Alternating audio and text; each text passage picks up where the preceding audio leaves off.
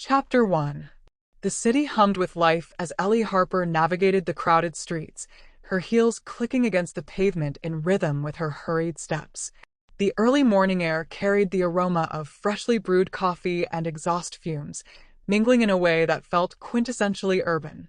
Ellie clutched her travel mug tightly, the warmth seeping through her fingers as she balanced a stack of notes under her arm. Her mind buzzed with deadlines and headlines, a constant stream of ideas vying for her attention.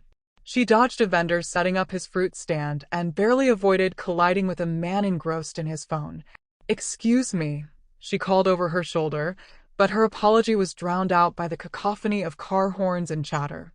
Ellie thrived on this chaos. It was familiar, predictable, and just the way she liked it. The city was her stage, and she performed best under pressure. Her phone buzzed in her pocket, interrupting her thoughts. She fumbled to retrieve it while juggling her coffee and notes. "Harper," she answered briskly, weaving through the throng of pedestrians. "Ellie, it's Jim," came the voice of her editor, gruff but unmistakable. "Got a new assignment for you." Ellie's pace slowed slightly as she adjusted her grip on the phone. "What's the scoop? Another political scandal? Corporate fraud? Give me something juicy." Jim chuckled dryly. "Not quite. You're heading to Havens Point, a small coastal town. There's an old lighthouse being restored, and I want you to cover it." Ellie stopped short, nearly causing a collision with a woman carrying grocery bags. "A lighthouse," she repeated incredulously, stepping aside to avoid blocking foot traffic. "You're sending me out of the city to write about a lighthouse?" "It's not just any lighthouse," Jim explained patiently. "It's got history, been around for over a century. The restoration project is stirring up some interest locally, and I think there's more to it than meets the eye." Ellie sighed, adjusting her stack of notes as frustration bubbled up inside her. "Jim, I'm not sure I'm cut out for quaint little stories about coastal charm and maritime nostalgia." "Look," Jim interrupted firmly, "you've been asking for something different, a chance to prove you can handle more than politics and crime. This is your shot. Besides, Havens Point could surprise you." Ellie bit back another sigh as she glanced at the bustling street around her. The energy, the movement, the pulse of life she loved so much. The idea of trading it all for quiet beaches and small-town gossip felt like a step backward. "Fine," she relented after a pause. "I'll go. But don't blame me if this turns out to be as dull as it sounds." Jim chuckled again, clearly amused by her reluctance. "Pack your bags, Harper. You leave tomorrow morning." Ellie ended the call and stared at her phone for a moment before slipping it back into her pocket. She took a sip of coffee and resumed walking, though her steps were slower now, weighed down by thoughts of what lay ahead.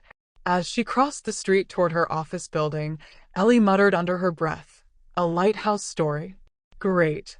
But even as frustration lingered in her tone, there was a spark of curiosity deep within, a faint whisper that perhaps Havens Point had more to offer than she expected. And maybe, just maybe, this assignment would be about more than just the story. As Ellie walked along the coastal path, the salty air carried a chill that seeped into her bones. She had been in Havens Point for a day, and the town's charm was beginning to wear off, replaced by a growing sense of curiosity about the lighthouse. The journey from her bed and breakfast to the coast had been a quiet one, with only the sound of her boots on the gravel path breaking the silence. She thought about Martha and George's words, their hushed tones when discussing Sam Bennett and the lighthouse. It all added to the mystery that now drew her closer to the towering structure. The lighthouse stood tall and proud against the backdrop of the setting sun, a sentinel watching over Havens Point. The sky was ablaze with hues of orange, pink, and purple, a masterpiece painted across the heavens. But even as she admired the beauty of the scene, Ellie felt a growing sense of unease. The lighthouse, majestic as it was, seemed to emanate a silent sorrow, a weight of untold stories and lingering memories. It was a beacon of hope, yes, but also a stark reminder of loss, a symbol of promises kept and broken. She crunched along the rocky shore, her boots sinking into the damp sand with each step. The waves crashed against the rocks, their rhythmic roar both soothing and unsettling. In the distance, she could hear the mournful cry of seagulls circling overhead, their calls echoing the emotions stirring within her. As she walked, The sound of the waves and the cries of the gulls blended into a symphony that seemed to match the rhythm of her heart. As she drew closer to the lighthouse, its towering presence loomed larger, casting a long shadow over the beach. Ellie paused, her breath catching in her throat.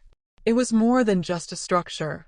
It was a monument, a testament to love, sacrifice, and unwavering commitment. She felt a sense of awe wash over her as she gazed up at the weathered stone walls, the intricate ironwork, and the gleaming lantern at the top.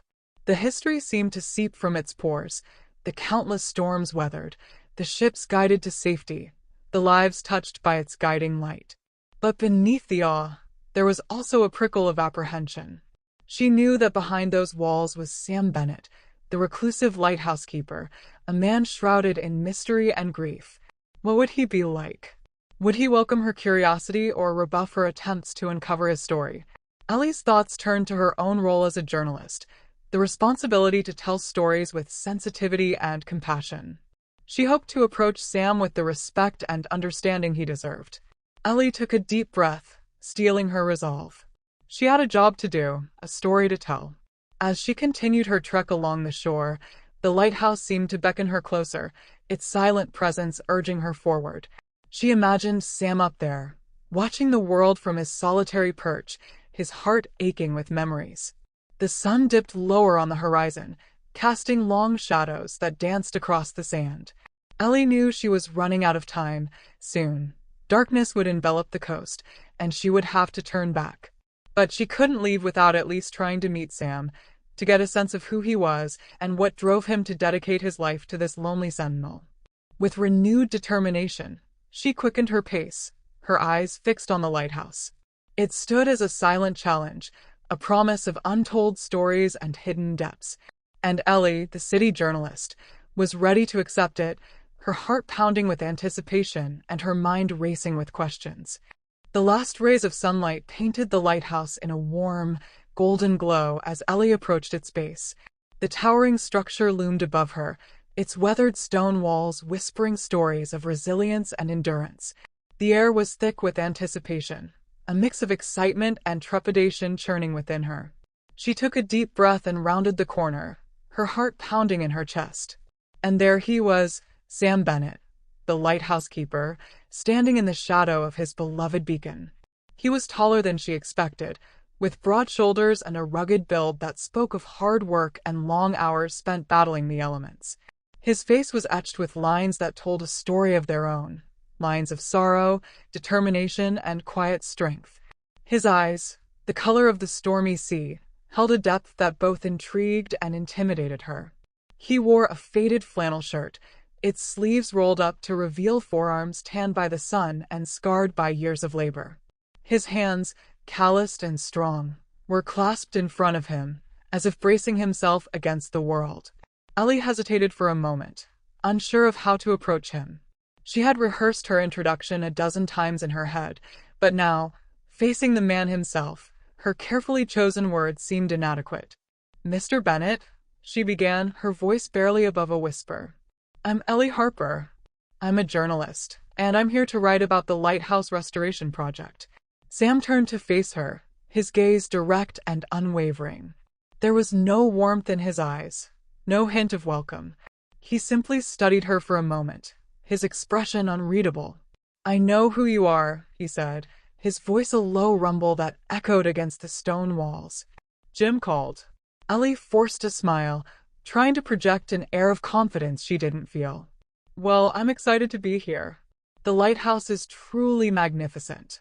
Sam nodded curtly, his gaze shifting back to the sea. "It's a job.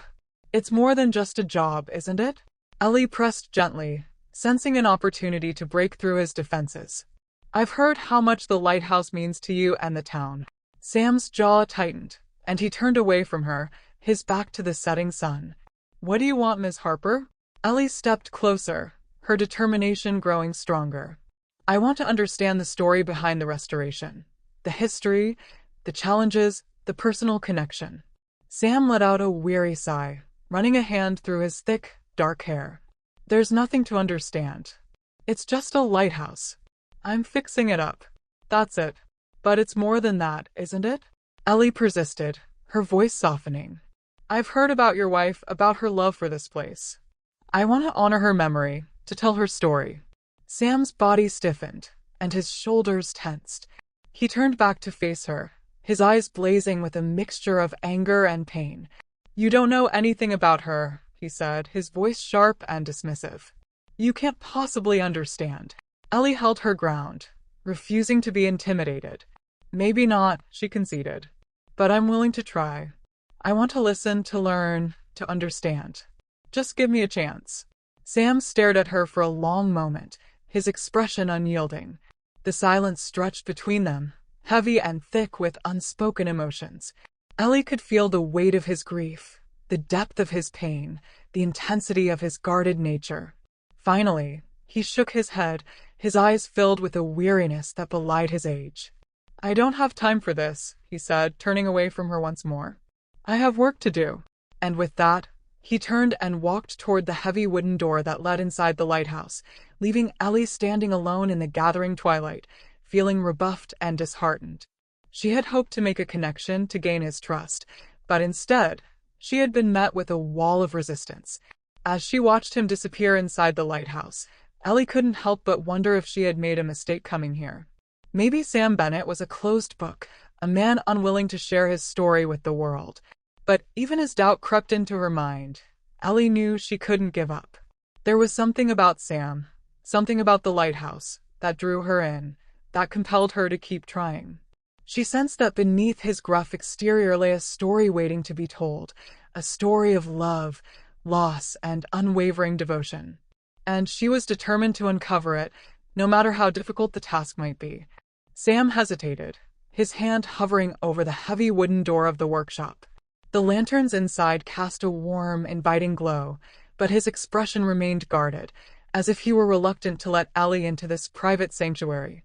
"All right," he said finally, his voice gruff but slightly less dismissive than before.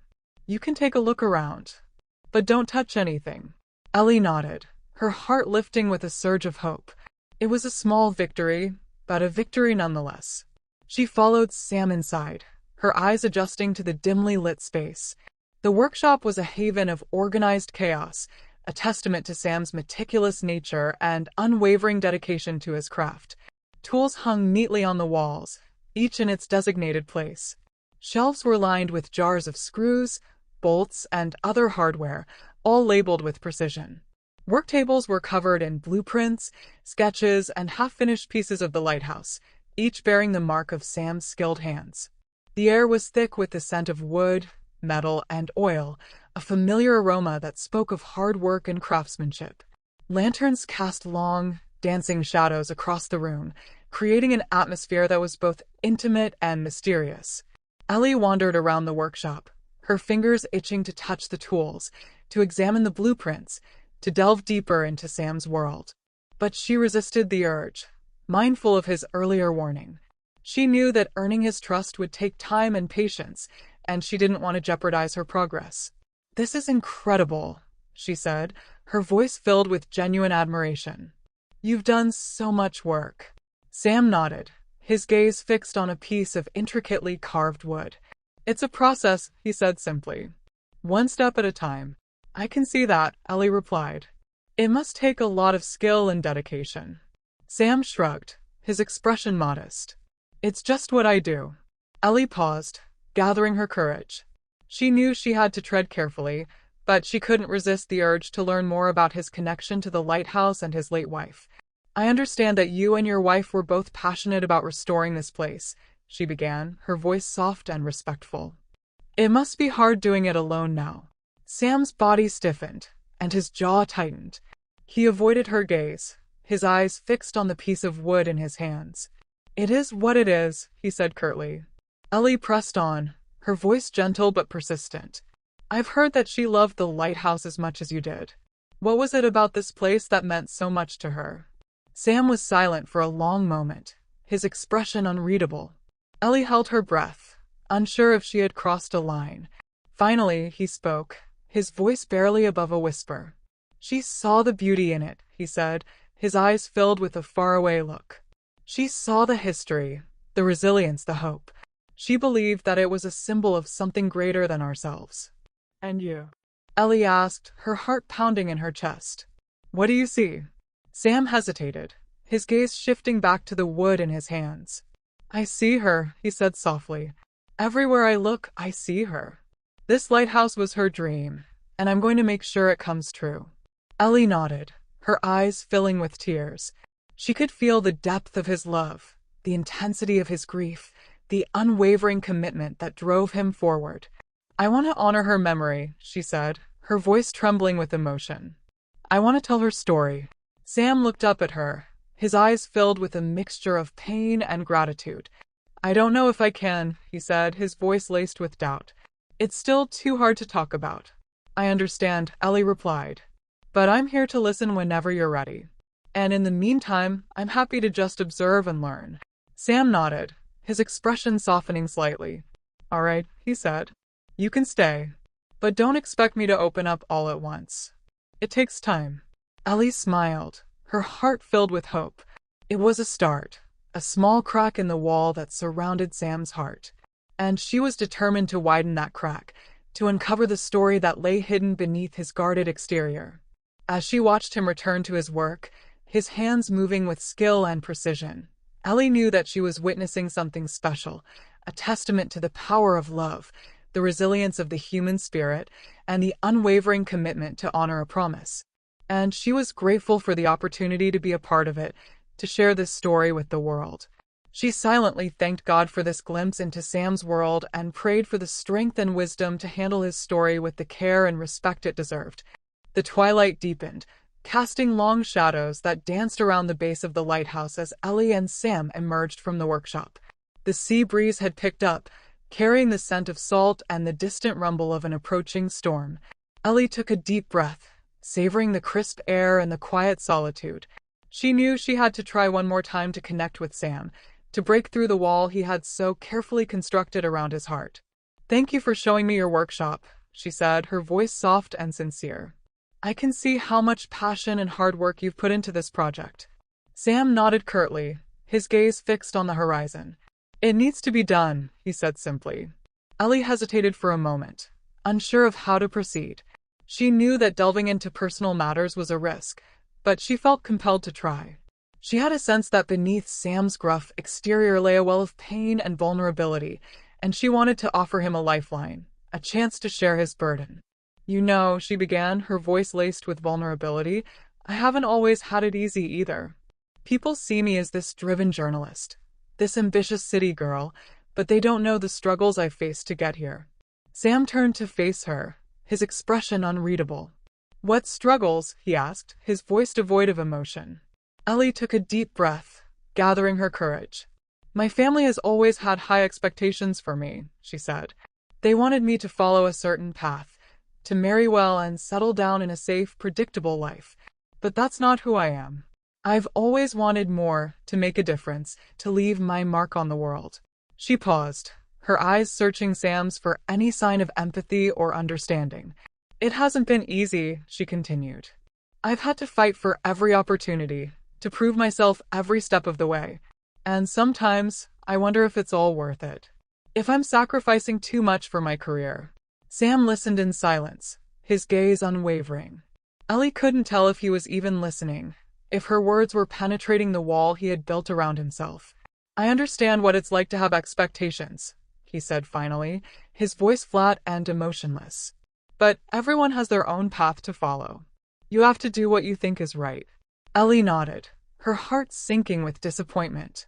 She had hoped that sharing her own struggles would create a connection, a bridge between their two worlds. But Sam remained emotionally distant, clearly uncomfortable with personal discussions. I guess so, she said, her voice tinged with resignation. It's just, sometimes it feels like I'm all alone in this. Like no one really understands what I'm going through. Sam stared out at the sea, his expression unyielding.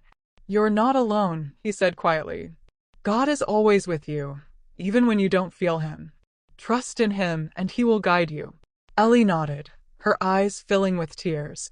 She appreciated Sam's words of faith, but she couldn't help feeling that they were just platitudes, a way for him to avoid truly connecting with her.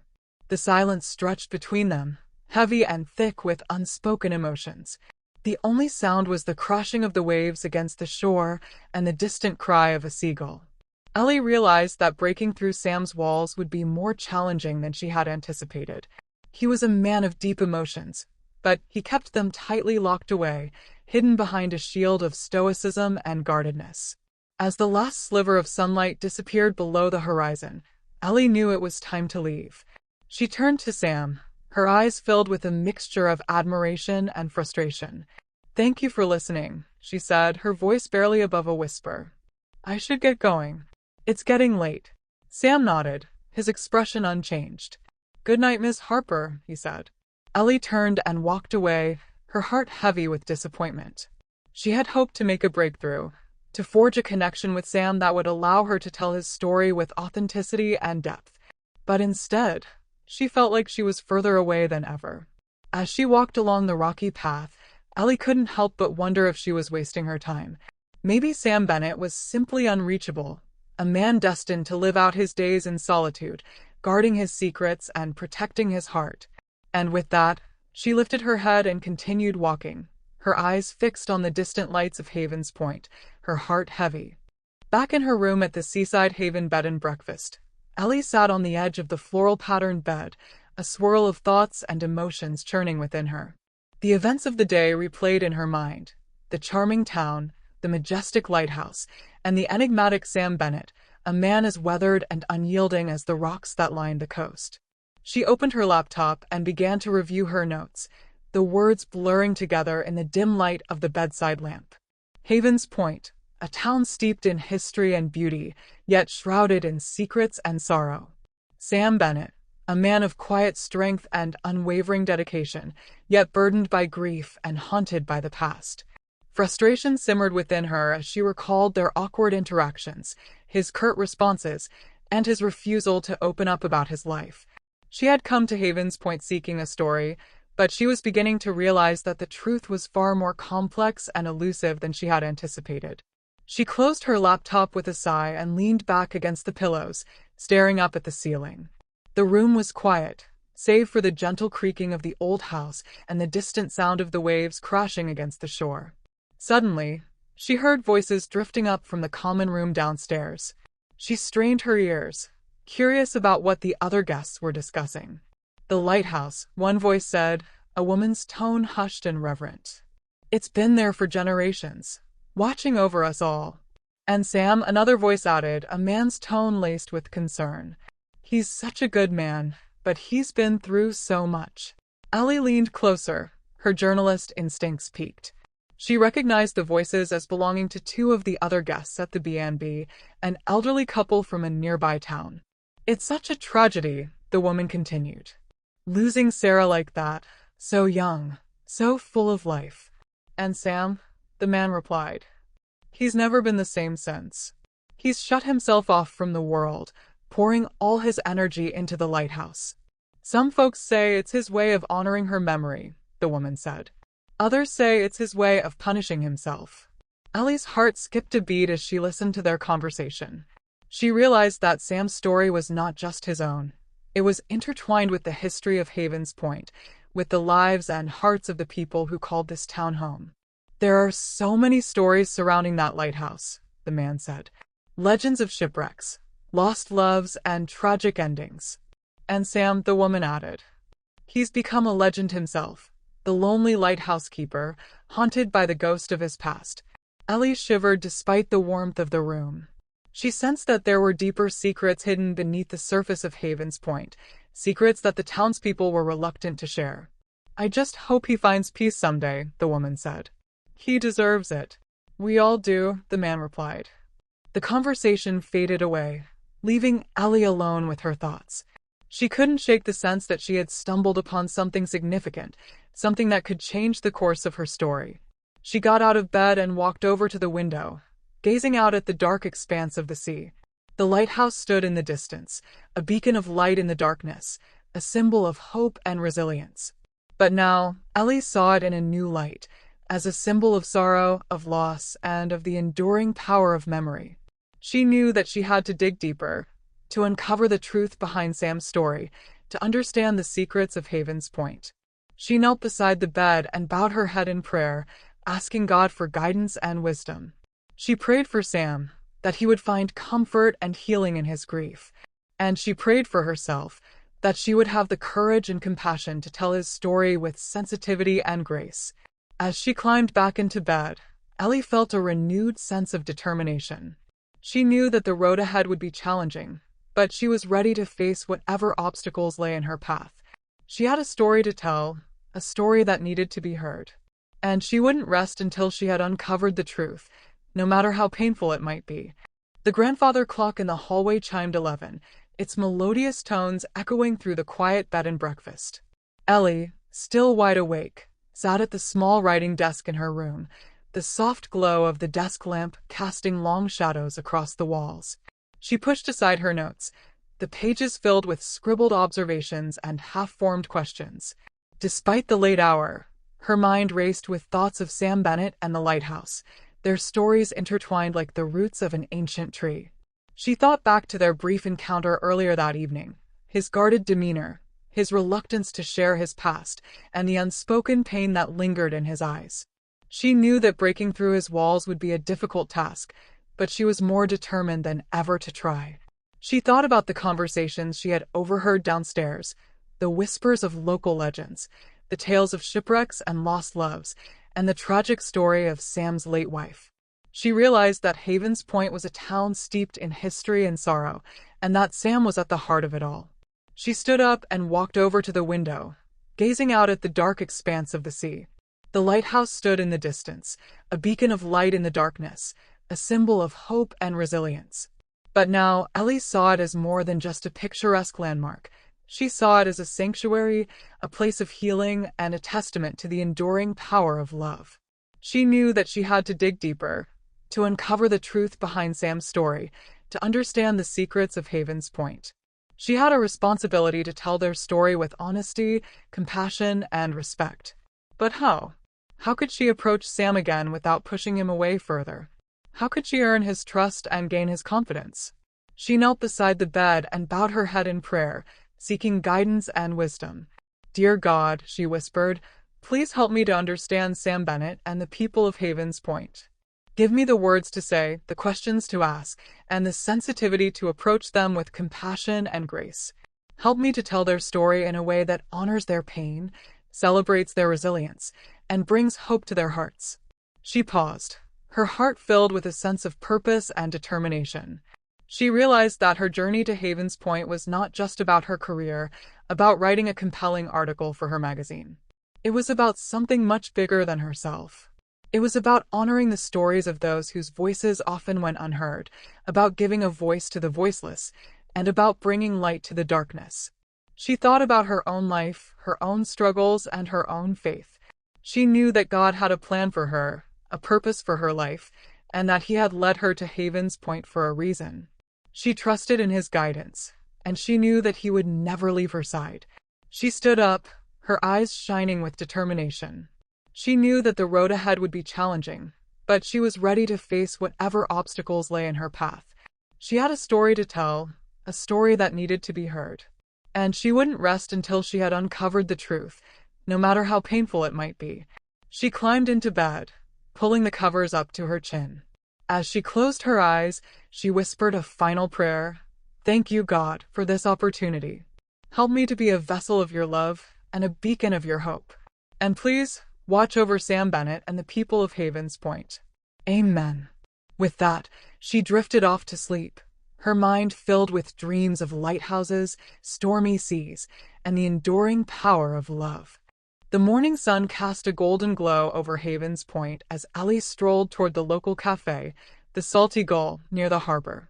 The air was crisp and clean, carrying the scent of salt and freshly brewed coffee. She hoped a hearty breakfast and a strong cup of joe would invigorate her before facing Sam Bennett again. The cafe was bustling with activity, locals chatting and laughing over steaming mugs and plates piled high with pancakes and bacon. Ellie found a small table near the window, overlooking the harbor where fishing boats bobbed gently in the water. As she sipped her coffee and savored a bite of her blueberry muffin, Ellie couldn't help but overhear a conversation at the next table. Two women, their faces etched with the lines of hard work and coastal living, were discussing recent events in town. "Poor Sam," one of the women said, her voice filled with concern.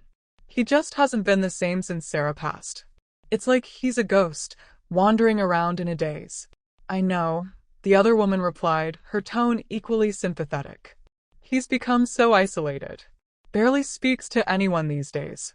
Spends all his time up at the lighthouse, working like a man possessed." Ellie's ears perked up as she listened to their conversation. She realized that she was eavesdropping, but she couldn't help herself.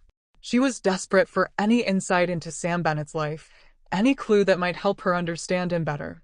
"It's been years," the first woman said, "but it's like he's still stuck in that moment. He can't seem to move on." "They were so in love," the second woman replied, her voice tinged with sadness.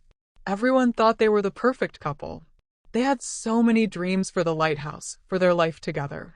And now," the first woman said, "it's all gone. Just like that." Ellie felt a pang of sympathy for Sam, a deep ache in her heart for the pain he must be enduring. She realized that his gruff exterior was just a facade, a way to protect himself from further hurt. "I heard he's been having a hard time with the restoration project," the second woman said. "He's running out of money, and the weather hasn't been cooperating." "It's a miracle he's gotten as far as he has," the first woman replied. "He's poured his heart and soul into that lighthouse. It's his way of honoring Sarah's memory, of keeping her alive in his heart." Ellie nodded to herself, her understanding of Sam deepening with each word she overheard. She realized that the lighthouse was more than just a building to him. It was a symbol of his love for Sarah, a testament to their shared dreams, and a sanctuary from the pain of his loss. "I just hope he doesn't push himself too hard," the second woman said. "He needs to take care of himself. He needs to find a way to heal." "We all do," the first woman replied. Ellie finished her breakfast and paid her bill, her mind buzzing with thoughts of Sam and the lighthouse. She knew that she had a long way to go before she could truly understand him, but she was more determined than ever to try. As she walked out of the cafe and headed back toward the lighthouse, Ellie whispered a prayer for Sam, asking God to comfort him in his grief and to guide her in her efforts to tell his story with compassion and grace. She knew that she couldn't force him to open up, but she could offer him her friendship, her support, and her unwavering commitment to listen. And she trusted that in time, he would find the strength to share his heart with her. The morning air was crisp and carried the scent of wildflowers as Ellie approached the lighthouse, her heart pounding with a mixture of anticipation and trepidation. After the conversation she'd heard at the cafe, she felt a renewed sense of purpose, a deeper understanding of Sam's pain, and a stronger desire to connect with him on a human level. She walked slowly along the rocky path, her eyes fixed on the towering structure that loomed above her. The lighthouse seemed to radiate a quiet strength, a silent promise of hope and resilience. As she reached the base of the lighthouse, she saw Sam working outside, his brow furrowed in concentration as he inspected a section of railing. He wore the same faded flannel shirt and worn jeans as the day before, his hands calloused and strong as he tightened a bolt. Ellie hesitated for a moment, unsure of how to approach him. She didn't want to intrude on his work or push him away further. But she knew that she couldn't give up, that she had to try one more time to break through his defenses. "Good morning, Mr. Bennett," she said, her voice soft and respectful. Sam looked up, his eyes meeting hers. For a moment, he simply stared at her, his expression unreadable. Ellie held her breath, wondering if he would dismiss her as he had done before. But then, to her surprise, a faint smile flickered across his lips. "Ms. Harper," he said, his voice a low rumble. "What brings you back?" Ellie's heart leaped with hope. "I just wanted to see how the restoration was coming along," she said, trying to sound casual. "And maybe ask a few more questions if you have the time." Sam hesitated for a moment, his gaze shifting back to the railing. "I'm pretty busy," he said. "But I suppose I could spare a few minutes." Ellie's smile widened. "That would be great," she said. "Thank you." Sam nodded and turned back to his work. "I was just about to make some coffee," he said. "If you want, you can come inside and have a cup." Ellie couldn't believe her ears. An invitation inside the lighthouse? After his initial reluctance, this was a major breakthrough. She knew that it was just a small gesture, but it signified a crack in his defenses, a willingness to let her in, even if just a little. "I'd love that," she said, her voice filled with genuine enthusiasm. "Thank you, Mr. Bennett." Sam nodded again and led her toward the heavy wooden door that led inside the lighthouse. Ellie followed him, her heart pounding with excitement and anticipation. As they stepped inside, Ellie couldn't help but feel a sense of... The interior of the lighthouse was even more impressive than she had imagined, with its towering spiral staircase, its intricate ironwork, and its warm, inviting atmosphere. Sam led her through a narrow hallway to a small kitchen, where he began to prepare the coffee. Ellie watched him, her eyes taking in every detail of the space. The kitchen was simple but cozy, with a small table and 2 chairs, a few cabinets filled with dishes and utensils, and a window overlooking the sea. As they waited for the coffee to brew, an awkward silence filled the air. Ellie wasn't sure what to say, how to bridge the gap between them. She knew that she had to tread carefully, that she couldn't push him too hard or he might shut down again. Finally, Sam spoke, his voice breaking the silence. "So," he said, his gaze fixed on the coffee pot. "What do you want to know?" Ellie took a deep breath, gathering her courage. "I just want to understand," she said, her voice soft and sincere. "I want to understand why this lighthouse means so much to you, why you're so committed to restoring it, and what it was like to share that dream with your wife." Sam was silent for a long moment, his expression unreadable. Ellie held her breath, wondering if she had crossed a line. But then he sighed, his shoulders slumping slightly. "It's a long story," he said, his voice barely above a whisper. Ellie smiled gently. "I have plenty of time," she said. "I'm here to listen." Sam looked up at her, his eyes meeting hers. And in that moment, Ellie saw a flicker of something she hadn't seen before, a glimmer of vulnerability, a hint of hope. She knew that she had a long way to go before she could truly understand him, but she was ready to take the first step. She had been granted an unexpected invitation, a chance to enter Sam Bennett's world, and she was determined to make the most of it, to listen with her heart, to learn with her mind, and to tell his story with compassion and grace. The aroma of freshly brewed coffee filled the cozy living quarters, a warm and inviting space nestled within the heart of the lighthouse. Sunlight streamed through the windows, illuminating dust motes dancing in the air and casting a soft glow on the walls adorned with photographs and nautical memorabilia. Ellie took a tentative sip of her coffee, savoring the rich, earthy flavor as she gazed around the room. It was a reflection of Sam's life, a testament to his passions, and a shrine to his love for Sarah. Photographs of Sarah adorned every surface. Sarah laughing, Sarah hiking, Sarah tending to the flowers in their garden. In each picture, her eyes sparkled with joy, her smile radiated warmth, and her spirit shone with unwavering love. Nautical charts hung on the walls, their intricate lines and symbols telling stories of seafaring adventures and distant lands. Seashells and driftwood were scattered about, reminders of the ocean's power and beauty. And in a corner, a collection of model ships stood proudly, each one a replica of a vessel that had once sailed the seas. "This is beautiful," Ellie said, her voice filled with genuine admiration. "You've created a wonderful home." Sam nodded, his gaze sweeping over the room. "It's home," he said simply. "It's where Sarah and I built our life together." Ellie's heart ached for him, for the pain that must still linger in his heart. She knew that this room was more than just a living space. It was a sanctuary, a place where he could connect with Sarah's memory and find solace in her presence. "I can see how much you loved her," Ellie said softly, her eyes meeting Sam's. Sam was silent for a long moment, his expression unreadable. Then he sighed, his shoulders slumping slightly. "I did," he said, his voice barely above a whisper. "More than words can say." He walked over to a photograph of Sarah standing in front of the lighthouse, her arms outstretched, her face radiant with joy.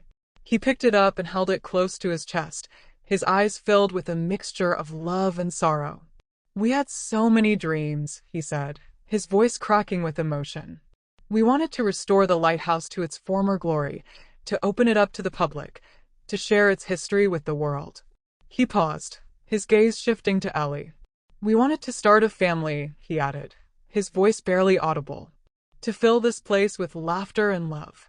Ellie's heart broke for him. She couldn't imagine the pain of losing a love like that, of having all those dreams shattered in an instant. "What happened?" she asked, her voice filled with compassion. Sam hesitated for a moment, his expression clouding with grief. "It was an accident," he said finally. "She was hiking along the cliffs, and she slipped. There was nothing anyone could do." Ellie reached out and gently touched his arm, offering him her silent support. "I'm so sorry, Sam," she said. "I can't imagine how difficult that must have been." Sam nodded, his eyes filling with tears. "It was the worst day of my life," he said. "I lost everything." He turned away from her, his shoulders shaking with sobs. Ellie knew that she had to give him space, that she couldn't push him too hard. She simply sat there, sipping her coffee and offering him her silent presence. After a few minutes, Sam regained his composure. He took a deep breath and wiped the tears from his eyes. "I'm sorry," he said, his voice hoarse with emotion. "I didn't mean to get so emotional." Ellie smiled gently. "It's okay, Sam," she said. "It's good to let it out.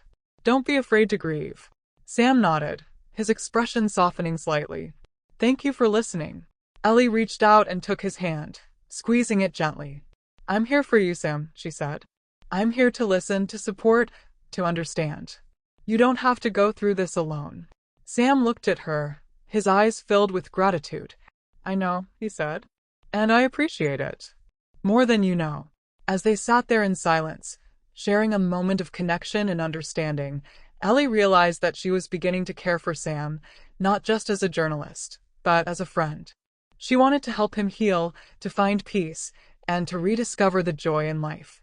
But she also knew that it would be a long and difficult journey, one filled with pain, heartache, and perhaps even a little bit of hope.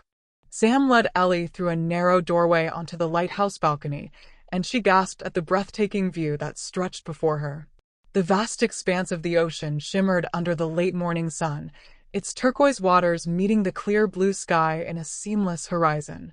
The coastline curved gently in both directions, revealing hidden coves, sandy beaches, and rugged cliffs that plunged dramatically into the sea.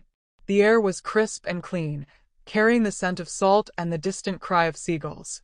A gentle breeze rustled through Ellie's hair as she gazed out at the mesmerizing panorama, her heart filled with a sense of peace and tranquility.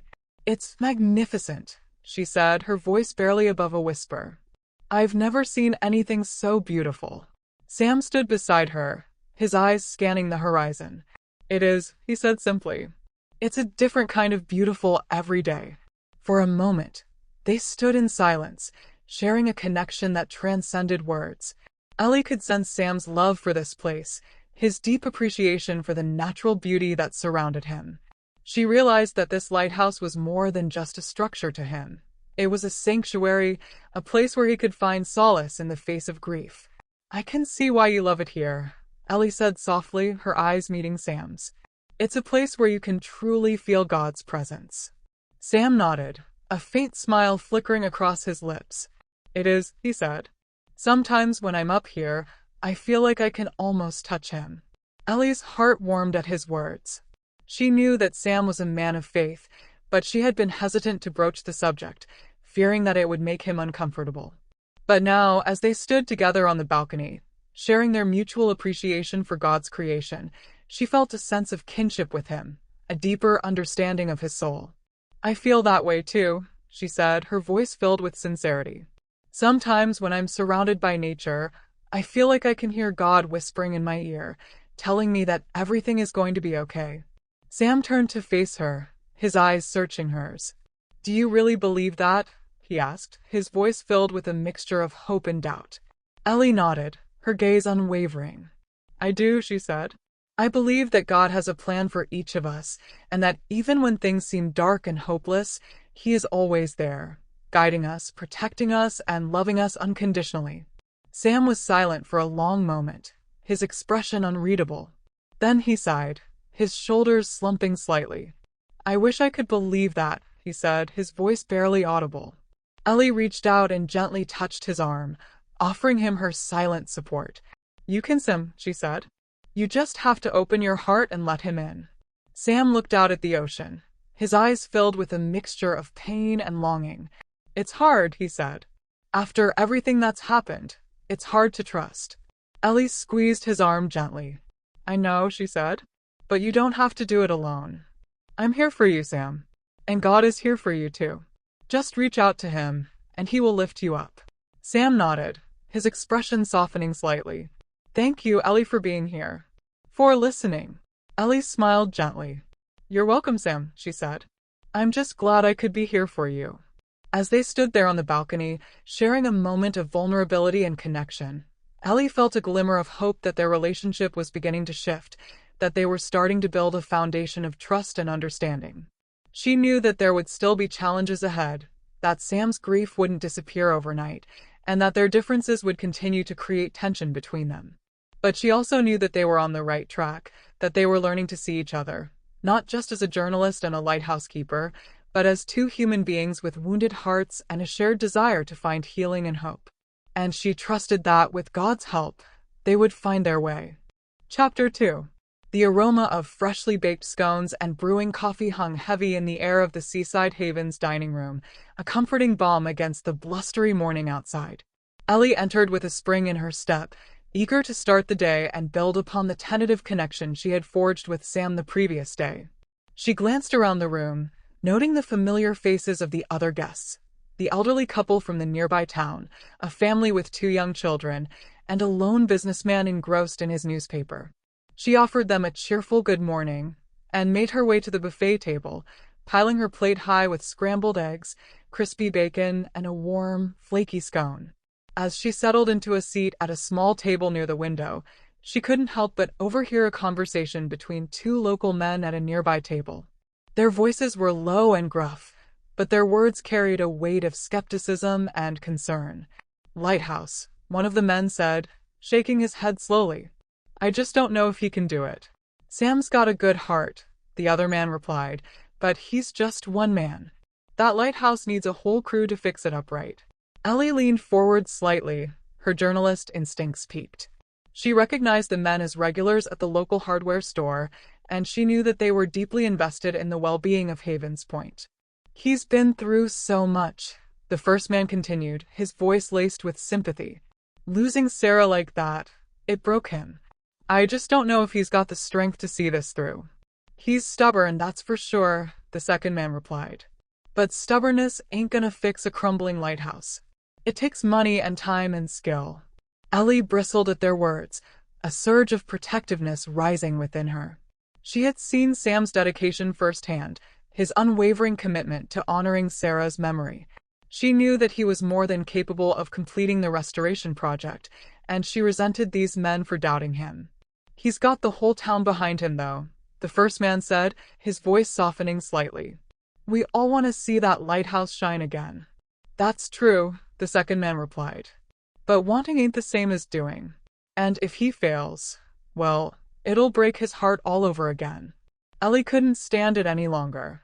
She stood up and walked over to their table, her eyes blazing with determination. Excuse me, she said, her voice firm but polite. I couldn't help but overhear your conversation. I just wanted to say that I believe in Sam Bennett, and I believe in his ability to restore the lighthouse. He's a strong, dedicated man, and he deserves our support, not our skepticism. The 2 men looked up at her, their expressions a mixture of surprise and curiosity. Well now, the first man said, aren't you the city journalist? Come to write about our little town. Ellie nodded, her chin held high. That's right, she said. And I'm here to tell the truth about Havens Point, about its beauty, its history, and its people.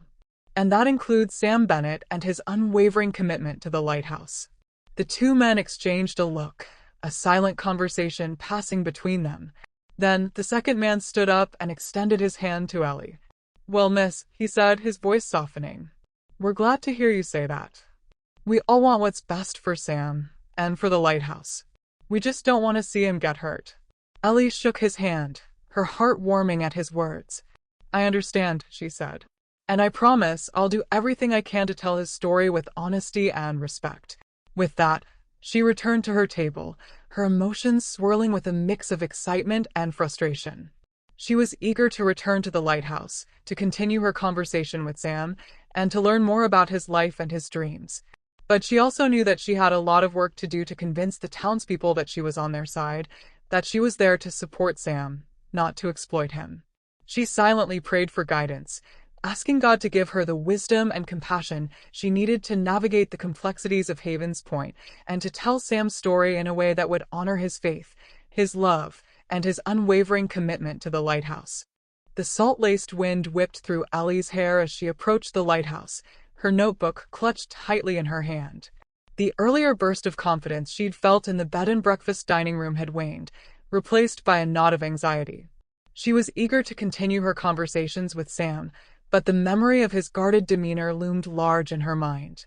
The lighthouse stood tall and unwavering against the backdrop of the turbulent sea, its stoic presence a mirror of the man who tended it. Ellie spotted Sam near the base of the structure, his broad shoulders hunched over as he worked methodically on a section of damaged railing.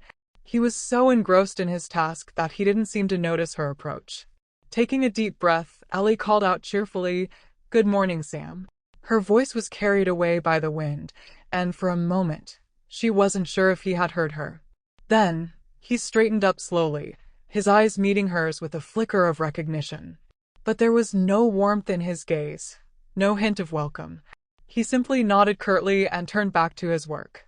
"Morning," he mumbled, his voice barely audible above the crashing waves. Ellie felt a pang of disappointment. She had hoped that their conversation on the balcony yesterday had marked a turning point in their relationship, that they had begun to build a foundation of trust and understanding. But now, as she watched Sam's aloof demeanor, she realized that she might have been mistaken. Undeterred, she walked closer, her notebook open and ready. "So, how's the restoration coming along?" she asked, trying to sound enthusiastic. "Did you make any progress yesterday?" Sam didn't answer immediately. He continued to work on the railing, his movements precise and deliberate.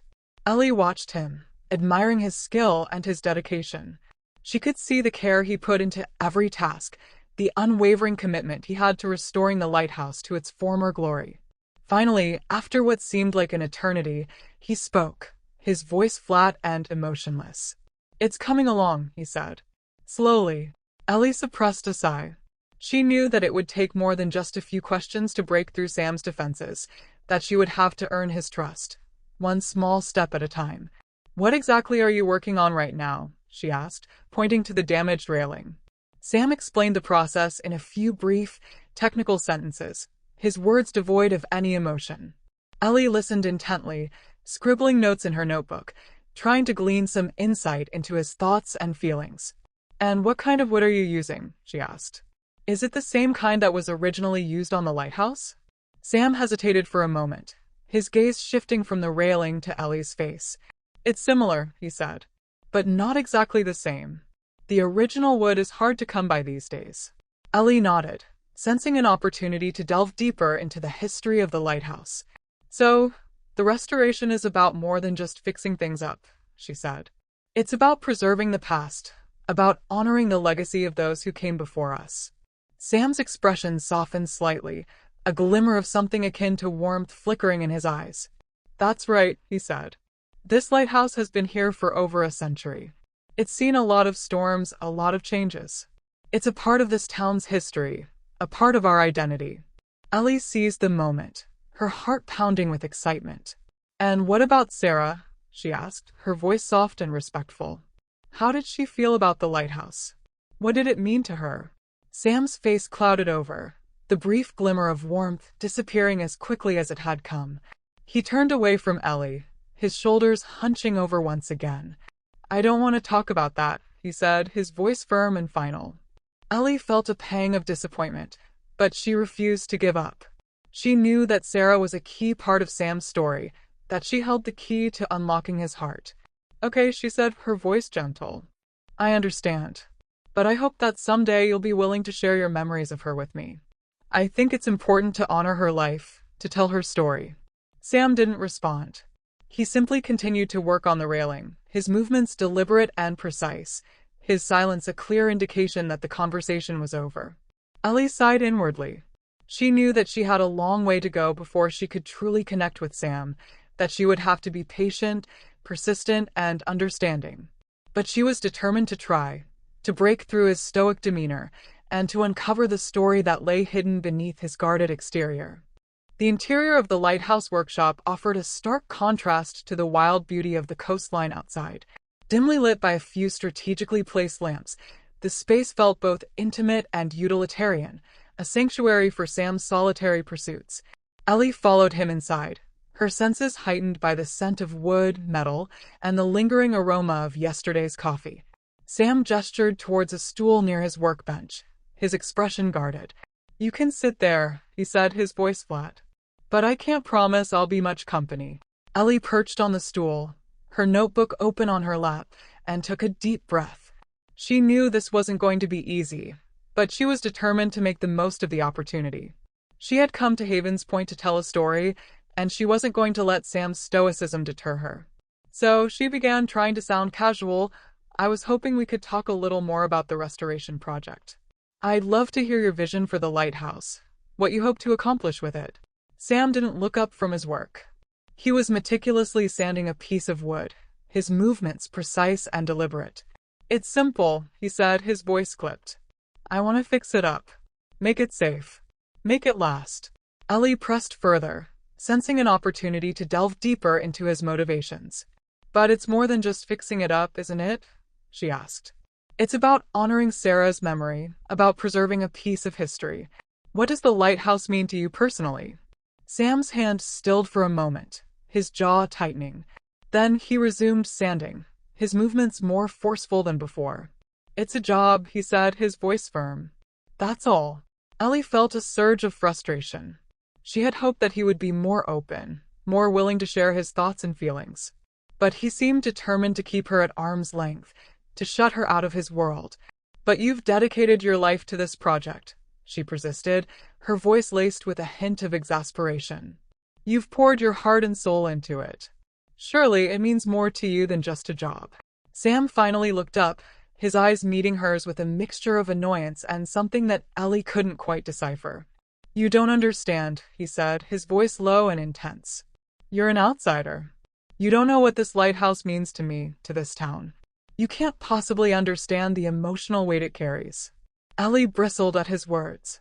She resented being dismissed as an outsider, someone who didn't appreciate the significance of the lighthouse or the depth of Sam's commitment. She had come to Havens Point with an open mind and a genuine desire to understand, and she felt that Sam was unfairly judging her. "I'm trying to understand, Sam," she said, her voice rising slightly. "But you're not making it easy. You're so closed off, so unwilling to share your thoughts and feelings. How can I possibly write about you and the lighthouse if you won't let me in?" Sam stood up abruptly, his chair scraping against the floor. He glared at Ellie, his eyes blazing with anger. "I didn't ask you to come here," he said, his voice tight with emotion. "I didn't ask you to write about me or the lighthouse. You came here on your own, and you're barging into my life, asking questions that are none of your business." Ellie stood her ground, her chin held high. "I'm a journalist, Sam," she said, her voice firm. "It's my job to ask questions, to uncover the truth, to tell stories that matter. And I believe that your story matters. I believe that the story of the lighthouse matters. But I can't tell that story if you won't let me in." Sam shook his head, his expression a mixture of anger and despair. "You're stubborn," he said, his voice weary. "Just like Sarah. Always pushing, always wanting more. You don't know when to quit." Ellie's heart sank at his words. She realized that she had crossed a line, that she had pushed Sam too far. She had allowed her frustration to get the better of her, and she had alienated the one person she needed to connect with in order to tell her story. She took a step back, her voice softening. "I'm sorry," she said. "I didn't mean to upset you. I just want to understand." Sam turned away from her, his shoulders slumping slightly.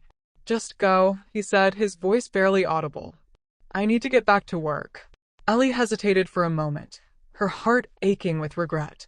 Then, she turned and walked out of the workshop, her notebook clutched tightly in her hand. She had failed to break through Sam's defenses, and she was left feeling frustrated, defeated, and more determined than ever to find a way to tell his story. The lighthouse grounds, usually a place of serene beauty, felt charged with tension. Ellie followed Sam outside, the salty wind whipping around them as he resumed his work on the railing. She tried to focus on the task at hand, but her mind was still reeling from their heated exchange in the workshop. She watched Sam as he meticulously measured, cut, and sanded a piece of wood, his movements precise and deliberate.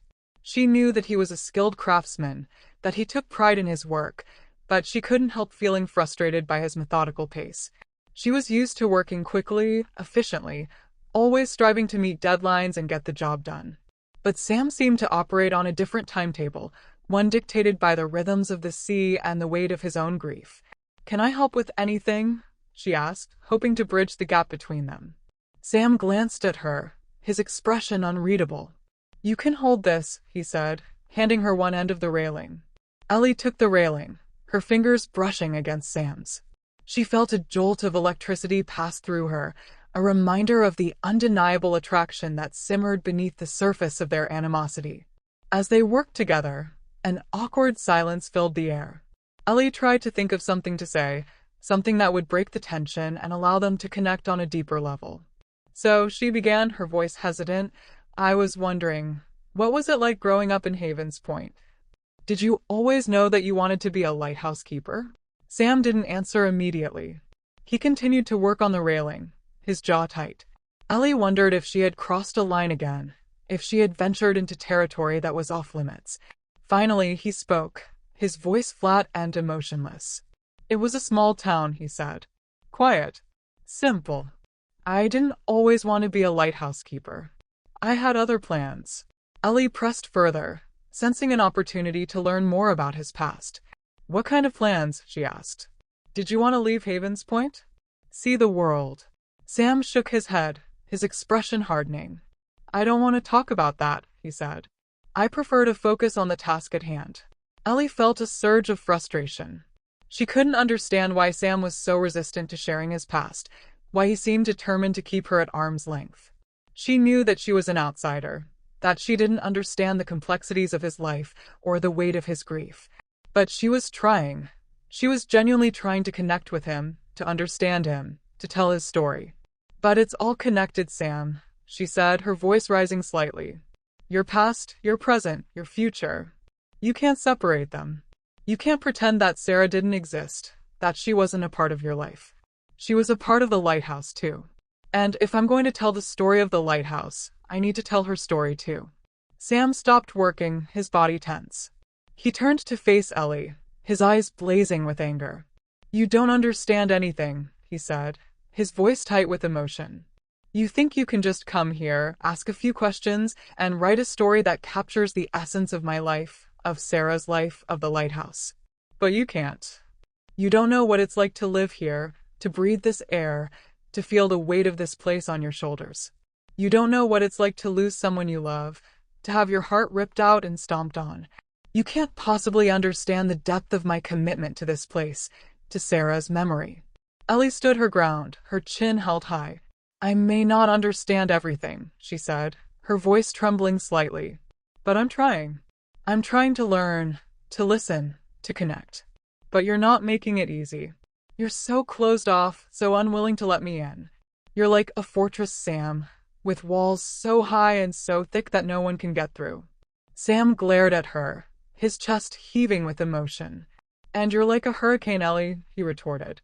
"Rushing through my life, stirring up the past, threatening to destroy everything I've worked so hard to protect. You're too fast, too loud, too demanding. You don't understand the value of patience, of perseverance, of quiet strength." Ellie's eyes filled with tears. She had come to Havens Point hoping to find a story, but she had instead found a battle between two worlds, two cultures, two ways of life.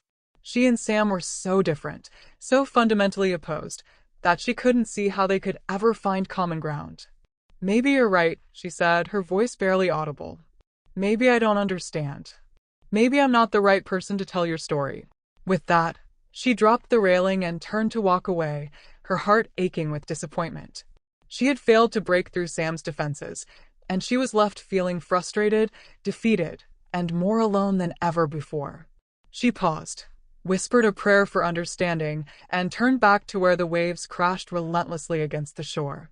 The argument still hung heavy in the air as Ellie retreated to the lighthouse balcony, seeking solace in the panoramic view.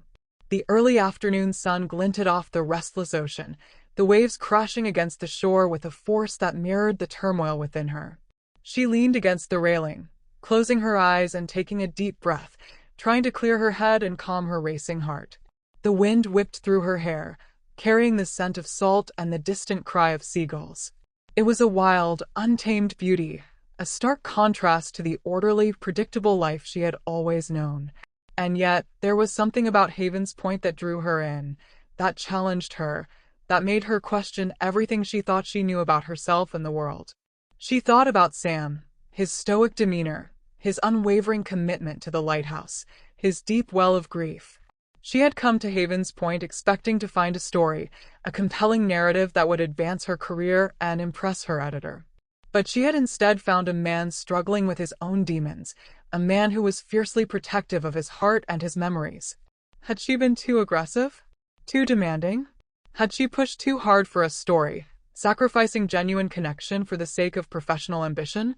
She thought about her own drive, her relentless pursuit of success, her unwavering belief in her own abilities. It had always been her guiding force, the engine that propelled her forward, the key to achieving her dreams. But now, standing on the lighthouse balcony, gazing out at the vast expanse of the ocean, she couldn't help but wonder if she had become too focused on her own goals, too blinded by her own ambition. Had she forgotten the importance of empathy, of compassion, of simply being present in the moment? Had she allowed her desire to succeed to overshadow her ability to connect with others on a human level? She thought about her faith, her belief in a God who loved and forgave, a God who offered grace and redemption to all who sought him. Had she allowed her skepticism to cloud her judgment, to prevent her from seeing the good in Sam, the pain that he carried within him? She closed her eyes, her heart aching with regret. She had come to Havens Point hoping to tell Sam's story, but she had instead made it all about herself. She had allowed her own ambition and insecurities to get in the way of genuine connection, and she had pushed Sam away in the process. She whispered a prayer for guidance, asking God to forgive her for her pride and her selfishness.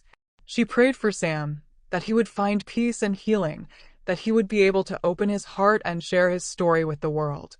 And she prayed for herself, that she would have the wisdom and the compassion to approach Sam with humility and grace, to listen to his words with an open heart, and to tell his story in a way that would honor his faith, his love, and his unwavering commitment to the lighthouse.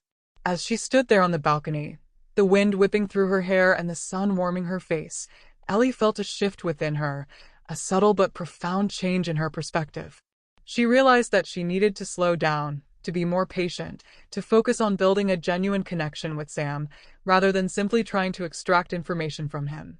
She needed to let go of her own agenda, to surrender her own ambition, and to trust that God would guide her on the path that she was meant to take. She knew that it wouldn't be easy, that there would be challenges and setbacks along the way. But she was determined to try, to become a better journalist, a better friend, and a better person. She opened her eyes, her gaze fixed on the horizon. The ocean still churned, the waves still crashed, but there was a sense of calm within her, a newfound peace that she hadn't felt in a long time. She knew that she couldn't change the past, but she could learn from her mistakes and move forward with a renewed sense of purpose. She took one last deep breath, her heart filled with hope. She knew that the story of Sam Bennett and the lighthouse was a story worth telling, a story of love, loss, and unwavering faith. And she was determined to tell it, not for her own glory, but for the sake of Sam, for the sake of Sarah, and for the sake of the people of Havens Point. The silence in the lighthouse workshop was thick with unspoken tension as Ellie prepared to confront Sam once again. After her moment of reflection on the balcony, she had resolved to approach him with more humility and compassion, to listen with an open heart, and to set aside her own agenda in order to truly understand his story. But as she turned to face him, ready to offer an apology and a fresh start, a knock echoed through the workshop, interrupting their strained silence. Sam sighed, his expression a mixture of annoyance and relief. "Just a minute," he called out, wiping his hands on a rag. He walked over to the door and opened it, revealing a kindly-looking older woman with a warm smile and a twinkle in her eye. She carried a stack of books under her arm and wore a cardigan sweater that seemed to emanate a comforting warmth. "Afternoon, Sam," she said, her voice cheerful. "I hope I'm not disturbing you. I just thought I'd drop by and see how the restoration is coming along." Sam's expression softened slightly. "Afternoon, Mrs. Gable," he said. "It's good to see you. Come on in." He turned to Ellie, a hint of apology in his eyes. "Ellie, this is Mrs. Gable," he said. "She's the town historian. Knows more about this lighthouse than anyone." Ellie smiled warmly and extended her hand. "It's a pleasure to meet you, Mrs. Gable," she said. Mrs. Gable shook her hand with a firm grip. "The pleasure is all mine, dear," she said. "I've heard you're writing a story about our lighthouse. I'm so glad someone's finally taking an interest in its history." She turned to Sam, her eyes filled with concern. "How's it coming along, dear?" she asked. "Are you making good progress?" Sam shrugged, his expression guarded. "It's slow going," he said, "but I'm getting there." Mrs. Gable nodded, her gaze sweeping over the workshop. "I know it's not easy," she said, "but you're doing a wonderful job, Sam. Your Sarah would be so proud." Sam's face clouded over, and he turned away from Mrs. Gable, his shoulders slumping slightly. Ellie felt a pang of sympathy for him, a reminder of the deep grief that he carried within him. Mrs. Gable, sensing Sam's discomfort, quickly changed the subject. "I brought you some books," she said, placing the stack on a nearby workbench. "They're filled with stories about the lighthouse, about the shipwrecks it's seen, about the lives it saved. I thought they might be helpful for your article, dear." She smiled at Ellie, sharing stories about the lighthouse, its importance to the community, and how deeply intertwined Sam's life is with its existence. Ellie eagerly picked up one of the books, her eyes widening with excitement. "This is amazing, Mrs. Gable," she said. "Thank you so much." Mrs. Gable smiled. "You're very welcome, dear. The lighthouse is more than just a building, you know. It's a symbol of hope, of resilience, of the enduring spirit of Havens Point. It's a part of our history, a part of our identity." She turned to Sam, her eyes filled with a mixture of admiration and concern. "And you, Sam," she said, "you're a part of that history too. You're the keeper of the light, the guardian of our past. You're carrying on a legacy that stretches back for generations." Sam looked up, his expression softening slightly. "I'm just doing what needs to be done, Mrs. Gable," he said. "Trying to honor Sarah's memory."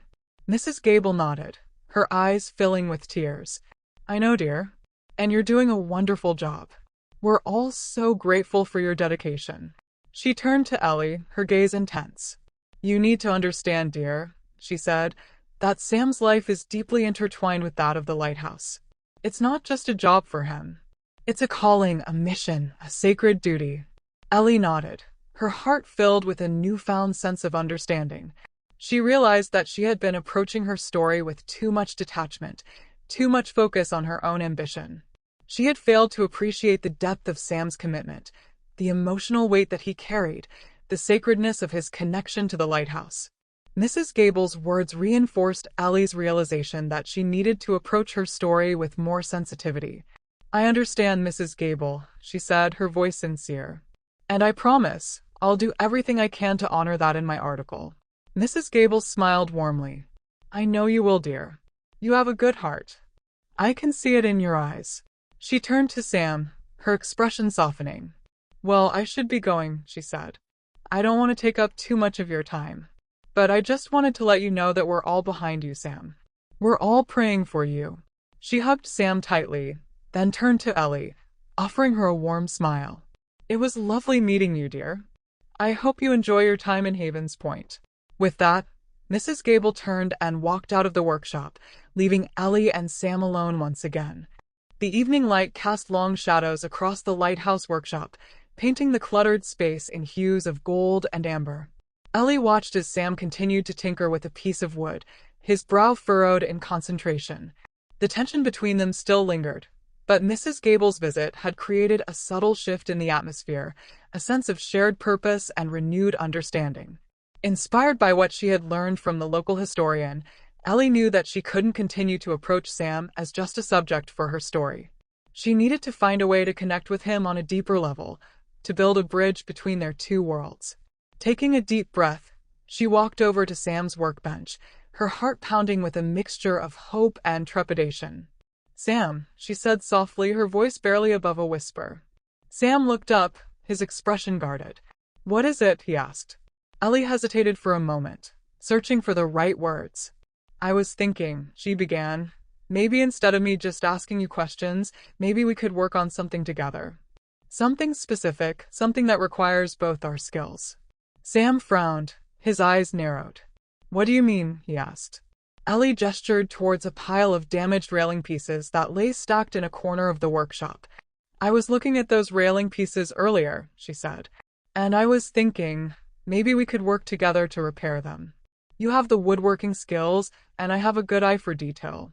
Maybe we could combine our strengths and get something done." Sam was silent for a long moment, his gaze fixed on the railing pieces. Ellie could see the wheels turning in his mind, weighing the pros and cons of her proposal. "I don't know," he said finally, his voice hesitant. "It's delicate work. Requires a lot of precision." Ellie smiled gently. "I'm a quick learner," she said, "and I'm willing to do whatever it takes to help. Besides, it might be a good way for us to get to know each other better. To bond over a shared goal, rather than just focusing on interviews." Sam continued to hesitate, his expression a mixture of skepticism and curiosity. Ellie could sense that he was torn, that he wanted to trust her, but that he was also afraid of being hurt. "Look, Sam," she said, her voice filled with sincerity. "I know I've been pushing you too hard. I know I've been insensitive and demanding. And I'm sorry. I truly am. I just want to find a way to connect with you, to understand you, to tell your story in a way that honors your faith, your love, and your unwavering commitment to the Lighthouse." She paused, her eyes searching his. "Please, Sam," she said. "Give me a chance. Let's work on this together. Let's build a bridge between our worlds." Sam was silent for a long moment, his gaze unwavering. Ellie could feel the weight of his scrutiny, the intensity of his emotions. She wondered if he would reject her offer, if he would shut her out once and for all. But then, to her surprise, a faint smile flickered across his lips. "All right," he said, his voice barely audible. "We can give it a try." Ellie's heart leaped with joy. "Really?" she asked, her voice filled with excitement. Sam nodded, his expression softening slightly. "Yeah," he said, "but don't expect me to go easy on you. I'm a perfectionist, and I expect nothing less than the best." Ellie laughed, her heart soaring. "I wouldn't expect anything less," she said. "So what's the first step? What do we need to do to get started?" Sam gestured towards the pile of railing pieces. "We need to sort through them," he said. "See which ones can be salvaged and which ones need to be replaced." Ellie grinned. "All right, let's get to work." And with that, they began to sort through the railing pieces, their hands working side by side, their silence filled with a sense of shared purpose and tentative hope. Ellie knew that it was just a small step, that there would still be challenges and setbacks ahead. But she also knew that they were on the right path, that they were building a bridge between their worlds, one railing piece at a time. She silently prayed for guidance, asking God to bless their efforts and to lead them on the path of understanding, compassion, and love. The Lighthouse workshop buzzed with activity, though the atmosphere felt more like a battlefield than a collaboration. Ellie stood at the workbench, the early evening light streaming through the windows and casting long shadows that seemed to mirror the tension between her and Sam. She gripped her measuring tape with determination, refusing to let his methodical pace slow her down. Ellie was used to the relentless tempo of city life. Everything about her approach to the railing repairs reflected that. Quick measurements, efficient sawing, and hammering with a vigor that bordered on impatience. She needed to prove herself, not just to Sam but to herself as well. The restoration project wasn't just a story for her, it was an opportunity to contribute something tangible, something meaningful. Across the workshop, Sam worked with infuriating precision. Ellie glanced at him as he measured a piece of wood for what felt like the 100th time. His slow, deliberate movements grated on her nerves. Did he really need to sand every edge until it was as smooth as glass? She couldn't understand why he insisted on dragging out such a straightforward task. "Sam," she said, trying to keep her voice steady but failing to mask her exasperation. "Are you sure that measurement is right? It looks off." Sam paused, his brow furrowing as he turned to face her. "I measured it 3 times," he replied firmly. "It's correct." Ellie bit back a sigh and gestured toward the wood. "Maybe we should double-check. Just to be sure." For a moment, Sam hesitated, his guarded expression making her wonder if he would refuse outright. But then he picked up the tape measure again, his movements deliberate and precise. When he finished, his lips pressed into a thin line. "You were right," he admitted grudgingly. "It's off by a fraction of an inch." Ellie allowed herself a small smile of triumph. "See? Teamwork," she said lightly, hoping to ease the tension. But their differences weren't so easily smoothed over. As they continued working side by side, their clashing styles created friction at every turn. "Ellie, slow down," Sam said sharply when she hammered a nail into place with more force than necessary. "You're rushing things." She rolled her eyes but kept working. "I'm being efficient," she shot back. "We don't have all day." "Efficiency isn't everything," Sam countered, his tone tight with frustration. "Quality matters more. If we don't do this right, it won't last." Ellie straightened and crossed her arms, glaring at him. "If you spend all day on one little piece, we'll never finish." Despite their bickering, Ellie couldn't help but notice how deftly Sam handled each task. Watching him sand a piece of wood with painstaking care, she felt an unexpected pang of admiration. His dedication wasn't just about perfectionism. It was about preserving something that mattered deeply to him, something bigger than either of them.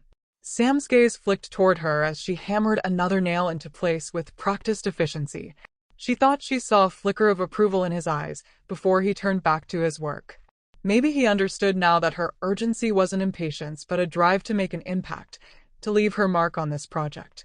As the evening wore on, their rhythms began to sync in subtle ways neither could have predicted. Ellie found herself slowing down just enough to match Sam's careful pace when precision was needed. In turn, Sam seemed more willing to trust her instincts and let go of his need for absolute control. By the time the sun dipped below the horizon and shadows stretched long across the workshop floor, they had settled into an unspoken harmony. The silence between them no longer felt strained but purposeful, a quiet acknowledgement of their shared goal. Ellie glanced at Sam as they packed up for the night, feeling a flicker of something she couldn't quite name. Respect, maybe even camaraderie. They were still worlds apart in so many ways, but here in this workshop, they had found common ground. For now, that was enough. The setting sun cast long, distorted shadows across the lighthouse grounds, transforming the familiar landscape into an eerie tableau of light and darkness. Inside the workshop, the air was thick with tension. Ellie stood at the workbench, her jaw tight as she hammered a nail into place with quick, decisive blows. Across from her, Sam methodically sanded a piece of wood, his movements slow and deliberate. The rhythmic scrape of sandpaper against wood grated on Ellie's nerves. "Sam," she said, breaking the silence, her tone sharper than she intended. "Do you really have to sand every single piece like that? We're trying to fix the railing, not build a museum exhibit." Sam didn't look up. "If we don't do it right, it won't last," he replied evenly. "This isn't just about getting it done. It's about doing it properly." Ellie let out an exasperated sigh and set her hammer down with a clatter. "I get that you're all about perfection, but at this rate, we'll still be here next year. Sometimes good enough is good enough." Sam finally straightened, his eyes narrowing as he met her gaze. "Good enough," he repeated, his voice tinged with disbelief. "That's your problem. You think everything can be rushed. This lighthouse has stood for over a century because people cared enough to do things the right way." Ellie crossed her arms over her chest. "And that's your problem. You're so stuck in the past that you can't see there are better ways to do things now. Modern techniques exist for a reason, Sam. You don't have to do everything like it's still 1890. Sam's jaw tightened as he set down the sandpaper.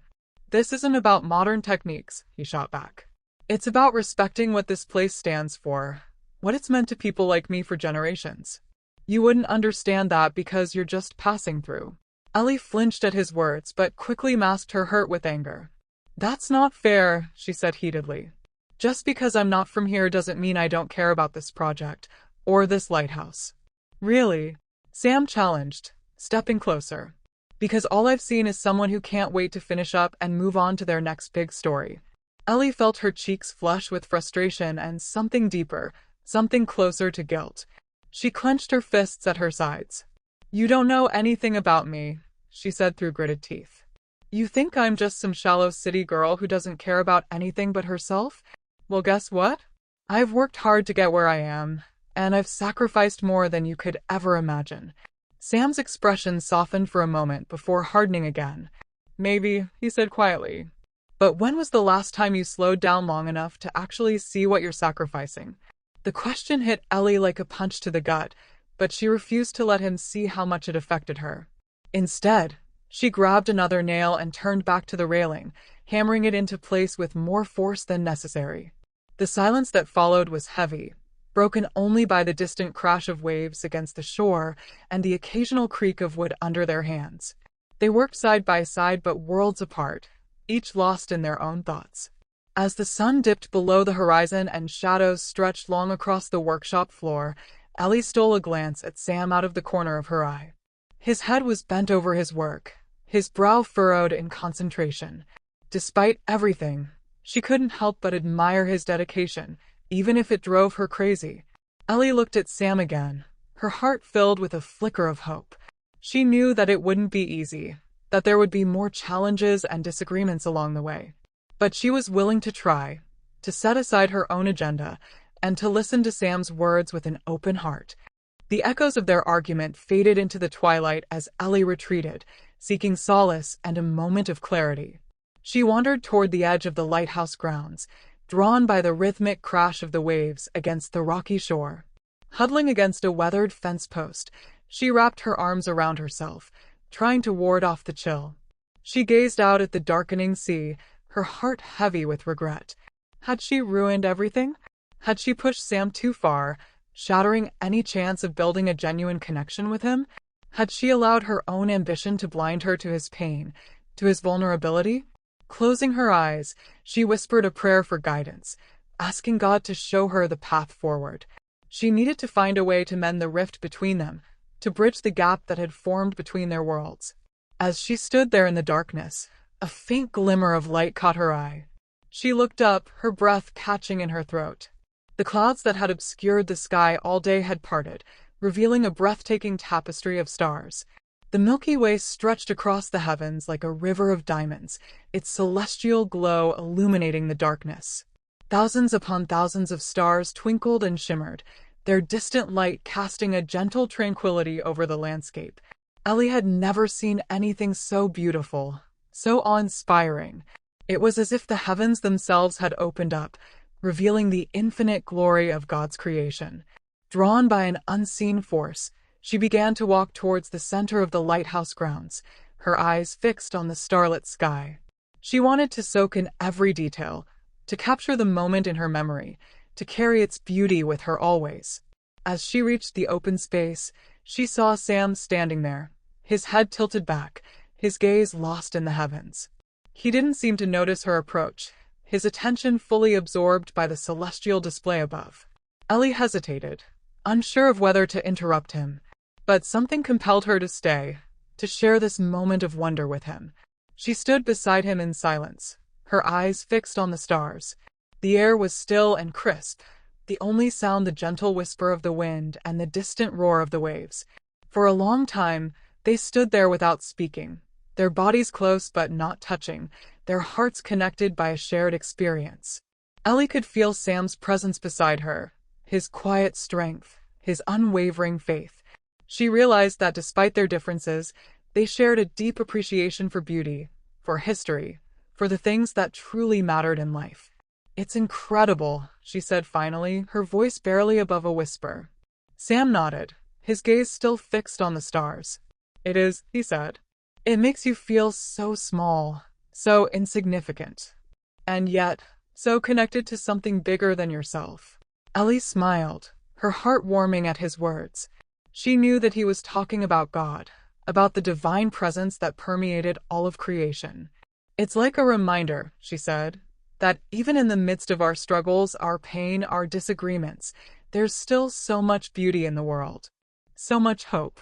Sam turned to face her, his eyes meeting hers in the starlight. "That's right," he said. and we have a responsibility to preserve it, to protect it, to share it with others. Ellie nodded, her heart filled with a newfound sense of purpose. She realized that Sam was right, that they had a shared calling, a shared mission. They both wanted to preserve history, to protect beauty, to inspire hope. And perhaps, despite their differences, they could work together to achieve those goals.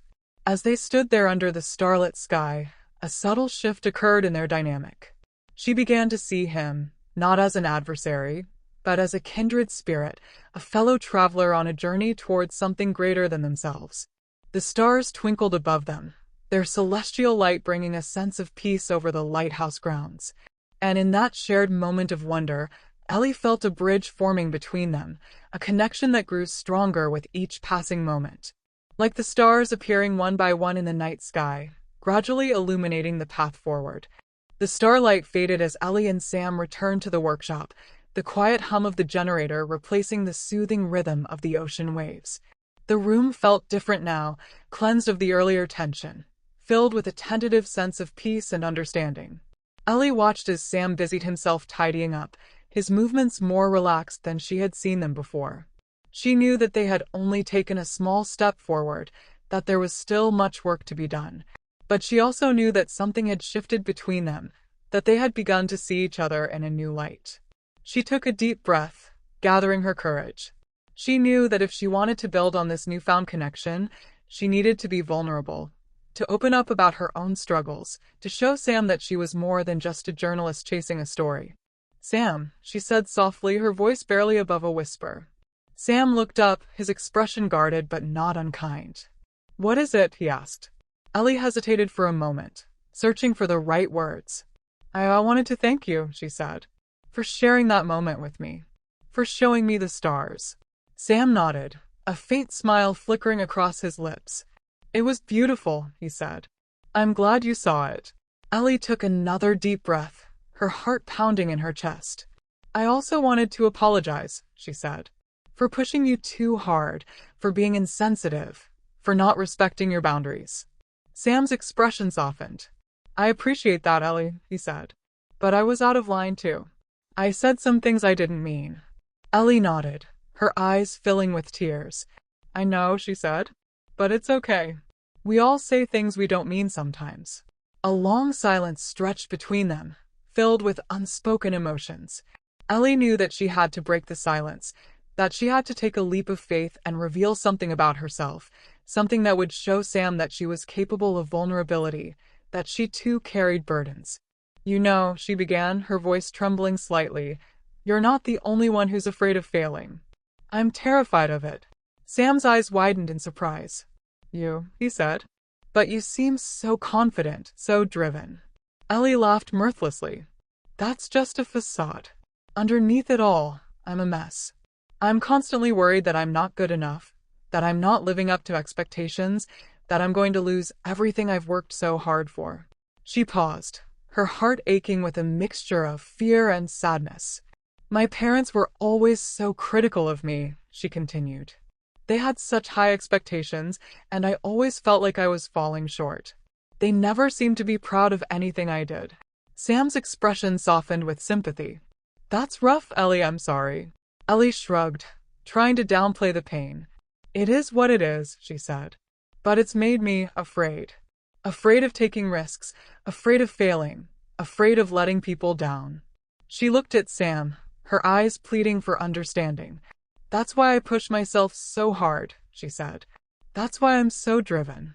I'm trying to prove something, not just to the world, but to myself. I'm trying to show myself that I'm worthy of love, of respect, of success." Sam was silent for a long moment, his gaze fixed on her face.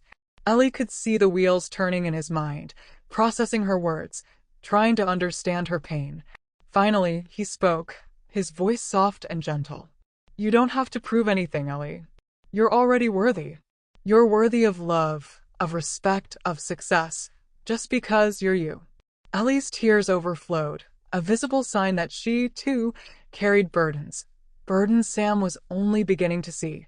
The dim light of the workshop seemed to magnify the silence that followed Ellie's confession. The air hung heavy with unspoken emotions, the weight of their individual burdens pressing down on them both. Sam stood frozen, his gaze fixed on Ellie's tear-streaked face, a mixture of surprise and understanding swirling in his eyes. Ellie's tears overflowed, a visible sign that she, too, carried burdens. Burdens Sam was only beginning to see. He took a step closer, his hand reaching out instinctively, then hesitating. He wasn't sure if he had the right to offer her comfort, if he was capable of providing the solace she so clearly craved. He was still grappling with his own pain, still struggling to navigate the complexities of his own grief. "Ellie," he said softly, his voice barely above a whisper. "I don't know what to say." Ellie managed a weak smile, wiping away the tears with the back of her hand. "You don't have to say anything," she said. Just knowing that you understand is enough." Sam nodded, his heart aching with a mixture of sympathy and admiration. He had misjudged her, he realized. He had seen her as a driven, ambitious journalist, focused solely on her career, incapable of understanding the depth of his pain. But now, as he looked into her tear-filled eyes, he saw a different woman, a woman who was vulnerable, who was hurting, who was just as lost and broken as he was. The silence stretched between them once again, filled with a tentative sense of hope. Ellie knew that they had reached a turning point, that they had broken through a wall that had separated them for so long. But she also knew that there was still a long way to go, that they would need to tread carefully, to respect each other's boundaries, to allow each other to heal at their own pace. "Well," she said finally, breaking the silence with a forced cheerfulness, "I guess we should probably call it a night. It's getting late." Sam nodded, his gaze still fixed on her face. "Yeah," he said. "Good idea." He hesitated for a moment, then spoke, his voice filled with a newfound sincerity. "Ellie," he said, "I'm willing to try again tomorrow. To work together. To see if we can make this work." Ellie's heart leaped with joy, but she tried to keep her expression neutral.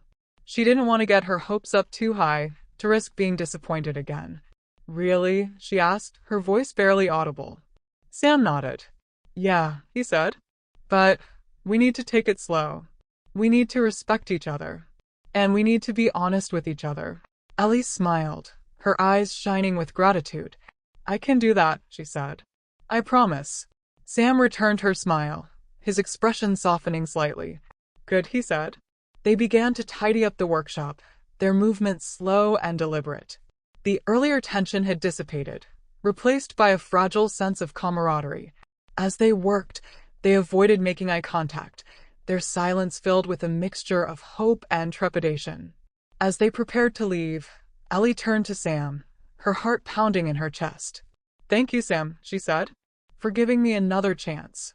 For being willing to try." Sam nodded, his gaze meeting hers with a newfound warmth. "Thank you, Ellie," he said, "for showing me that I'm not alone." They walked out of the workshop together, the cool night air washing over them. Above, the stars twinkled, casting a serene glow that seemed to envelop them in a sense of peace and tranquility. They stood in silence for a moment, their bodies close but not touching, their hearts connected by a shared sense of hope. "Good night, Sam," Ellie said softly. "Good night, Ellie," Sam replied. And with that, they parted ways, each heading towards their own separate space, each carrying a glimmer of hope that they could find common ground, despite their clashing worlds. The night was quiet and all was still. Chapter 3. The sky was a bruised and angry purple as Ellie navigated the path towards the lighthouse, the wind howling like a banshee in her ears. The previous night's shared moment under the stars felt like a distant dream, a fragile memory threatened by the ferocity of the approaching storm. The air was thick with moisture, and the waves crashed against the shore with a violence that mirrored the turmoil in her own heart. She had spent a restless night at the bed and breakfast, replaying the conversation with Sam in her mind, questioning whether she had said too much, revealed too much of her own vulnerability. She was used to keeping her emotions tightly under wraps, to projecting an image of strength and confidence, but something about Sam had chipped away at her defenses, forcing her to confront her own fears and insecurities. The lighthouse loomed large against the stormy sky, its sturdy structure a beacon of hope in the face of the impending tempest. As Ellie approached, she saw Sam working outside, his broad shoulders hunched against the wind, his movements focused and deliberate. He was repairing a section of railing that had been damaged during the night, his brow furrowed in concentration. She hesitated for a moment, unsure of how to approach him. The tentative connection they had forged under the starlit sky felt fragile, threatened by the harsh reality of the morning. She knew that she had to tread carefully, to respect his boundaries, to avoid pushing him too hard. Taking a deep breath, she called out, "Good morning, Sam." Her voice was carried away by the wind, and for a moment, she wasn't sure if he had heard her. Then, he straightened up slowly, his eyes meeting hers with a flicker of acknowledgement. But there was no warmth in his gaze, no hint of welcome. He simply nodded curtly and turned back to his work. "Morning," he mumbled, his voice barely audible above the wind. Ellie felt a pang of disappointment, but she refused to give up. She knew that it would take time to build trust, to break through Sam's defenses. She had to be patient, persistent, and understanding. She walked closer, her eyes scanning the damaged railing. "Looks like the storm did some damage," she said, trying to sound casual. Sam grunted in response, his movements precise and efficient as he worked to repair the broken wood. Ellie watched him for a few moments, admiring his skill and his dedication.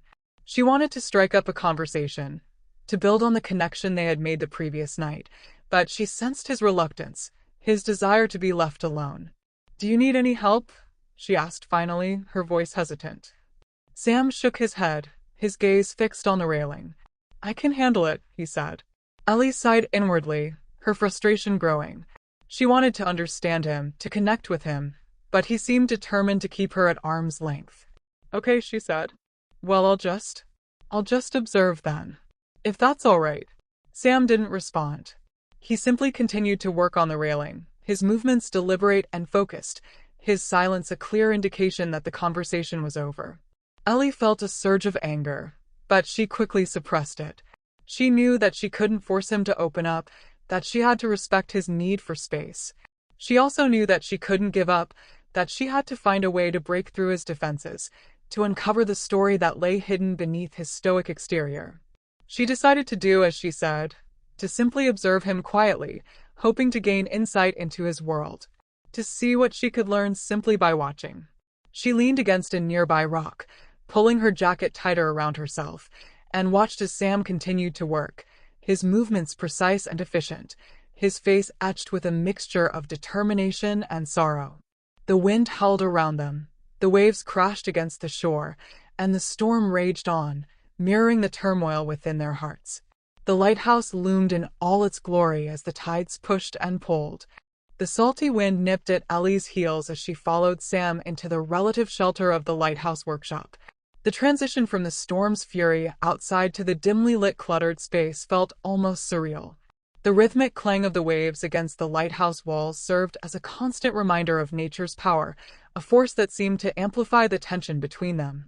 Sam moved with a familiar efficiency, hanging his rain-soaked jacket on a hook near the door and heading towards his workbench. He picked up a set of tools, his movements precise and deliberate, as if seeking refuge in the familiarity of his craft. Ellie watched him for a moment, gathering her courage.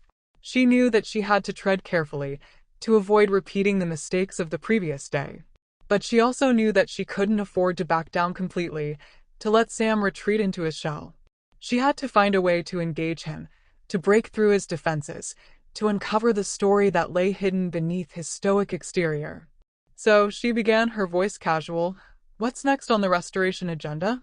Are you planning to tackle the interior repairs, or are you going to focus on reinforcing the exterior structure?" Sam didn't look up from his work. He continued to examine his tools, his expression guarded. "I'm going to reinforce the exterior structure," he said, his voice flat. "It's the most urgent priority."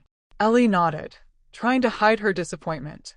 She had hoped that he would be more forthcoming, more willing to share his thoughts and feelings.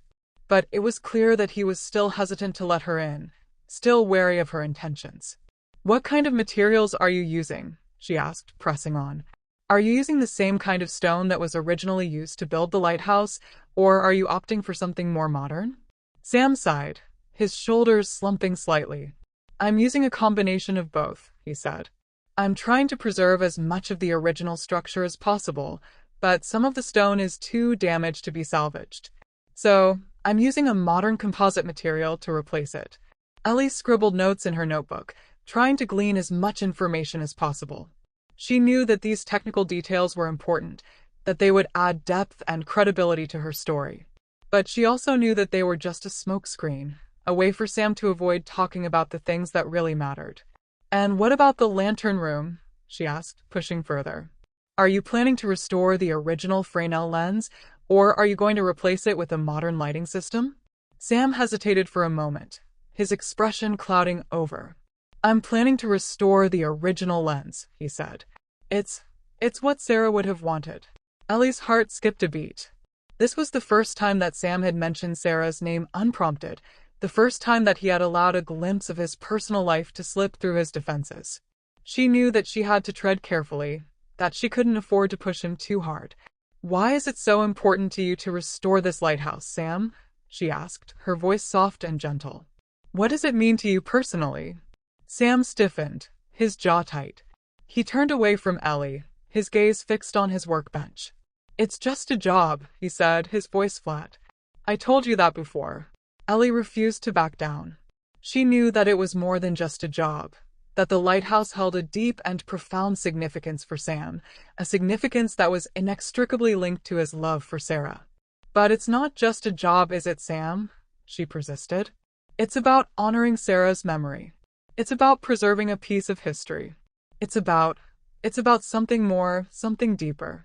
Sam slammed his tools down on the workbench, his body trembling with barely suppressed emotion.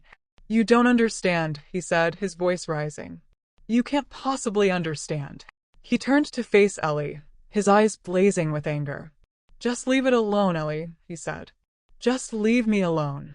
And with that, he turned and walked out of the workshop, leaving Ellie standing there alone, her heart pounding with a mixture of frustration and despair. She was left with more questions than answers. The storm still raged. The lighthouse was as dark and stoic as its keeper.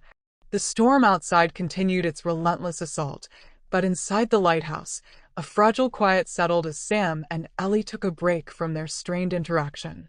Sam had returned a few minutes after his earlier outburst, looking despondent and withdrawn.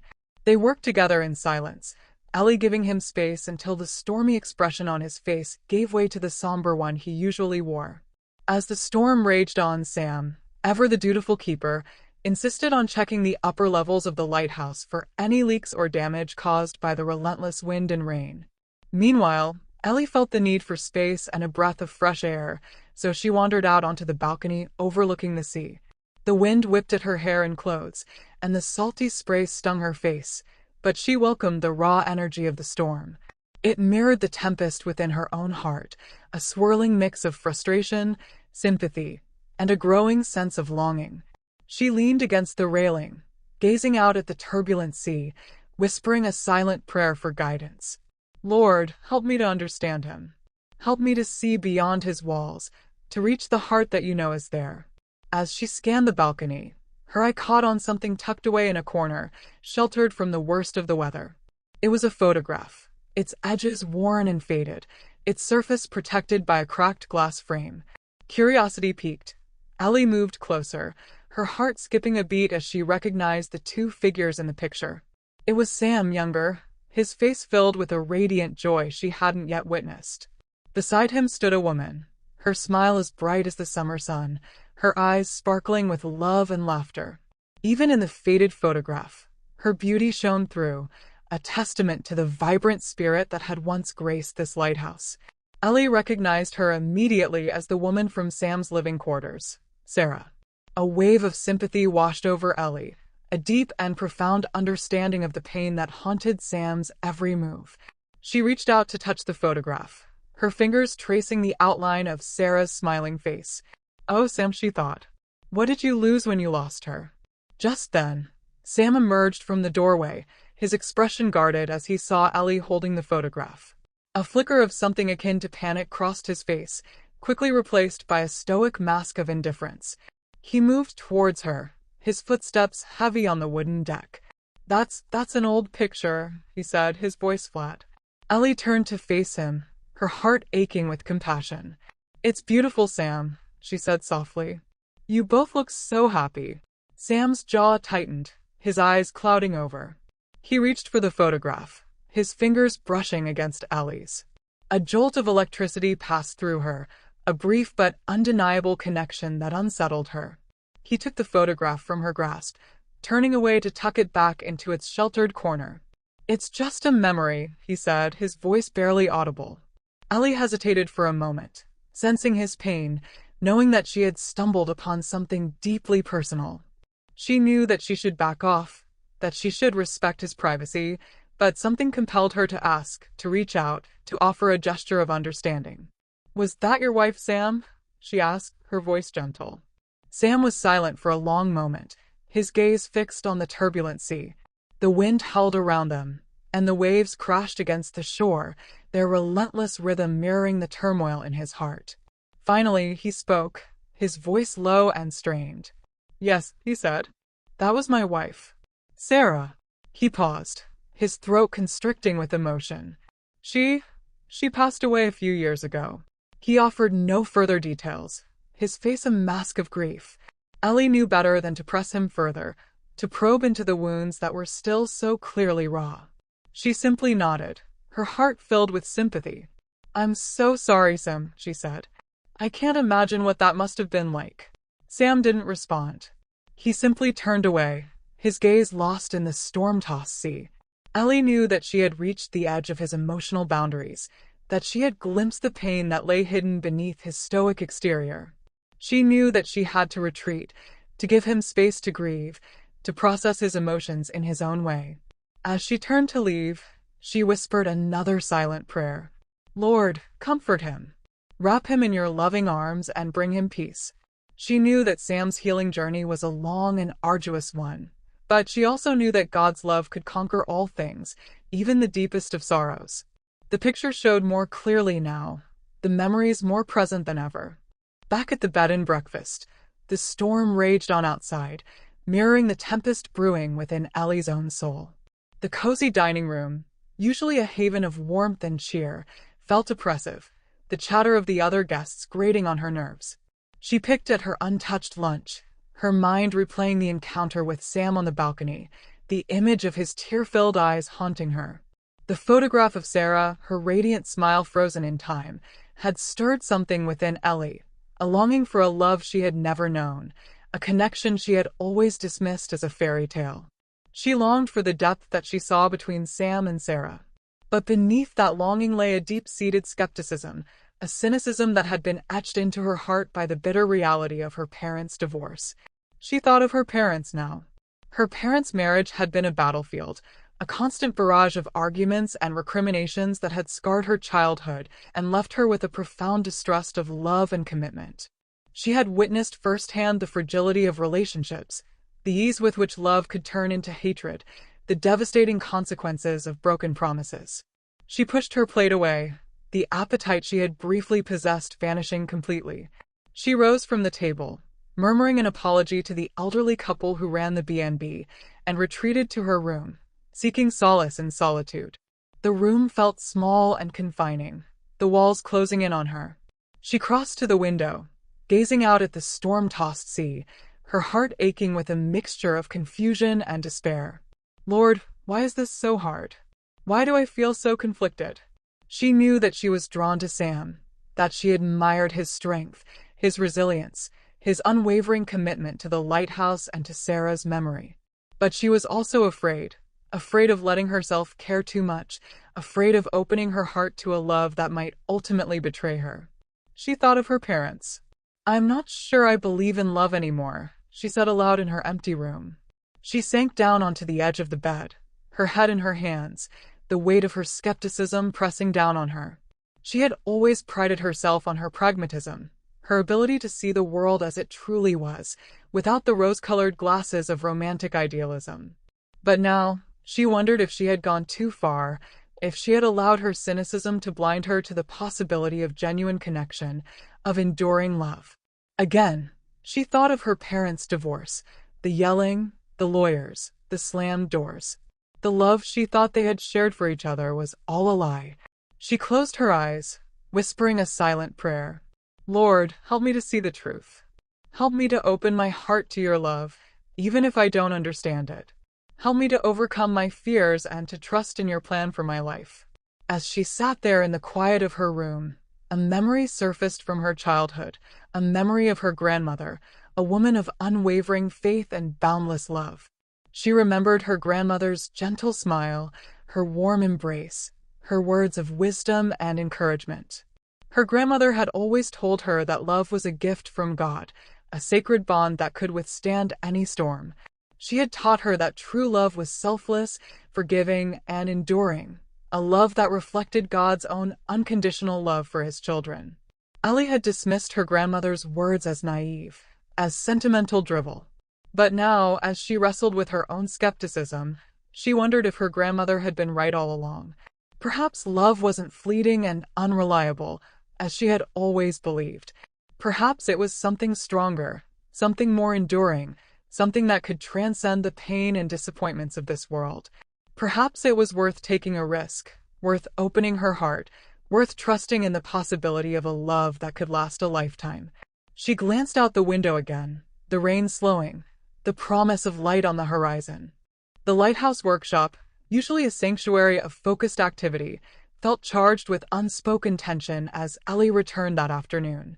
The storm outside had intensified, the wind howling like a tormented spirit, the rain lashing against the windows with relentless fury. It was a day fit for neither man nor beast, and Ellie couldn't help but wonder if the oppressive atmosphere was somehow mirroring Sam's inner turmoil. She found him seated at his workbench, his broad shoulders hunched over a worn leather-bound journal. His brow was furrowed, his lips pressed into a thin line, and his eyes, usually so guarded, were filled with a profound sadness that pierced Ellie's heart. He looked lost, adrift in a sea of memories, his grief palpable in the very air around him. Ellie hesitated in the doorway, unsure of whether to intrude. She knew that she was walking on sacred ground, that she was witnessing a moment of deep personal sorrow. But she also knew that she couldn't simply turn away, that she had to offer some gesture of comfort, some sign of understanding. As she stepped into the room, her footfalls echoing softly on the wooden floor, Sam's head snapped up, his eyes widening in alarm. He quickly slammed the journal shut, his movements jerky and uncoordinated, as if he had been caught doing something he shouldn't. A wave of guilt washed over Ellie. She hadn't meant to startle him, to invade his privacy. "I'm sorry," she said softly, her voice barely audible above the wind. "I didn't mean to. I didn't realize." Sam's face flushed crimson, his jaw tight. He clutched the journal to his chest, his knuckles white with tension. "It's nothing," he said, his voice gruff. Just some old notes." But Ellie had seen the truth in his eyes, the pain that flickered beneath the surface. She had caught a glimpse of Sarah's handwriting on the open page, a fleeting image of elegant script that spoke volumes about the love they had shared. She wanted to reach out to him, to offer him a comforting word, a gentle touch, but she knew that he wouldn't welcome it. He was a man of deep reserve, a man who guarded his emotions fiercely, a man who was clearly uncomfortable with vulnerability. It looked like it was important," she said, her voice gentle. Sam turned away, his gaze fixed on the storm-tossed sea. "It doesn't matter," he said. "It's all in the past." Ellie's heart ached for him. She longed to tell him that the past mattered, that memories were precious, that grief was a natural and necessary part of the healing process. But she knew that he wouldn't listen, that he would simply shut her out, push her away. She decided to try a different approach, to offer him a glimpse of her own vulnerability, to show him that she, too, knew what it was like to struggle with loss. "I know what it's like to lose someone you love, Sam," she said softly. "My grandmother, she passed away a few years ago. She was like a mother to me. Her passing left a huge hole in my life." But Sam simply turned further away, his shoulders stiffening, effectively shutting down the conversation and making it clear he wanted to be alone with his grief. The rocky shoreline offered little respite from the brewing storm as Ellie and Sam embarked on their uneasy truce walk. The wind howled a mournful song, and the waves crashed against the jagged rocks with a force that seemed determined to swallow the land whole. Ellie pulled her jacket tighter around herself, the dampness seeping into her bones, a physical manifestation of the chill that had settled between them. She glanced at Sam, his face a mask of stoic resolve, his gaze fixed on the turbulent sea. He seemed determined to remain emotionally detached, to avoid any further discussion of their personal lives. But Ellie knew that she couldn't let it go, that she had to confront the issues that were simmering beneath the surface, threatening to erupt like the storm that raged around them. "It's beautiful, but it's dangerous," she said. "I don't think I can get out of that storm alive. I think that I will succumb to it." As they rounded a bend in the shoreline, the lighthouse loomed into view, its towering structure a stark reminder of their shared purpose, their intertwined destinies. Ellie paused, taking a deep breath of the salty air, whispering a silent prayer for guidance. "Lord, help me to find the right words. Help me to speak the truth with love and compassion." "Sam," she began, her voice barely audible above the wind, "I appreciate you walking with me. I know I pushed you earlier, and I'm sorry." Sam stopped walking, his jaw tight, his eyes clouded with a mixture of pain and frustration. "What do you want from me, Ellie?" he asked, his voice rough. "Why can't you just leave it alone?" Ellie's heart ached for him. She knew that he was hurting, that he was struggling to cope with the loss of Sarah, that he was terrified of opening himself up to any further pain. But she also knew that he couldn't continue to live in the past, that he had to find a way to move forward, to embrace the possibility of a new future. "I want to understand you, Sam," she said softly. "I want to understand what makes you tick, what drives you, what keeps you going. I want to understand why you're so committed to this lighthouse, why you're so determined to honor Sarah's memory." Sam scoffed, his lips curling into a bitter smile. "You want to understand," he said, his voice laced with sarcasm. "You can't possibly understand. You're a city girl, a career woman. You don't know anything about small-town life, about enduring love, about the kind of commitment that lasts a lifetime." Ellie bristled at his words, her own defenses rising. "That's not fair, Sam," she retorted. "You don't know anything about me. You don't know what I've sacrificed to get where I am. You don't know how much I value love and commitment." Sam's eyes flashed with anger, his voice rising to match hers. "Then show it, Ellie," he challenged. "Show me that you're not just here for a story. Show me that you care about something more than your own ambition." Ellie's tears welled up, her heart aching with a mixture of anger and hurt. "I am trying to understand your perspective," she shouted against the wind. "But you are not making it easy." Their voices rose as the wind howled, the storm and their emotions building to a crescendo. Sam turned away from her, his gaze fixed on the turbulent sea. "You don't understand what it means to truly love someone, Ellie," he said, his voice filled with a profound sadness. "You don't understand the kind of love that lasts forever, the kind of love that transcends death." Ellie scoffed, her frustration reaching a boiling point. "And you're living in the past, Sam," she countered. "You're clinging to a memory, to a ghost. You're afraid to move on, afraid to let go. You're wasting your life mourning a love that can never be again." The words hung in the air between them, sharp and cutting, like shards of glass. Ellie regretted them instantly, knowing that she had crossed a line, that she had inflicted deep and painful wounds. The sting of her words still hung in the air as Ellie stumbled away from Sam, her heart pounding with a mixture of guilt and confusion. The storm within her raged as fiercely as the tempest that lashed the shoreline, the waves mirroring the turmoil in her soul. She needed to escape, to find a place where she could gather her thoughts, to make sense of the whirlwind of emotions that had been unleashed. She scrambled over the jagged rocks, her movements clumsy and uncoordinated, her tears blurring her vision. She needed to get away from Sam, away from the lighthouse, away from the memories that haunted them both. She needed to find a quiet place where she could pray, where she could seek guidance from the one who always offered solace and strength. Finally, she reached a secluded spot on the beach, a small cove sheltered by a cluster of towering rocks. The waves crashed against the shore with a deafening roar, but the cove offered a sense of refuge, a sanctuary from the storm. Ellie sank down onto a large, flat rock overlooking the ocean, her body trembling with exhaustion and emotion. She closed her eyes, taking a deep breath of the salty air, trying to calm the frantic beating of her heart. "Lord, help me," she whispered. Help me to understand what's happening to me. Help me to make sense of these feelings. She thought of Sam, his face etched with pain, his eyes filled with a profound sadness that had pierced her soul. She thought of her harsh words, the accusations she had hurled at him in her anger, the wounds she had inflicted on a man who was already hurting so deeply. Guilt washed over her, a wave of remorse that threatened to drown her. She buried her face in her hands, sobbing uncontrollably. Why did I say those things? She cried out silently. Why did I have to be so cruel? She knew that she had pushed him too far, that she had broken a trust that was already fragile. She had allowed her own cynicism, her own fears, to cloud her judgment, to blind her to the pain that lay hidden beneath his stoic exterior.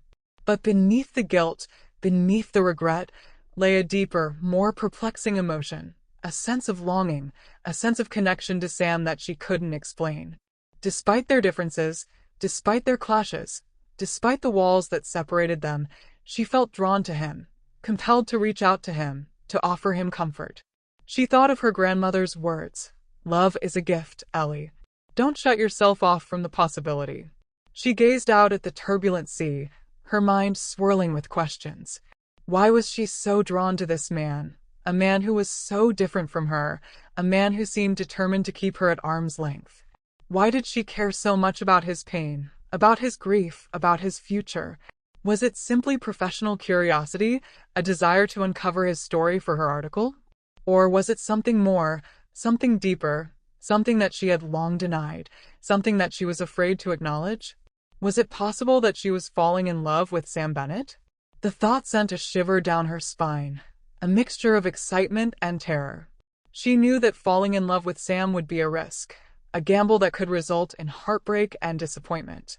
But she also knew that it could be the greatest adventure of her life, a journey into a world of love, faith, and commitment that she had never dared to imagine. Doubt was her only companion as Ellie trudged back toward the lighthouse. The last rays of daylight were being swallowed by the storm clouds, painting the sky in hues of bruised purple and angry gray. Each gust of wind felt like a personal rebuke, each drop of rain a cold reminder of her earlier outburst. Had she ruined everything?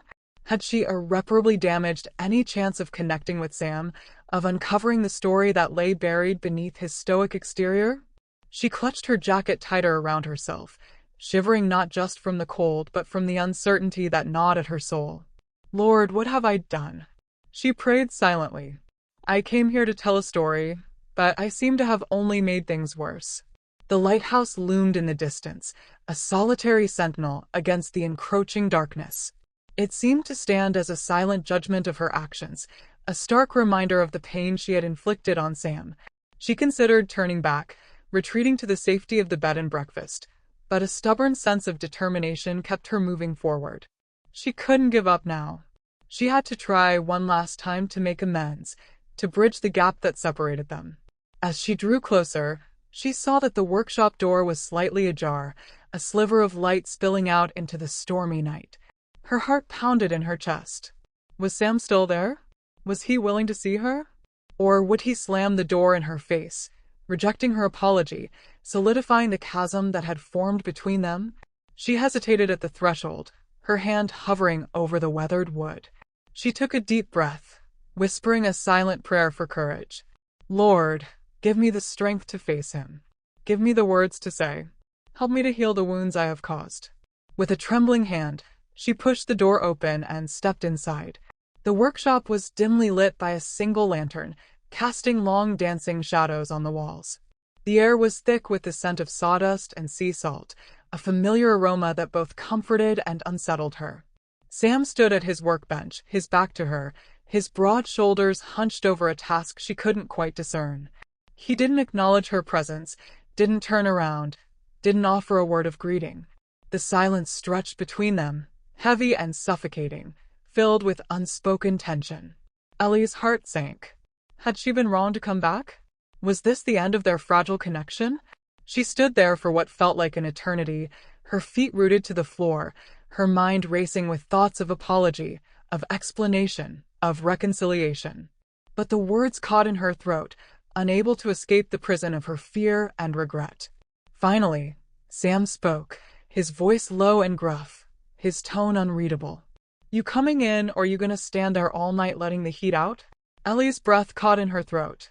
It wasn't an apology, not exactly, but it wasn't a rejection either.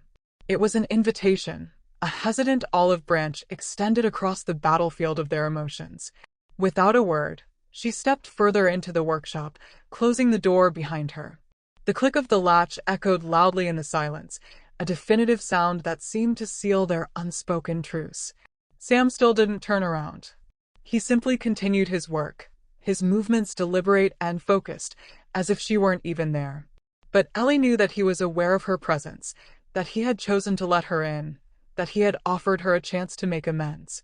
She watched him for a moment, studying his profile, trying to gauge his mood. His jaw was tight, his brow furrowed, his expression unreadable. But there was a weariness in his posture, a vulnerability in his stillness that tugged at her heart. She wanted to reach out to him, to touch his arm, to offer a word of comfort. But she knew that it was too soon, that she had to respect his boundaries, to give him the space he needed to process his emotions. So, she simply stood there in silence, a silent observer in his world, a witness to his pain. The lantern flickered, casting dancing shadows on the walls, illuminating the unspoken tension that hung heavy in the air. No words were exchanged about their argument on the beach. No apologies offered, no vulnerabilities shared. But there was a shift in the atmosphere, a subtle shift in their dynamic, a silent truce that neither of them acknowledged openly. Ellie knew that the road ahead would be long and difficult, that there would be more clashes, more misunderstandings, more moments of doubt. But she also knew that there was a glimmer of hope, a spark of connection that refused to be extinguished. They were two wounded souls, stumbling towards each other in the darkness, searching for a light to guide them home. And perhaps, just perhaps, they could find that light together, in the shadow of the lighthouse, in the heart of Havens Point. Chapter 4. A deceptive tranquility hung over Havens Point as Ellie made her way toward the lighthouse, a sense of foreboding tugging at her heart. The sky was a canvas of bruised blues and ominous grays, the air thick with a humidity that promised a downpour. The sea, usually a vibrant turquoise, was now a murky, churning expanse, its waves crashing against the shore with a restless energy. She glanced upwards, noticing the unusually heavy clouds rolling in from the horizon, their dark underbellies pregnant with rain. A shiver ran down her spine, a primal instinct warning her of the approaching storm. It seemed as if nature itself was holding its breath, bracing for impact. "Lord, protect us," she prayed silently. "Keep us safe from harm." As she approached the lighthouse, she saw Sam meticulously inspecting the structure, his brow furrowed in concentration. He was running his hand along the weathered stone, examining the railing, checking the windows, his movements precise and deliberate, as if searching for any sign of weakness, any vulnerability that could be exploited by the impending tempest. She called out to him, her voice barely audible above the wind. "Looks like we're in for another one, Sam," she said, gesturing towards the ominous sky. Sam paused in his inspection, his gaze following her gesture. He studied the clouds for a moment, his expression unreadable. "Just a typical afternoon in Havens Point," he said, his voice flat. "Storms come and go. Nothing to worry about." But Ellie sensed his unease, a subtle tension in his posture, a fleeting flicker of anxiety in his eyes. He was trying to downplay the severity of the approaching storm, to project an image of calm and control, but she could see through his facade. He was worried. She remembered what the townspeople had said at the B&B, how protective they were of Sam. Was he strong enough to carry this burden by himself? "Are you sure?" she asked, her voice laced with concern. "Those clouds look pretty heavy. Maybe we should secure everything, just in case." Sam shook his head, dismissing her suggestion with a wave of his hand. "I've seen worse," he said. "This old lighthouse can handle anything. Besides, I have work to do. Can't let a little rain stop me." He turned back to his inspection, his movements becoming more hurried, more frantic. Ellie watched him for a moment, her heart aching with a mixture of sympathy and frustration. He was so determined to be strong, so unwilling to admit his fears, so afraid to ask for help. She knew that she shouldn't press him, that she should respect his boundaries, but she couldn't shake the feeling that something was wrong, that he was hiding something from her. Was it just the storm that was making him so uneasy? Or was there something else, something deeper, something that he was afraid to confront? She decided to heed her instincts, to trust her gut feeling. "All right, Sam," she said, her voice gentle. "But if you need anything, just let me know. I'm here to help in any way I can." Sam didn't respond. He simply continued his inspection, his face a mask of stoic resolve. Ellie sighed inwardly, her frustration growing. How could she reach him if he refused to let her in? How could she help him if he refused to admit his need? She decided to let it go for now. She knew that she couldn't force him to open up, that she had to be patient, to wait for him to trust her, to allow her to see the vulnerability that lay hidden beneath his armor. But she also knew that she couldn't ignore the storm clouds gathering on the horizon, both literally and figuratively. She had to be prepared for whatever was coming, to be ready to offer her support, her strength, her faith, when he finally allowed her to. She gazed out at the turbulent sea, whispering a silent prayer. "Lord, protect Sam. Keep him safe from harm. And help me to be a source of light in his darkness." Ellie shivered as a cold breeze swept across the grounds. The calm before the storm was almost over. The deceptive calm shattered with startling speed. One moment, Ellie was adjusting her camera lens, admiring the rugged beauty of the lighthouse against the dramatic sky. The next, the storm unleashed its fury with a vengeance. The wind, which had been a gentle breeze, transformed into a howling beast, tearing at her hair and clothes, threatening to rip the camera from her grasp. The first fat drops of rain began to fall, splattering against the rocks, turning the already treacherous shoreline into a slick and perilous landscape. Ellie sighed heavily. She had been so focused on capturing the perfect shot, on documenting the lighthouse's resilience against the elements, that she had failed to heed the warning signs, to recognize the imminent danger. Panic began to set in. She knew that she had to get back to the lighthouse, to find shelter from the storm, but the path back was fraught with peril. The rocks were slick with rain. The waves were crashing against the shore with increasing ferocity, and the wind was making it nearly impossible to maintain her balance. She took a tentative step forward, her feet slipping on the wet rocks. She gasped, grabbing onto a nearby boulder for support, her heart pounding in her chest. "Lord, help me," she prayed silently. "Get me through this." Another gust of wind ripped through the area, nearly knocking her off her feet. The rain began to fall in sheets, blinding her, making it impossible to see more than a few feet ahead. She stumbled forward again, her progress slow and arduous, her fear mounting with each passing moment. As she rounded a bend in the shoreline, a particularly large wave crashed against the rocks, sending a spray of icy water over her head. She gasped, choking on the salt water, losing her footing completely. She fell hard against the rocks, her camera flying from her grasp, her body slamming against the unforgiving stone. Pain shot through her arm, her head, her entire body. She lay there for a moment, stunned and disoriented, the waves crashing around her, the wind screaming in her ears. She struggled to sit up, her body protesting with every movement. She knew that she had to get up, that she had to keep moving, but her strength was fading, her hope dwindling. The storm was relentless, unforgiving, determined to claim her as its victim. Suddenly, a blinding flash of lightning illuminated the sky, followed by a deafening clap of thunder that shook the very ground beneath her. Ellie screamed, her fear reaching a fever pitch. She closed her eyes, bracing for the worst, convinced that her time had come. But then, through the chaos of the storm, she heard a voice, a familiar voice, calling out her name. "Ellie, Ellie." She opened her eyes, squinting through the rain, trying to make out the source of the sound. And then she saw him. Sam was running towards her, his face etched with concern, his eyes filled with a mixture of fear and determination. He was battling against the wind and the rain, his body moving with a speed and agility that surprised her. He reached her in a matter of seconds, his strong arms reaching down to help her to her feet. "Ellie, are you all right?" he asked, his voice strained.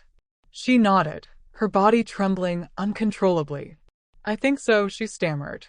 Just a little shaken up." Sam didn't waste any time. He wrapped his arm around her, supporting her weight, guiding her back towards the lighthouse. "Come on," he said. "We need to get out of here. It's not safe." They stumbled forward together, their progress slow and difficult, the storm raging around them. The wind tore at their clothes, the rain lashed at their faces, but they pressed on, determined to reach the safety of the lighthouse. Just as they reached the base of the structure, another blinding flash of lightning illuminated the sky, followed by a deafening clap of thunder that seemed to shake the entire world. The lightning struck a tree just a few yards away, sending a shower of sparks and debris into the air. Ellie screamed again, burying her face in Sam's chest, her body trembling with terror. Sam held her tight, his arms wrapped protectively around her, shielding her from the storm. "It's all right, Ellie," he said, his voice calm and reassuring. "I've got you. We're safe now." He guided her inside the lighthouse, slamming the heavy wooden door shut behind them, sealing them off from the fury of the storm. Ellie leaned against the door, gasping for breath, her body shaking uncontrollably. She was safe for now, but she knew that the storm was far from over, both outside and within her heart. The lightning could be seen flickering through the windows. The lighthouse living quarters offered little comfort as the storm raged outside, the walls vibrating with the force of the wind and rain. Ellie huddled near the small fireplace, wrapped in a thick blanket that Sam had wordlessly handed her. Her clothes were soaked, her body ached from the fall, and her nerves were frayed from the near-death experience on the shoreline. But despite her physical discomfort, it was the emotional turmoil that churned within her that truly threatened to overwhelm her. The sound of thunder reverberated through the walls, each clap a deafening reminder of the power of nature, of the fragility of life, of the precariousness of her own situation. The rain lashed against the windows like an angry spirit, blurring the already dim light, casting long dancing shadows on the walls. She glanced around the room, taking in the familiar details of Sam's living space. The worn leather armchair, the bookshelves overflowing with nautical novels, the photographs of Sarah that adorned every surface. It was a room filled with memories, a sanctuary of love and loss, a testament to a life that had been both blessed and broken. She longed to say something, to break the oppressive silence that had settled between them, to express her gratitude for his help, to apologize for her earlier outburst. But the words seemed to catch in her throat, choked by a mixture of fear and uncertainty. Sam moved about the room with a quiet efficiency, his movements deliberate and focused. He checked the windows, securing the latches, ensuring that they were tightly sealed against the storm. He stoked the fire, adding more logs, coaxing the flames to burn brighter, casting a warm, flickering glow on the walls. He checked on the supplies, counting the cans of food, the bottles of water, the first aid kit, his actions methodical and reassuring, as if he were preparing for a siege. Ellie watched him, her heart aching with a mixture of sympathy and admiration. He was so capable, so strong, so self-reliant. He seemed to be completely unfazed by the storm, as if he had weathered countless tempests in his life, as if he knew exactly what to do to survive. She, on the other hand, felt completely helpless, completely out of her element. She was a city girl, accustomed to the comforts of modern life, ill-equipped to deal with the raw power of nature, unprepared for the challenges of this isolated existence. She tried to lighten the mood, to inject a bit of levity into the somber atmosphere, but her attempt fell flat, landing on the silence like a lead weight. "Well, this is certainly cozy," she said, her voice trembling slightly. "Reminds me of those disaster movies where everyone huddles together waiting for it all to blow over. Just need some popcorn." Sam didn't respond. He simply continued his preparations, his face a mask of stoic resolve. Ellie sighed inwardly, her frustration growing. How could she reach him if he refused to engage? How could she break through his defenses if he refused to let her in? She thought of her grandmother, of her unwavering faith, of her ability to find light in the darkest of times. She closed her eyes, whispering a silent prayer. "Lord, give me strength. Give me wisdom. Help me to be a source of comfort to Sam, even if he doesn't want it." She opened her eyes, determined to try again. "Is there anything I can do to help Sam?" she asked, her voice more confident this time. "Anything at all?" I'm not completely useless, you know. Sam paused in his task, his gaze meeting hers for a brief moment. She saw a flicker of something in his eyes, a hint of gratitude, a glimmer of warmth, a spark of connection. But it was gone as quickly as it appeared, replaced by his usual guarded expression. Just stay put, he said, his voice flat. And try not to get in the way. He turned away from her, resuming his preparations, leaving Ellie to huddle by the fire, feeling more alone than ever amidst the raging storm. The storm pressed in on all sides, the lighthouse feeling less like a sanctuary and more like a fragile cage caught in the tempest's grip. The wind howled through every crack and crevice. The rain beat against the windows like an incessant drumbeat, and the thunder reverberated through the very foundations of the structure. Just when Ellie thought the storm couldn't possibly intensify, the power flickered, plunging the living quarters into near darkness, save for the firelight dancing on the walls. A gasp escaped her lips, involuntary, a testament to the fear that had been simmering beneath the surface since her near disaster on the shoreline. She gripped the edge of the blanket tighter, her knuckles white, her gaze darting nervously around the room. The shadows seemed to lengthen and twist, transforming familiar objects into menacing shapes, amplifying the sense of unease that had taken root in her soul. Ellie closed her eyes for a moment, whispering a silent prayer, seeking comfort in the familiar words that had been her solace in times of turmoil. She had been praying throughout this ordeal, and now, more than ever, she felt the need to reach out to God, to find peace in His presence. And then, as suddenly as it had flickered, the power returned, the lights buzzing back to life, banishing the darkness, but doing little to alleviate the tension that filled the air. Ellie released a shaky breath, trying to regain her composure, but her heart continued to pound in her chest, her nerves refusing to settle. She glanced at Sam, wondering how he was reacting to the storm, to the power outage, to the overall sense of chaos that had descended upon them. He had been so quiet, so focused, so seemingly unfazed by everything that had transpired. What must he be thinking? He was standing near the window, his back to her, his gaze fixed on the turbulent sea. She couldn't see his face, couldn't read his expression, couldn't discern what was going on in his mind. Was he afraid? Was he worried? Was he simply resigned to whatever fate the storm might bring? And then, without warning, he knelt down and began to pray. Ellie stared at him, her eyes widening in surprise, not at the act of prayer itself, but at the depth of emotion and sincerity with which Sam was praying. She had seen people pray before, of course, and had often found solace in prayer herself. But there was something about Sam's openness, his unashamed reliance on God, that touched her deeply. Sam's voice, low and steady, began to fill the room, cutting through the din of the storm, carrying a weight of sincerity that resonated deep within Ellie's soul. He wasn't reciting a memorized prayer, wasn't performing a religious ritual. He was speaking to God from the depths of his heart, pouring out his fears, his hopes, his needs, his faith. Lord, he prayed, his voice filled with emotion, I come before you now, humbled by your power, awed by your creation. This storm rages around us, a reminder of our own weakness, our own vulnerability. I ask for your protection, Lord, for myself, for Ellie, for all those who are caught in the path of this storm. Keep us safe from harm, guide us through the darkness, and bring us to the light. He paused for a moment, his voice choked with emotion. Give us strength, Lord, he continued. Give us courage. Give us the faith to believe that you are with us, even in the midst of this storm. Help us to trust in your plan, to accept your will, and to find peace in your presence. Ellie felt a lump form in her throat as she listened to Sam's prayer.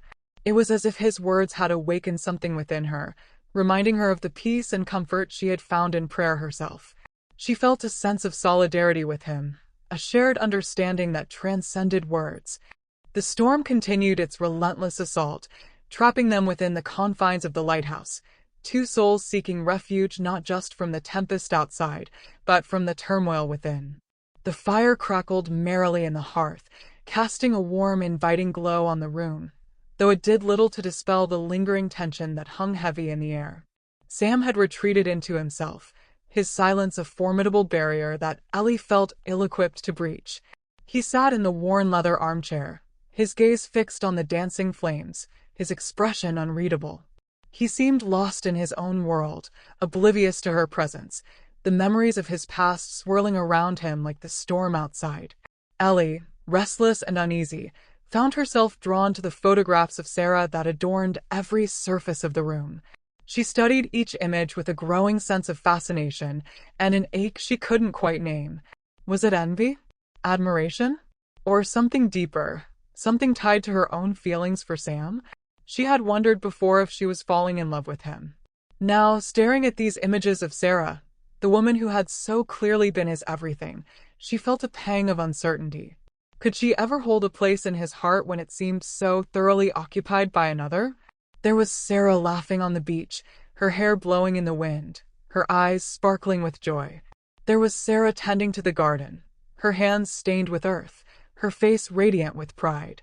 There was Sarah standing beside Sam in front of the lighthouse, their arms wrapped around each other, their smiles reflecting a love that seemed to transcend time and space. Ellie felt a pang of longing, not just for a love like theirs, but for Sam himself. She couldn't deny it anymore. She was drawn to him in a way that both frightened and exhilarated her. But looking at these photographs made her wonder if there was room for her in his world. Her parents' divorce had left her scarred, convinced that all relationships were destined to end in heartbreak and disappointment. Yet here was evidence of something different, a love so deep and enduring it had shaped Sam into the man he was today. Driven by a sudden impulse, she turned to Sam, her voice soft and hesitant. "Tell me about her," Ellie said. "Tell me about Sarah. What was she like?" Sam stiffened, his gaze flickering from the fire to her face, his expression guarded. "Why do you want to know?" he asked, his voice low, almost a whisper. "I don't know," Ellie admitted honestly. "I guess I'm just curious. I want to understand you, Sam. I want to understand what makes you tick, what drives you, what keeps you going. And I can't do that without knowing about her."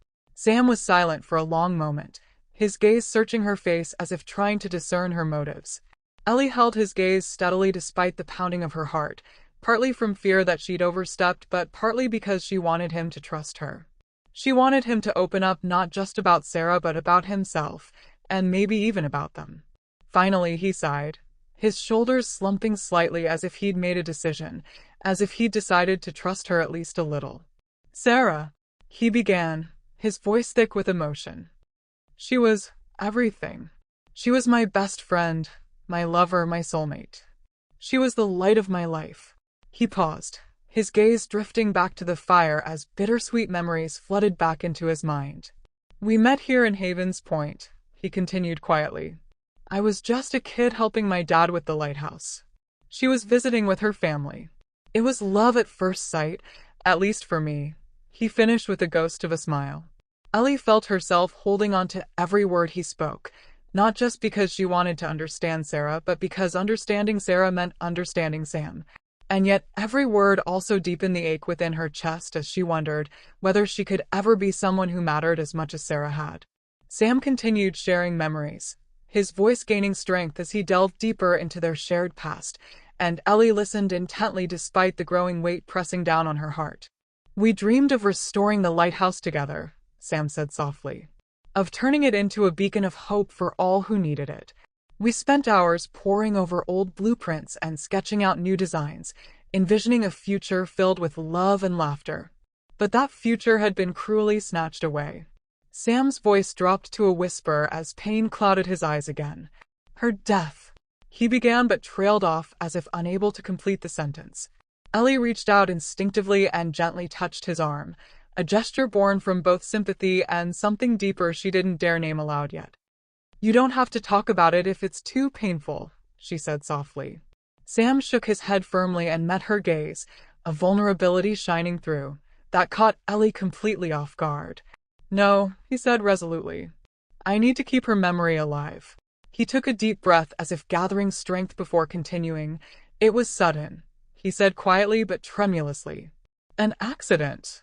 She was gone in an instant, and with her went all my hopes, all my dreams, all my reasons for living." Ellie watched him closely, not just out of sympathy, but because this moment felt pivotal for them both somehow.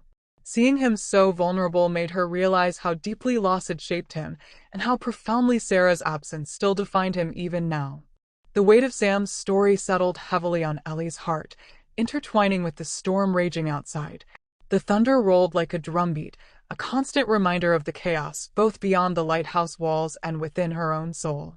Sam had opened a door, allowing her a glimpse into the depth of his love for Sarah and the pain of losing her.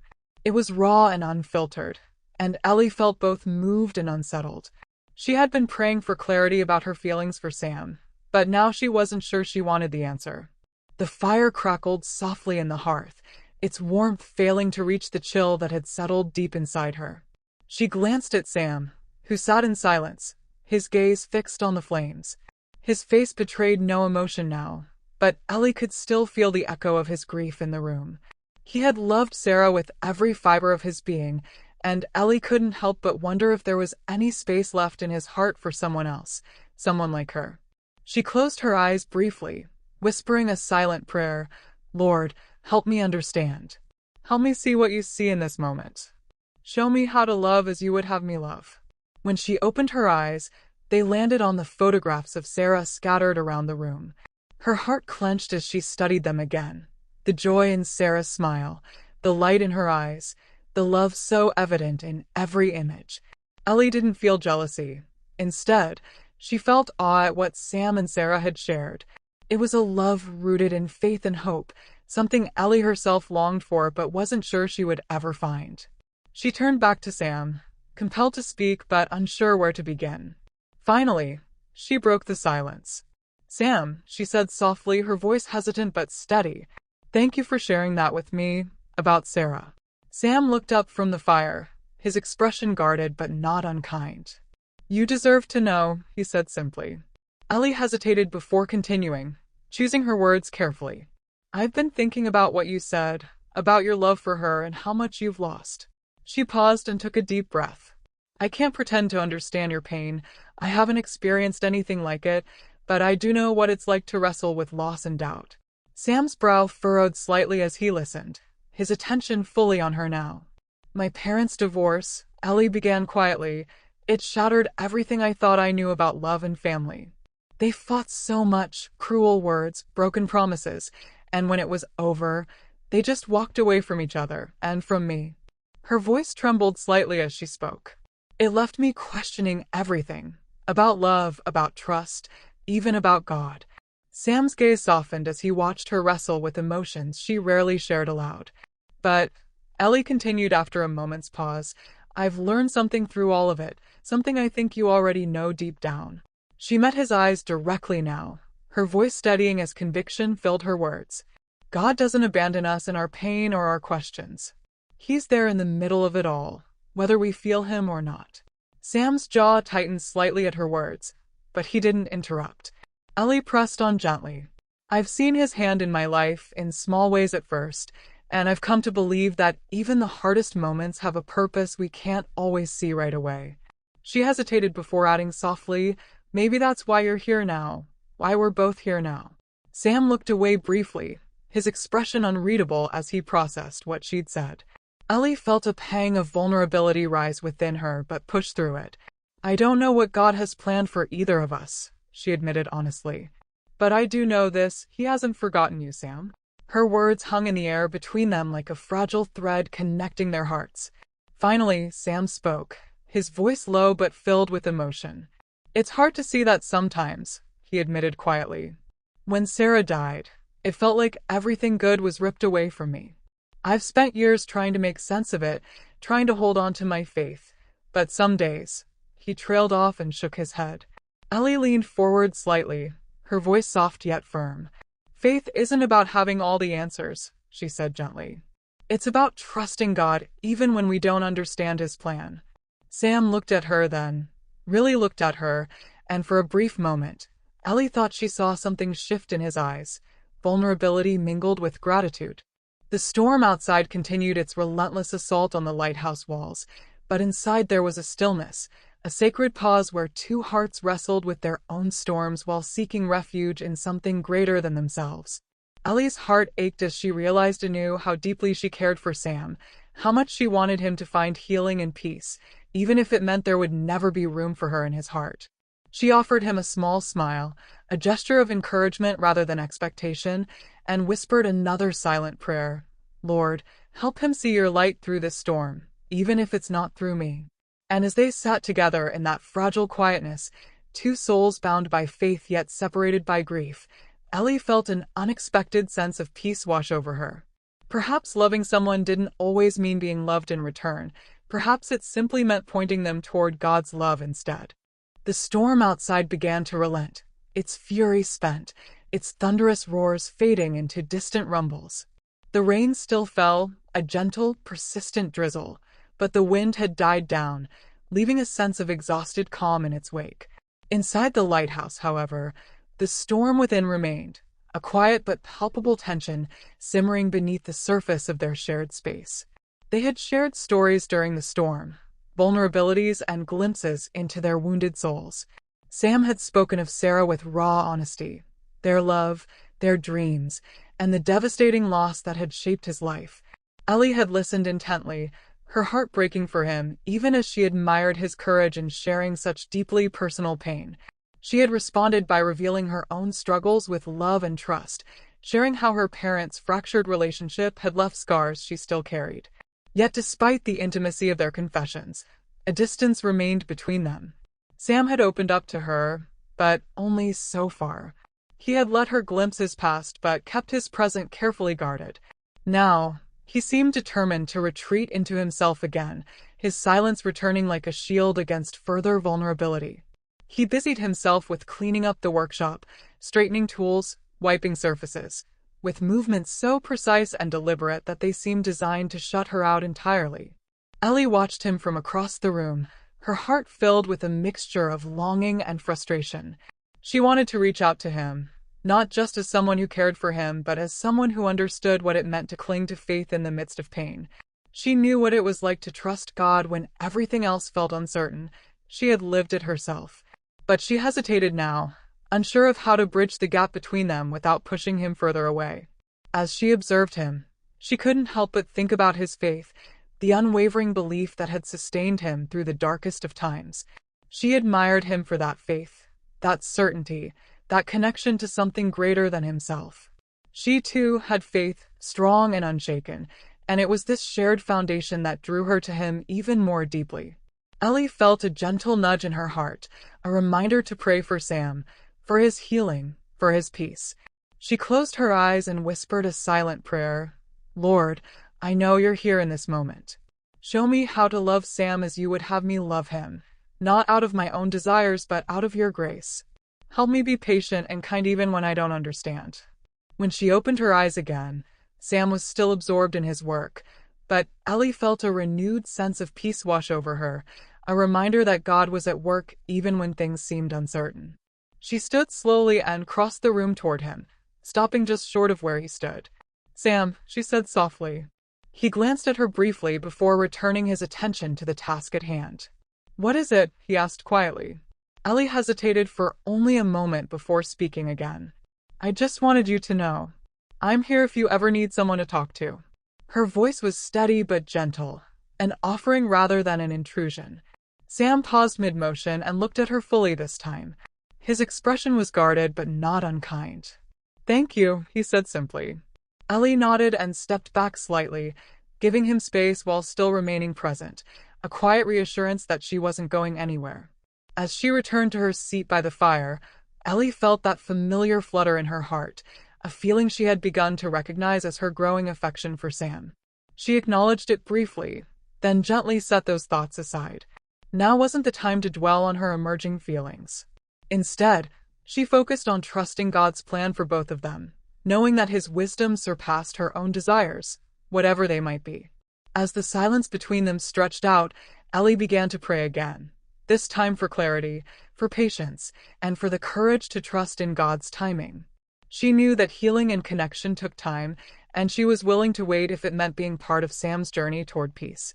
The storm outside continued its gentle drizzle against the windows, but inside the lighthouse there was a different kind of calm, a fragile quiet where two souls wrestled with their own storms while seeking refuge in faith and grace. The first hint of dawn painted the eastern sky with streaks of pale pink and soft lavender, a gentle promise of renewal after the long, tumultuous night. The storm had finally released its grip on Haven's Point, its thunderous roars replaced by the rhythmic lapping of waves against the shore, its torrential rain reduced to a fine misty drizzle. Ellie, restless and unable to sleep, slipped out of the lighthouse, eager to breathe in the fresh, clean air, to witness the aftermath of the storm, to find some semblance of peace in the stillness of the morning. She pulled her jacket tighter around herself, shivering slightly in the cool, damp air, her senses heightened, her heart yearning for a sense of calm. The scene that greeted her was one of both destruction and resilience. Broken branches littered the ground, scattered debris lay strewn along the shoreline, a testament to the storm's power, its capacity for chaos. But amidst the wreckage, life persisted. The trees standing tall, their leaves glistening with moisture, the waves crashing against the rocks with an unyielding rhythm, a symbol of nature's enduring strength, its ability to heal, to rebuild. She walked slowly along the shoreline, her gaze sweeping across the landscape, her mind processing the events of the past night, the stories that had been shared, the vulnerabilities that had been revealed. She thought of Sam, of his pain, of his faith, of the walls that he had erected around his heart, and she wondered if the storm had done anything to chip away at those barriers, to soften his resolve, to allow a glimmer of hope to shine through. As she rounded a bend in the shoreline, she saw him. Sam stood near the edge of the water, his silhouette outlined against the dawning sky, his gaze fixed on the horizon. He was still and silent, his posture suggesting a quiet contemplation, a deep introspection. She approached him cautiously, hesitant to break the spell of the moment, unsure of what to say, of how to bridge the gap that still separated them. He turned as she drew near, his expression unreadable, his eyes shadowed. He didn't speak, didn't offer a greeting, didn't acknowledge her presence in any way. He simply stood there, his silence heavy with unresolved emotions, his gaze distant, as if he were seeing something beyond her, something beyond the storm-ravaged landscape, something beyond the confines of this world. Ellie stopped a few feet away from him, her heart pounding in her chest, her mind racing with thoughts and questions. Had she crossed a line last night, pushing him too far, revealing too much of herself? Had she damaged their fragile connection beyond repair? Was he regretting his openness, his vulnerability, his willingness to share his story? She looked out at the sea, the waves rolling in with a gentle rhythm, the sky gradually brightening with the promise of a new day. "It's beautiful," she said softly, her voice barely audible above the sound of the waves. Even after everything. Sam didn't respond. He simply continued to gaze at the horizon, his silence deafening, his thoughts inscrutable. Ellie waited, respecting his need for solitude, understanding his reluctance to engage, but longing for some sign, some indication that their connection had not been completely severed by the events of the night before. She considered saying something more, something profound, something that would break through his defenses, but she couldn't find the words. She realized there was a space she needed to give him, especially after the events of last night. And so, they stood there in silence, two wounded souls seeking solace in the aftermath of the storm, each retreating into their own thoughts, each grappling with their own unresolved emotions, the vast expanse of the ocean stretching out before them, a symbol of the journey that lay ahead, a journey filled with both promise and peril, a journey that they might have to face alone. Chapter 5.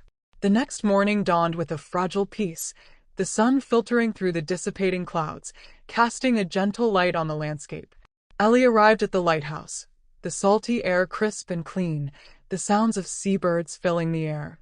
She found Sam in the workshop, the door slightly ajar, the scent of sawdust and varnish mingling with the fresh sea air. She paused at the threshold, hesitant to enter, unsure of what to expect. Their shared vulnerabilities, the confessions they had exchanged during the storm, felt like a distant memory, overshadowed by the unspoken tension that lingered between them. Would he acknowledge her? Would he retreat back into his shell? Would he pretend that nothing had happened? She took a deep breath, steeling herself for whatever awaited her, and stepped inside. The workshop was quiet, the only sound the rhythmic whir of a power sander in Sam's hands. He stood at his workbench, his brow furrowed in concentration, his movements precise and deliberate, as if lost in his work, oblivious to her presence. He didn't look up, didn't offer a greeting, didn't acknowledge her in any way. Ellie's heart sank. It seemed that he had chosen the latter, retreating back into his guarded silence, erasing the connection they had forged during the storm. The air was heavy with unspoken tension, a palpable reminder of the emotional intimacy they had shared, the raw vulnerability they had exposed. But now, it felt as though that intimacy had been a mirage, a fleeting illusion that had vanished with the dawn. She watched him for a moment, her gaze sweeping across his face, searching for some sign of recognition, some hint of emotion. But his expression remained unreadable, his eyes hidden behind a veil of concentration. He seemed distant, preoccupied, weighed down by something that she couldn't quite discern. Was it regret? Was it fear?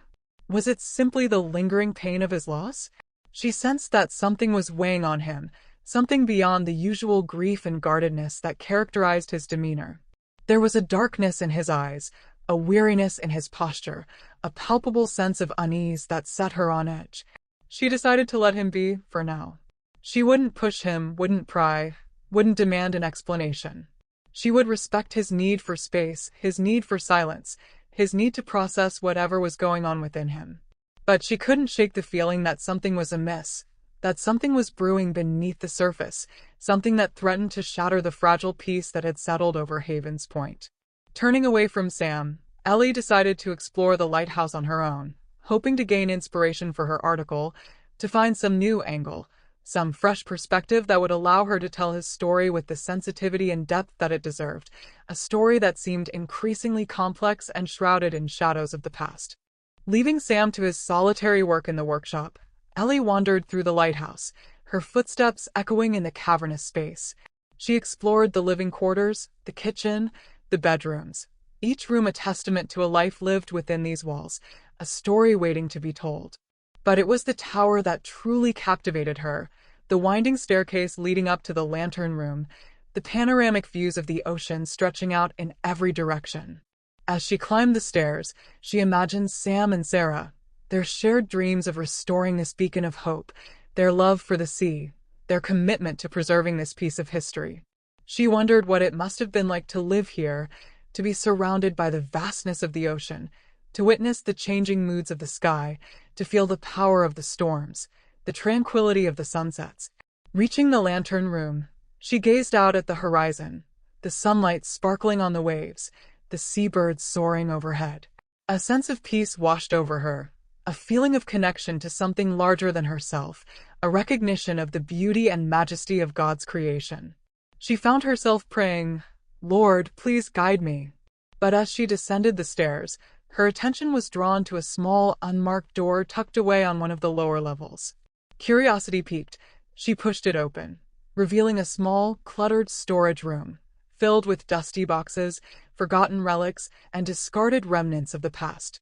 The air in the room was thick with the scent of mildew and decay, a tangible reminder of the passage of time, the slow, relentless march of history. Sunlight streamed through a grimy window, illuminating dust motes dancing in the air, casting long, eerie shadows on the walls.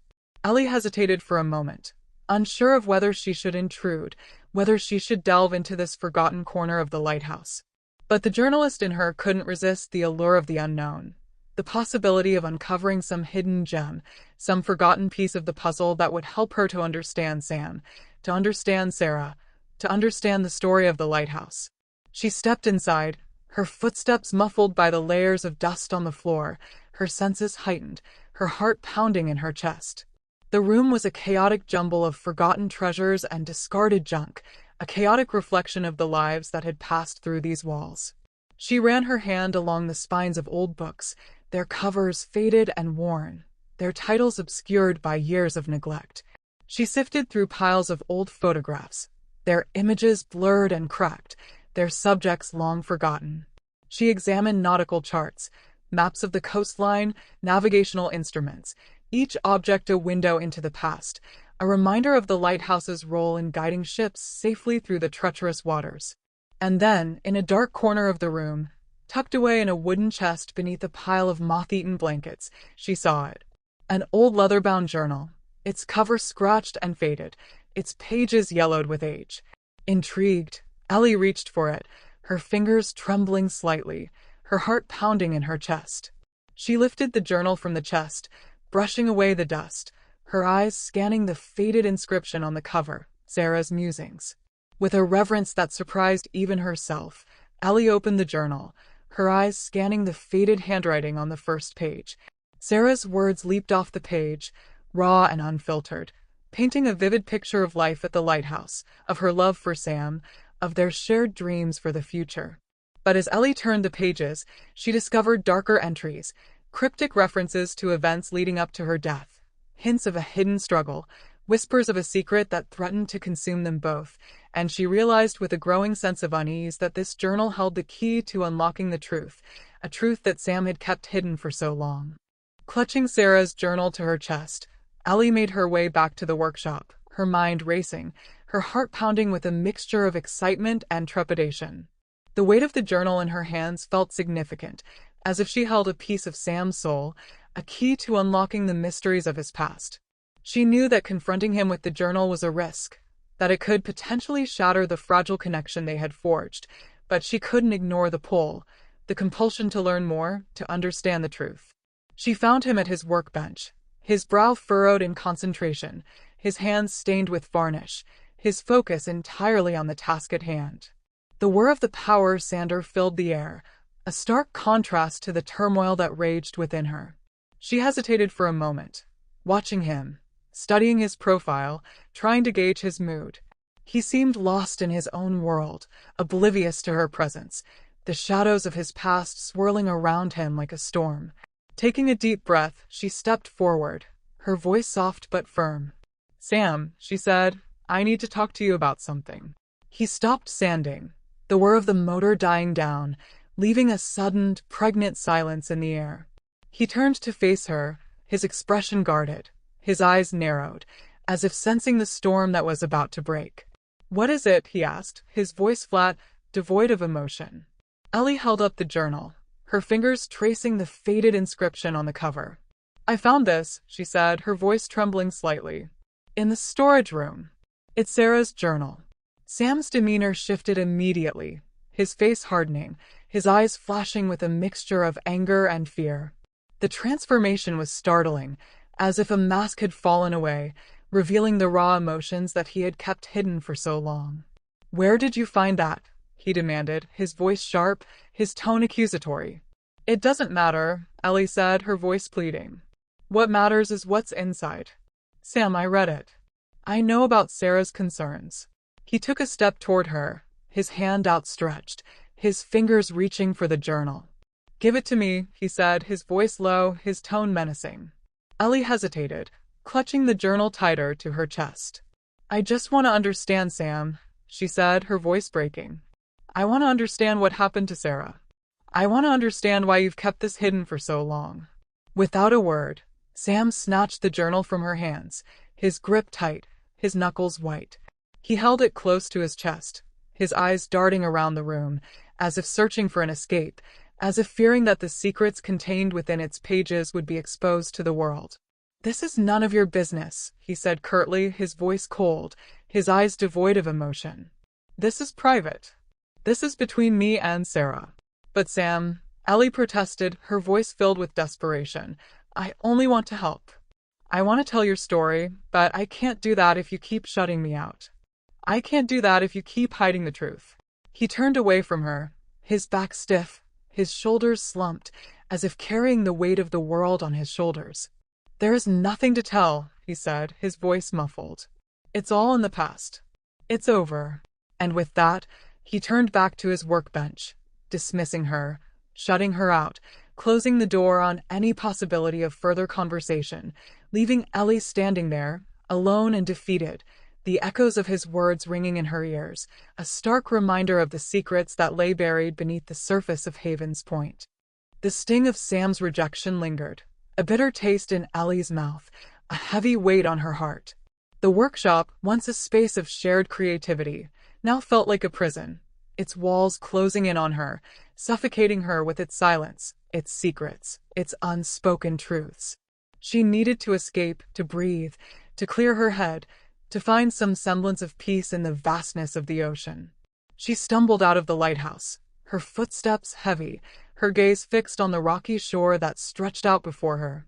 The sky was a canvas of muted grays and blues, the sea a churning expanse of white-capped waves, the air thick with the scent of salt and seaweed. The scene mirrored her inner turmoil, the storm within her soul, the conflicting emotions that threatened to consume her. She found a secluded spot on a rock overlooking the ocean, a place where she could be alone with her thoughts, a place where she could grapple with the questions that plagued her mind. She sat down heavily, her body slumping, her energy depleted, her spirit crushed. The rock was cold and unforgiving, a stark reminder of the harshness of life, the challenges of love, the complexities of human relationships.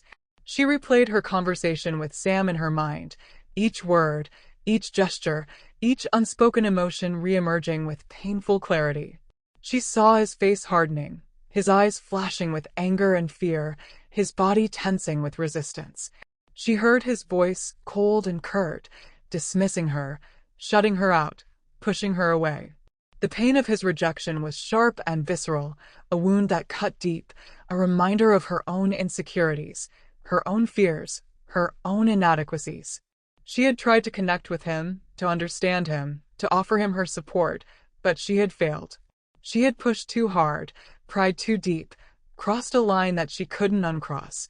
Part of her wanted to respect his privacy, to honor his boundaries, to acknowledge his right to keep his secrets buried. She understood his pain, his loss, his need to protect himself from further heartbreak. She knew that opening up, sharing his vulnerabilities, was a risk that he might not be willing to take. But another part of her felt that uncovering the truth about Sarah, about her life, about her death, was essential to understanding both Sam and the lighthouse's significance. She couldn't tell his story without knowing the full picture, without exploring the shadows that haunted his past, without revealing the secrets that lay hidden beneath the surface. She felt torn, caught between her journalistic integrity and her growing feelings for Sam. She wanted to respect his wishes, but she also wanted to tell the truth, to expose the lies, to honor Sarah's memory. As she sat there, Ellie closed her eyes and whispered a silent prayer.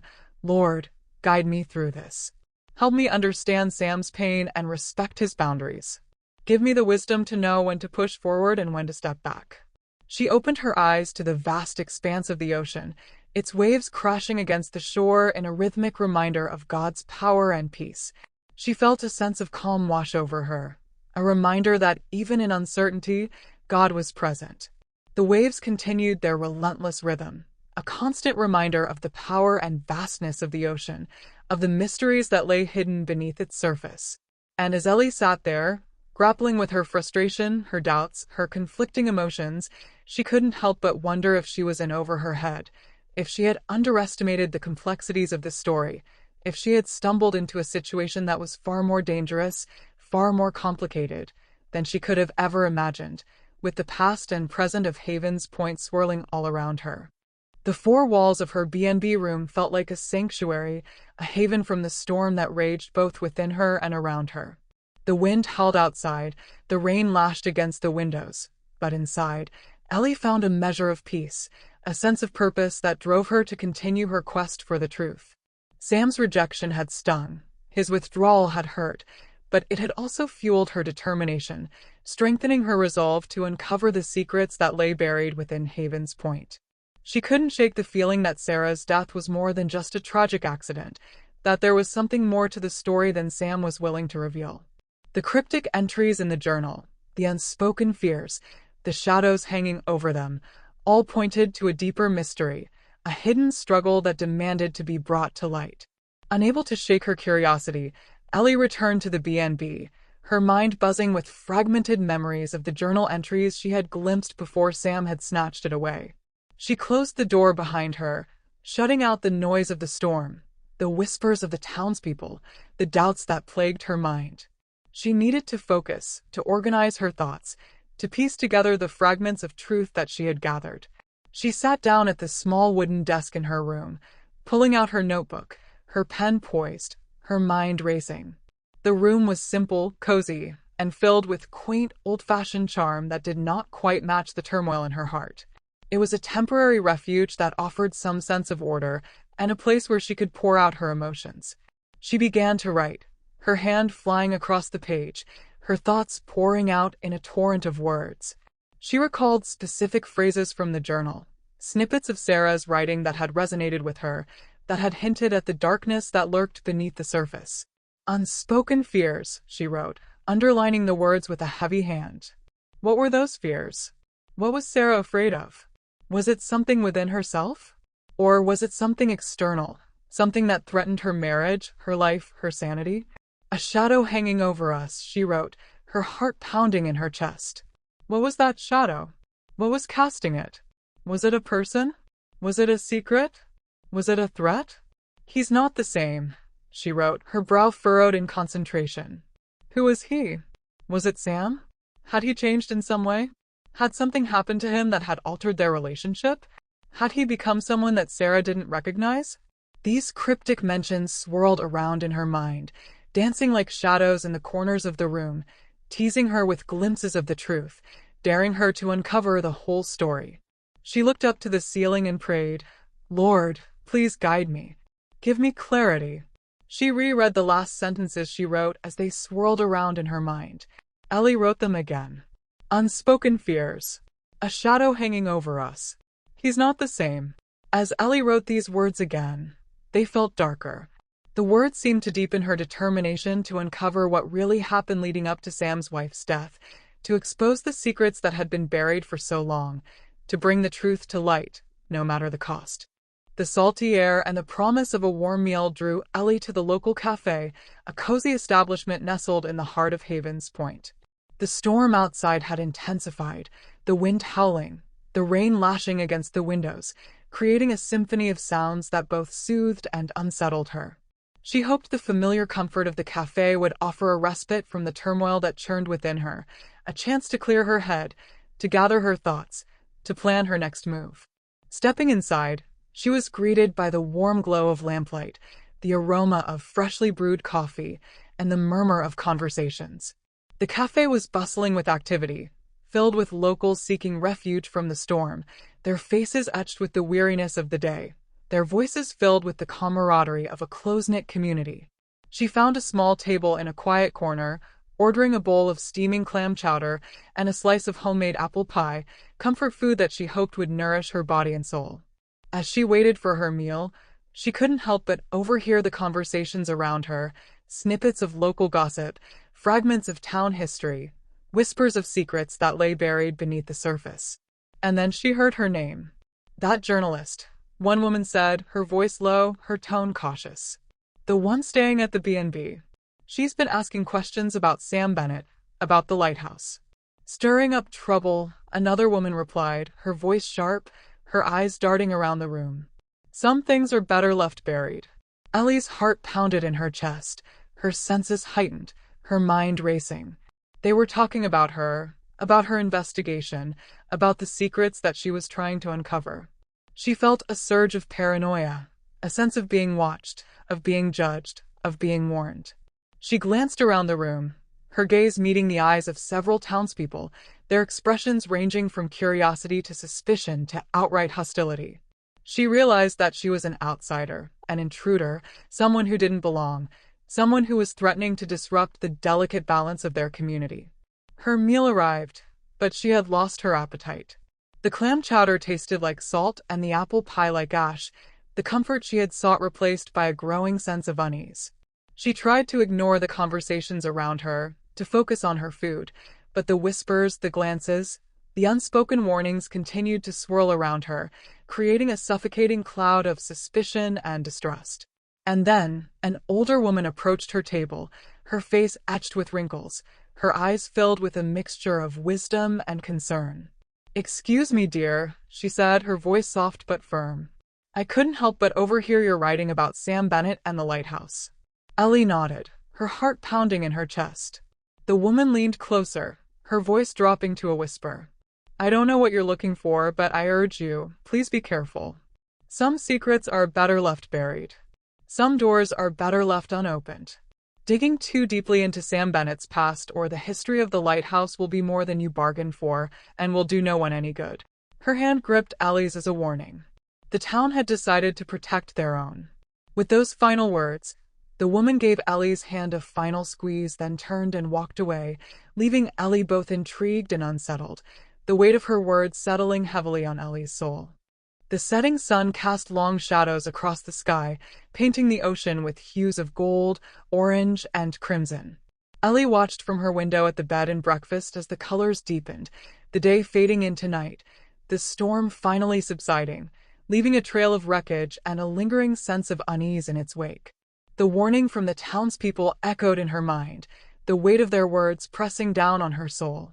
She thought of Sam, alone in the lighthouse, his heart heavy with grief, his soul burdened by secrets. She wondered what he was doing, how he was coping with the isolation, the pain, the weight of his past. She imagined him staring out at the ocean, lost in his thoughts, his memories, his regrets. Driven by a sudden impulse, she left the B&B, the wind whipping through her hair, the rain misting her face. She needed to see him, to check on him, to offer him some comfort, some support, some sign that he wasn't alone in his struggles. She needed to know he was okay. As she approached the lighthouse, she saw him. He stood alone on the balcony, his silhouette outlined against the fiery sky, his gaze fixed on the horizon. He was still and silent, his posture suggesting a quiet contemplation, a deep introspection. In his hands, he held something familiar, something that sent a shiver down her spine. Sarah's journal. He didn't open it, didn't read it, didn't even glance at it.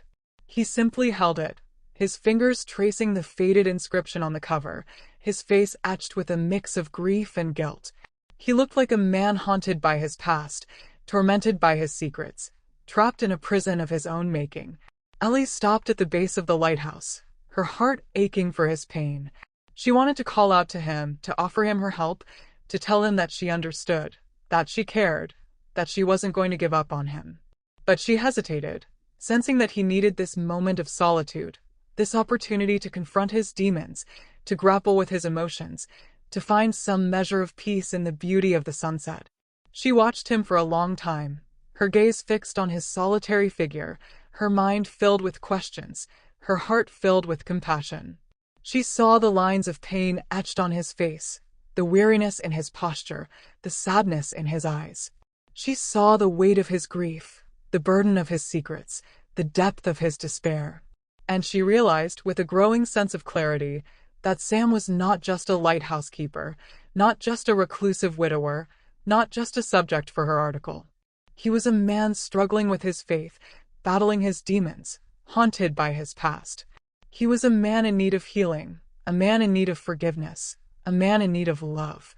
Ellie wondered what she could do. What should she do?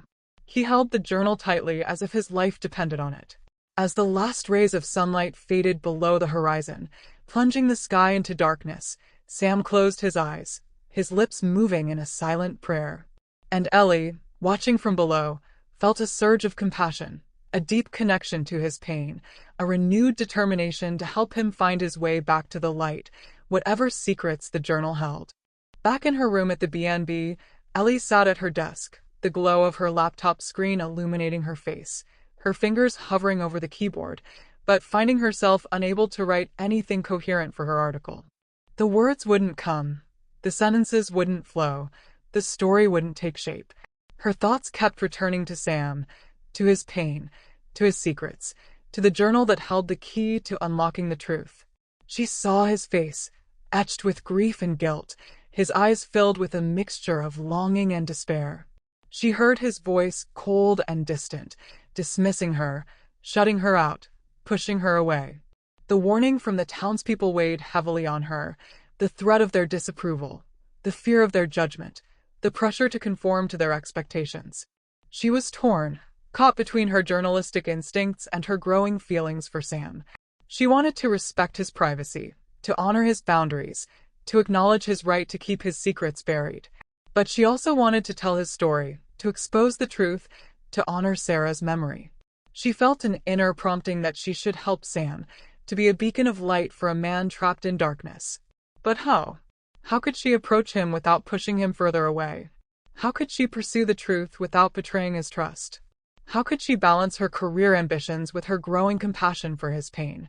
Frustrated and overwhelmed, Ellie closed her laptop, the screen fading to black, mirroring the darkness that had enveloped her thoughts. She pushed back from the desk, rising to her feet, pacing the small room, her energy restless, her spirit weary. She needed guidance. She needed clarity. She needed a sign. She knelt by the side of her bed, her hands clasped together, her head bowed in prayer. God, she whispered, her voice trembling with emotion. I don't know what to do. I'm so confused, so conflicted, so lost. Please show me the way. Give me wisdom. Give me strength. Give me courage. Help me to approach Sam with sensitivity and compassion without pushing him further away. Help me to uncover the truth about his story, but to do so with respect and integrity. Guide me, Lord. Lead me. Show me your will. She prayed for a long time, pouring out her heart to God, surrendering her doubts, her fears, her anxieties to his loving care. And as she prayed, a sense of peace washed over her, a feeling of calm, a sense of hope. She didn't know what the future held, she didn't know what challenges lay ahead, but she knew that she wasn't alone, that God was with her, that he would guide her, that he would protect her. She opened her eyes, her gaze fixed on the small wooden cross that hung on the wall above her bed, a symbol of faith, of hope, of love. She took a deep breath, a renewed sense of determination filling her soul. She would continue her quest for the truth, but she would do so with God's guidance, with Sam's best interests at heart, with a commitment to honoring his will, whatever the cost. Chapter 6. The morning dawned gray and somber, the sky heavy with clouds, the sea churning with restless energy. Ellie arrived at the lighthouse, her heart pounding with a mixture of hope and trepidation, her mind filled with prayers for guidance, for wisdom, for strength. The events of the previous day weighed heavily on her, the warning from the townspeople, the glimpse of Sam's pain, the mystery surrounding Sarah's death. She needed to tread carefully, to approach Sam with sensitivity and compassion, to avoid pushing him further into his shell. As she approached the lighthouse, she saw him. He was sitting on the balcony, his silhouette outlined against the muted sky, his gaze fixed on the horizon. He was still and silent, his posture suggesting a quiet contemplation, a deep introspection. He looked weary, worn down, burdened by a weight that seemed too heavy to bear. The atmosphere was somber, the air thick with unspoken tension, the silence broken only by the mournful cry of seagulls overhead. Ellie sensed that something was weighing heavily on him, something beyond the usual grief and guardedness that characterized his demeanor. She wondered what it was, what had happened, what weight he was carrying. She hesitated, unsure of whether to intrude, whether to break the spell of his solitude, whether to risk another rejection. But she couldn't turn away. She couldn't leave him alone with his pain. She couldn't ignore the prompting of her heart. She was supposed to be a light in the darkness, and if she was going to make good on that feeling, she needed to see if he was all right. Taking a deep breath, she stepped onto the balcony, her footsteps soft, her movements cautious, her voice barely a whisper. "Sam," she said. He didn't respond, didn't acknowledge her presence, didn't even seem to notice that she was there. He remained still and silent, his gaze fixed on the horizon, lost in his thoughts, lost in his memories, lost in his pain. Ellie approached him slowly, cautiously, her heart pounding in her chest, her mind filled with questions, her spirit yearning for connection. She stopped a few feet away from him, respecting his need for space, honoring his right to silence, but refusing to abandon him to his solitude. She sat down on the balcony railing a few feet away from him, her gaze fixed on the ocean, her mind open to whatever he might choose to share. She didn't speak, didn't ask questions, didn't offer platitudes. She simply sat there, silently nearby, offering her presence, her support, her compassion. She knew he was aware of her presence, but she did not want to break the silence if he wanted to have it. It was very hard. The silence stretched between them, thick and heavy, filled with unspoken emotions, with buried secrets, with unresolved pain. Ellie waited patiently, prayerfully, trusting that in time, Sam would find a way to break through his defenses, to share his heart, to allow her to help him carry his burden. And as she sat there, silently nearby, she prayed for him, for his healing, for his peace, knowing that only God could truly heal his wounded heart, only God could truly set him free from the chains of his past, as she waited for what would come next. The silence stretched between them, a heavy blanket woven with unspoken words, buried emotions, and unresolved pain. Ellie sat patiently on the balcony railing, her gaze fixed on the horizon, her heart open to whatever Sam might choose to share, her spirit attuned to the whispers of his soul. The waves crashed against the shore, their rhythmic roar a constant reminder of the power and vastness of the ocean, of the mysteries that lay hidden beneath its surface. And then, after what felt like an eternity, Sam began to speak, his voice low, his tone hesitant, almost as if he were talking to himself. "She loved this place," he said, his gaze still fixed on the horizon, his voice thick with emotion. "Sarah loved this lighthouse more than anything in the world. It was her dream to restore it, to bring it back to its former glory, to share its beauty with the world." He paused, taking a deep breath, as if gathering the strength to continue. "We met here," he said, a faint smile touching his lips. "She was a volunteer, helping with the initial cleanup. I was lost, drifting. I didn't know what I wanted to do with my life. But when I saw her passion, her dedication, her love for this place, it changed everything. She gave me a purpose, a reason to believe, a reason to hope." He shared fragmented memories of their life together, how they met, their shared dreams for restoring the lighthouse, the countless hours they spent working side by side, their laughter, their love, their commitment to each other. He spoke of their plans for the future, their dreams of raising a family, their hopes for a long and happy life together. But as he spoke, his voice grew heavier, his tone darker, his eyes filled with a mixture of grief and guilt. "And then, it all changed," he said, his voice barely a whisper. "The day she died, it was a beautiful day, just like today. The sun was shining, the sky was blue, the sea was calm. We were working on the roof, repairing some of the damage from the previous winter. She was so happy, so full of life. She had said, 'Sam, look at what we are building together in God's light.'" His voice broke, his body trembling, his hand clenching into a fist. "And then, she slipped. She fell. I tried to catch her, but I was too late. I couldn't reach her. She fell all the way to the rocks below." He closed his eyes, his face contorted with pain, his body racked with sobs. "I could have saved her," he said, his voice choked with emotion. "If I had been paying attention, if I had been faster, if I had been stronger, I could have saved her. But I wasn't. I failed her. I let her die." His words hung in the air, heavy with guilt, laden with regret, a testament to the pain that he had carried for so long, the burden that had weighed him down, the secret that had haunted his soul. He opened his eyes, his gaze meeting Ellie's, his eyes filled with a mixture of grief and despair. "It's my fault," he said, his voice barely audible. "It's all my fault." Ellie listened intently, her heart breaking for him, her soul aching for his pain. She wanted to reach out to him, to offer him comfort, to tell him that it wasn't his fault, that he couldn't have known, that he couldn't have prevented the tragedy. But she didn't know how to respond, what to say, how to ease his pain. She knew, however, that she needed to do something.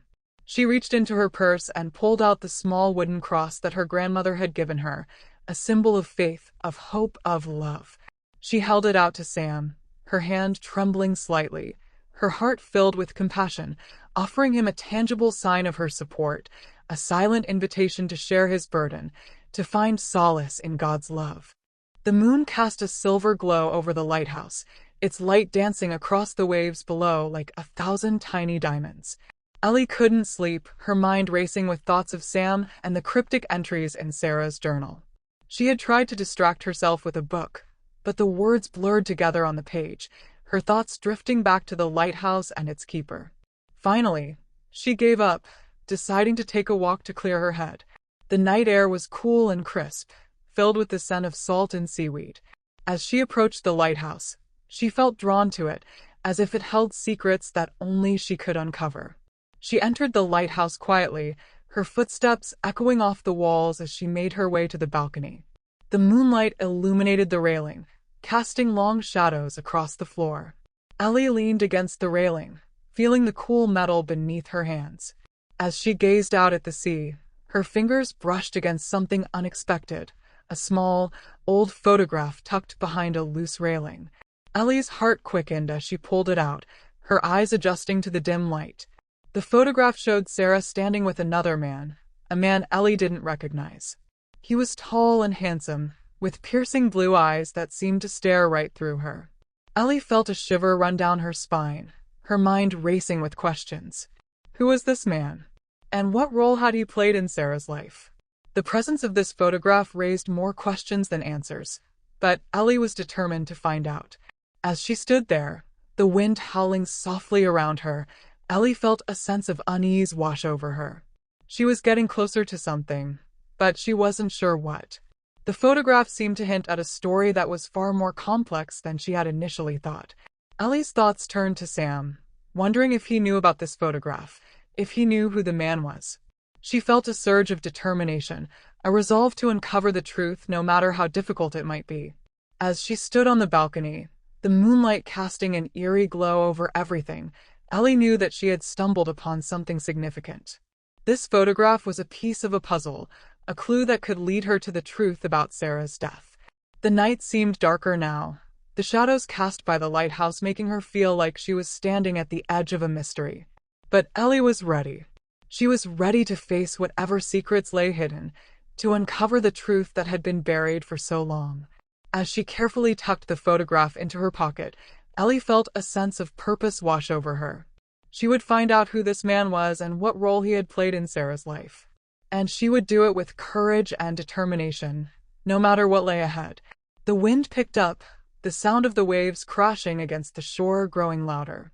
Ellie took a deep breath, feeling the cool ocean air fill her lungs. She knew that she had a long journey ahead of her, but she was ready. She was ready to face whatever secrets the lighthouse held, to uncover the truth that had been hidden for so long. The lighthouse living quarters were dimly lit, the only sound the soft ticking of the clock on the wall. Ellie had been waiting for Sam, her heart heavy with emotion. She had found the photograph, and she knew that she had to confront him about it. As Sam entered the room, his eyes scanned the space, his gaze landing on Ellie. She was sitting on the couch, the photograph held gently in her hands. For a moment, Sam seemed frozen, his expression unreadable. Then, without a word, he approached her, his eyes fixed on the photograph. Ellie felt a surge of compassion, seeing the pain etched on his face. As he reached out to take the photograph, his hand brushed against hers, sending a jolt of electricity through her body. Sam's eyes welled up with tears as he looked at the photograph, his face contorting in a mixture of grief and anguish. Ellie felt a lump form in her throat, her heart aching for the man who stood before her. "Where did you find this?" he asked, his voice barely above a whisper. Ellie hesitated, unsure how much to reveal. "It was on the balcony," she said softly. "I was exploring, and I stumbled upon it." Sam nodded, his eyes still fixed on the photograph. "I hadn't seen this in years," he said, his voice cracking with emotion. Ellie reached out, placing a gentle hand on his arm. "Sam, I'm sorry," she said, her voice filled with compassion. "I didn't mean to intrude on your privacy." Sam's expression changed, his eyes flashing with a mix of anger and desperation. "You don't understand," he said, his voice rising. "You don't know what it's like to lose someone like that. To feel guilty for not being able to save them." Ellie felt a surge of empathy, her heart going out to the man who stood before her. "I'm trying to understand, Sam," she said gently. "I want to help you, to support you through this." But Sam shook his head, his eyes welling up with tears again. "You can't help me," he said, his voice barely above a whisper. "No one can. Just leave me alone, Ellie. Please, just leave me alone." The room seemed to grow quieter, the only sound the soft sobbing of Sam as he broke down emotionally. Ellie felt a pang of sadness, her heart aching for the man who had lost so much. She knew that she couldn't push him further, not now. But she also knew that she couldn't leave him alone, not when he needed someone to talk to, someone to share his burden. As she sat there, watching Sam struggle with his emotions, Ellie felt a sense of resolve wash over her. She would be there for him, no matter what.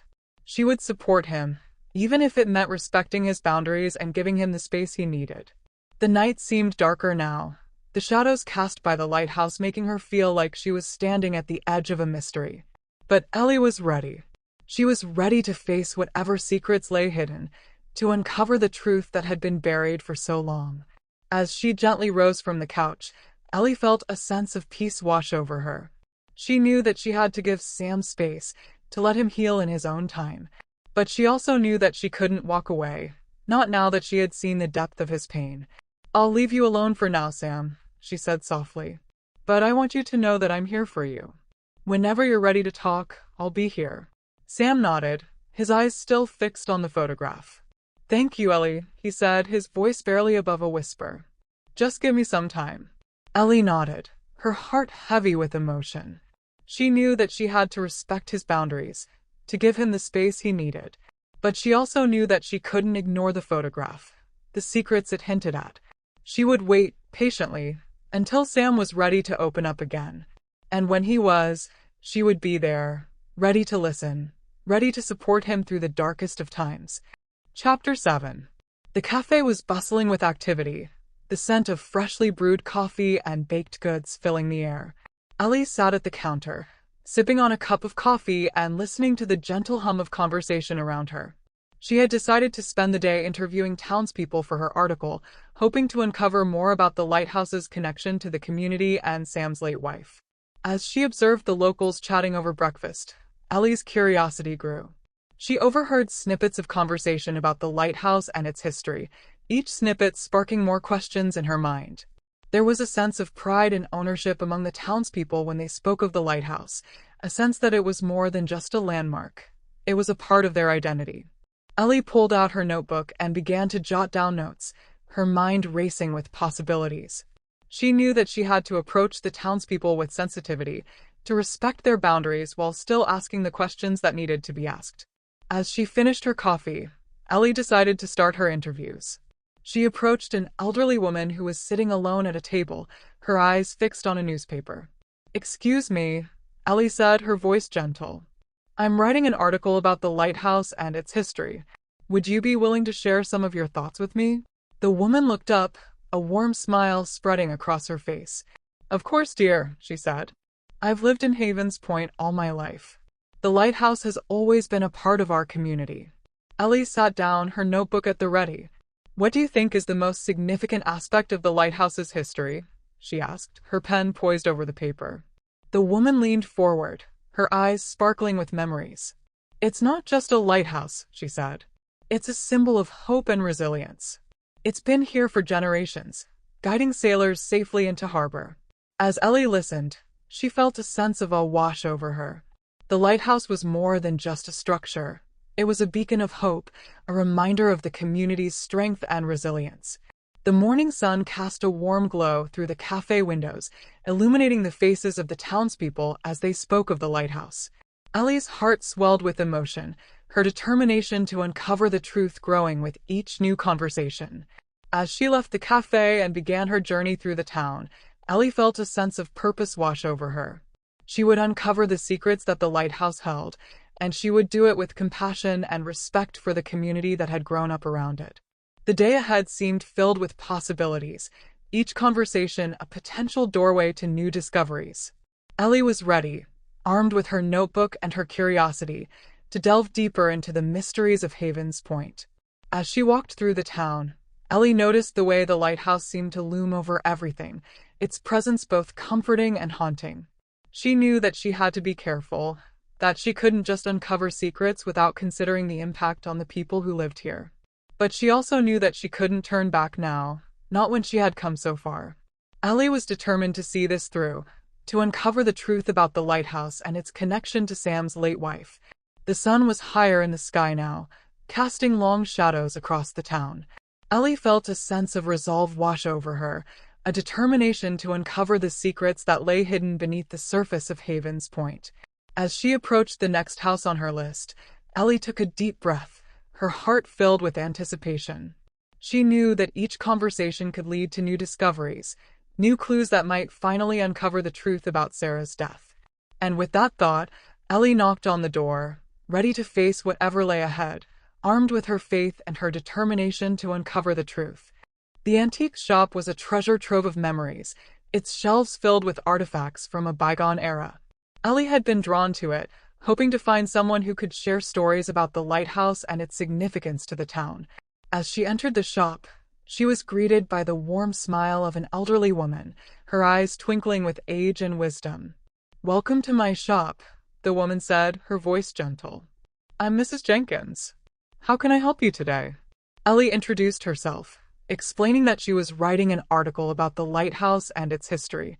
Mrs. Jenkins nodded, her expression turning thoughtful. "Ah, the lighthouse," she said, her voice filled with nostalgia. "It's been a part of our town for as long as anyone can remember. It's more than just a landmark. It's a symbol of hope and resilience." As they sat down at a small table, surrounded by vintage trinkets and dusty books, Mrs. Jenkins began to share stories about the lighthouse. She spoke of its role in guiding sailors safely into harbor, of the keepers who had lived and worked there over the years. But as she spoke, Ellie noticed a hint of sadness in her eyes, a sense that there was more to the story than Mrs. Jenkins was letting on. "What about Sam's wife?" Ellie asked gently, her curiosity piqued. "I've heard that her death was tragic. Can you tell me more about it?" Mrs. Jenkins's expression changed, her eyes clouding over with a mix of sadness and unease. "It was a difficult time for everyone," she said, her voice barely above a whisper.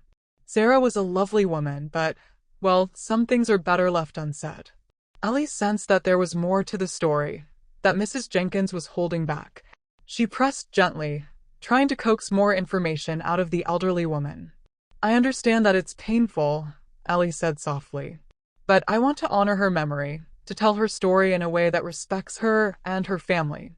Mrs. Jenkins looked at her, her eyes filled with a warning. "Be careful, Ellie," she said, her voice firm but gentle. "Some secrets are better left buried. You don't want to stir up trouble in this town, not now." Ellie felt a shiver run down her spine, her mind racing with possibilities. What secrets was Mrs. Jenkins hiding? And what did she mean by trouble? As she left the shop, Ellie felt a sense of determination wash over her. She would uncover the truth, no matter how difficult it might be. And she would do it with compassion and respect for the people who had lived and loved in this small coastal town.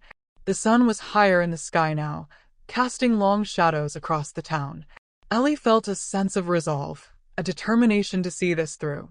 She would find out what had happened to Sarah, and she would do it with courage and faith. As she walked through the town, Ellie noticed the way the lighthouse seemed to loom over everything, its presence both comforting and haunting. She knew that she had to be careful, that she couldn't just uncover secrets without considering the impact on the people who lived here. But she also knew that she couldn't turn back now, not when she had come so far. The day ahead seemed filled with possibilities, each conversation a potential doorway to new discoveries. Ellie was ready, armed with her notebook and her curiosity, to delve deeper into the mysteries of Havens Point. As she approached the next house on her list, Ellie took a deep breath, her heart filled with anticipation. She knew that each conversation could lead to new clues, new insights that might finally uncover the truth about Sarah's death. And with that thought, Ellie knocked on the door, ready to face whatever lay ahead, armed with her faith and her determination to uncover the truth. The harbor was bustling with activity, the sound of seagulls filling the air as fishermen unloaded their catch from the morning's haul. Ellie had decided to take a break, sitting on a bench overlooking the water to gather her thoughts. As she sat there, she noticed a retired fisherman sitting on the bench next to her, his eyes fixed on the sea. "Mind if I join you?" Ellie asked, nodding towards the empty space beside him. The man smiled, his weathered face creasing with wrinkles. "Not at all," he said.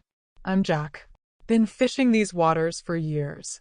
Ellie introduced herself, explaining that she was writing an article about the lighthouse and its history. Jack's expression turned thoughtful, his eyes clouding over with memories. The lighthouse, he said, his voice low and reflective. It's been a part of this town for as long as anyone can remember. But there was a time, not so long ago, when strange things started happening. Ellie's curiosity was piqued, her journalist instincts on high alert. What kind of strange things? She asked, her pen poised over her notebook. Jack leaned in, his voice barely above a whisper. I remember seeing unfamiliar people visiting the area, especially around the lighthouse.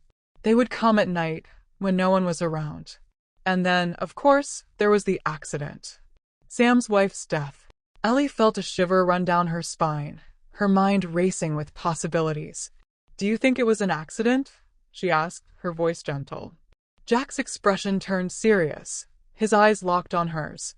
I don't know what to think, he said. But I do know that some folks around here believe it wasn't just an accident. That there was something more to it. Ellie's heart was pounding, her thoughts swirling with questions. Who were these unfamiliar people? And what did they have to do with Sarah's death? As she prepared to leave, Jack placed a hand on her arm, his grip firm but gentle. Be careful, Ellie, he said, his voice low and serious. If you keep asking questions, you might stir up things that are better left alone. Ellie felt a surge of determination, her resolve to uncover the truth growing stronger. She thanked Jack for his warning, but she knew that she couldn't back down now. She had to see this through, no matter how difficult it might be. As she walked away from the bench, Ellie felt a sense of unease wash over her. The harbor seemed quieter now, the sound of the seagulls muted by the weight of her thoughts. As she walked through the town, Ellie noticed the way the lighthouse seemed to loom over everything, its presence both comforting and haunting. The day ahead seemed filled with possibilities, each conversation a potential doorway to new discoveries. Ellie was ready, armed with her notebook and her curiosity, to delve deeper into the mysteries of Havens Point. As she approached the next house on her list, Ellie took a deep breath, her heart filled with anticipation. She knocked on the door, ready to face whatever lay ahead, armed with faith and determination. The library was a quiet haven, its shelves lined with books and records that told the story of Havens Point's rich history. Ellie had spent hours poring over old town records, her eyes scanning the pages for any mention of the lighthouse or its connection to the community. As she delved deeper into the records, Ellie began to notice a pattern. Several prominent families in Havens Point had historical ties to the lighthouse, their names appearing repeatedly in the documents she was researching. There was a sense of pride and ownership among these families, a sense that the lighthouse was more than just a landmark. It was a part of their heritage. Ellie's curiosity was piqued as she discovered a connection between one of these families and Sam's wife. The family in question was the Smiths, a well-respected name in Havens Point. As she dug deeper, Ellie found that Sarah had been friends with a member of the Smith family, a woman named Emily. But despite this connection, Ellie couldn't piece together how it related to Sarah's death. The records seemed to hint at a deeper involvement, but the details were sketchy at best. Ellie felt a surge of frustration mixed with determination. She was getting closer to something, but she couldn't quite grasp it. The dining room of the bed and breakfast was warm and inviting, the scent of freshly baked cookies wafting through the air. Ellie had decided to share some of her findings with the elderly couple who ran the inn, hoping that they might be able to shed some light on the mysteries she had uncovered. As she sat down at the table, Mrs. Thompson, the owner, smiled warmly and poured her a cup of tea. "How's your research going, dear?" she asked, her eyes sparkling with curiosity. Ellie took a sip of her tea, her mind racing with the discoveries she had made. "It's been interesting," she said, her voice thoughtful. "I found some connections between the lighthouse and several prominent families in town, but there's still so much I don't understand." Mr. Thompson, who had been quietly observing the conversation, leaned forward. "We knew Sam's wife, Sarah," he said, his voice gentle. "She was a kind soul, but troubled in her final months." Ellie's ears perked up, her journalist instincts on high alert. "Troubled," she repeated, her pen poised over her notebook. "What do you mean?" Mrs. Thompson exchanged a glance with her husband, a hint of unease in her eyes. "She was just different," she said, her voice hesitant. "She would come here sometimes, sit in the garden, and talk to us. But there was something secretive about her. Like she was carrying a burden she couldn't share." Ellie felt a surge of curiosity, her mind racing with possibilities. "Do you think she was keeping secrets?" she asked, her voice soft. The Thompsons exchanged another glance, their expressions clearly uneasy. "We don't know," Mr. Thompson said finally. "But we do know that she was struggling with something. And we're not sure it's right to speculate about it now." Ellie nodded, understanding their reluctance. She knew that she had to tread carefully, that she couldn't just uncover secrets without considering the impact on the people who lived here. As she finished her tea and prepared to leave, Ellie felt a sense of gratitude towards the Thompsons.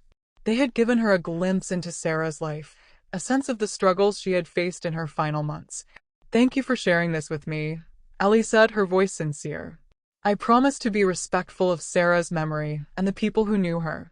Mrs. Thompson smiled, her eyes warm with kindness. "We know you will, dear," she said. "You have a good heart. Just be careful, okay? Some secrets are better left buried." As she left the dining room and walked back to her room, Ellie felt a sense of purpose. She knew that she had a long journey ahead of her, but she was determined to see it through. And she would do it with courage, trusting that God would guide her every step of the way. The sun was beginning to set over Havens Point, casting a warm orange glow over the town. Ellie had been asking questions all day, her determination to uncover the truth about Sarah's death driving her forward. But as she stood outside the general store, she noticed that some residents were growing wary of her presence. A younger man, his face stern and his eyes narrowed, approached her. "You're the one who's been asking all these questions, right?" he said, his voice firm but controlled. Ellie nodded, her heart pounding slightly in anticipation. "Yes, I am," she replied, her voice steady. "I'm writing an article about the lighthouse and its history." The man snorted, his expression turning angry. "You're not just writing about the lighthouse," he said, his voice rising. "You're stirring up trouble, disrespecting Sam's grief by prying into his wife's death." Ellie felt a surge of defensiveness, but she tried to remain calm. "I'm just trying to uncover the truth," she said softly.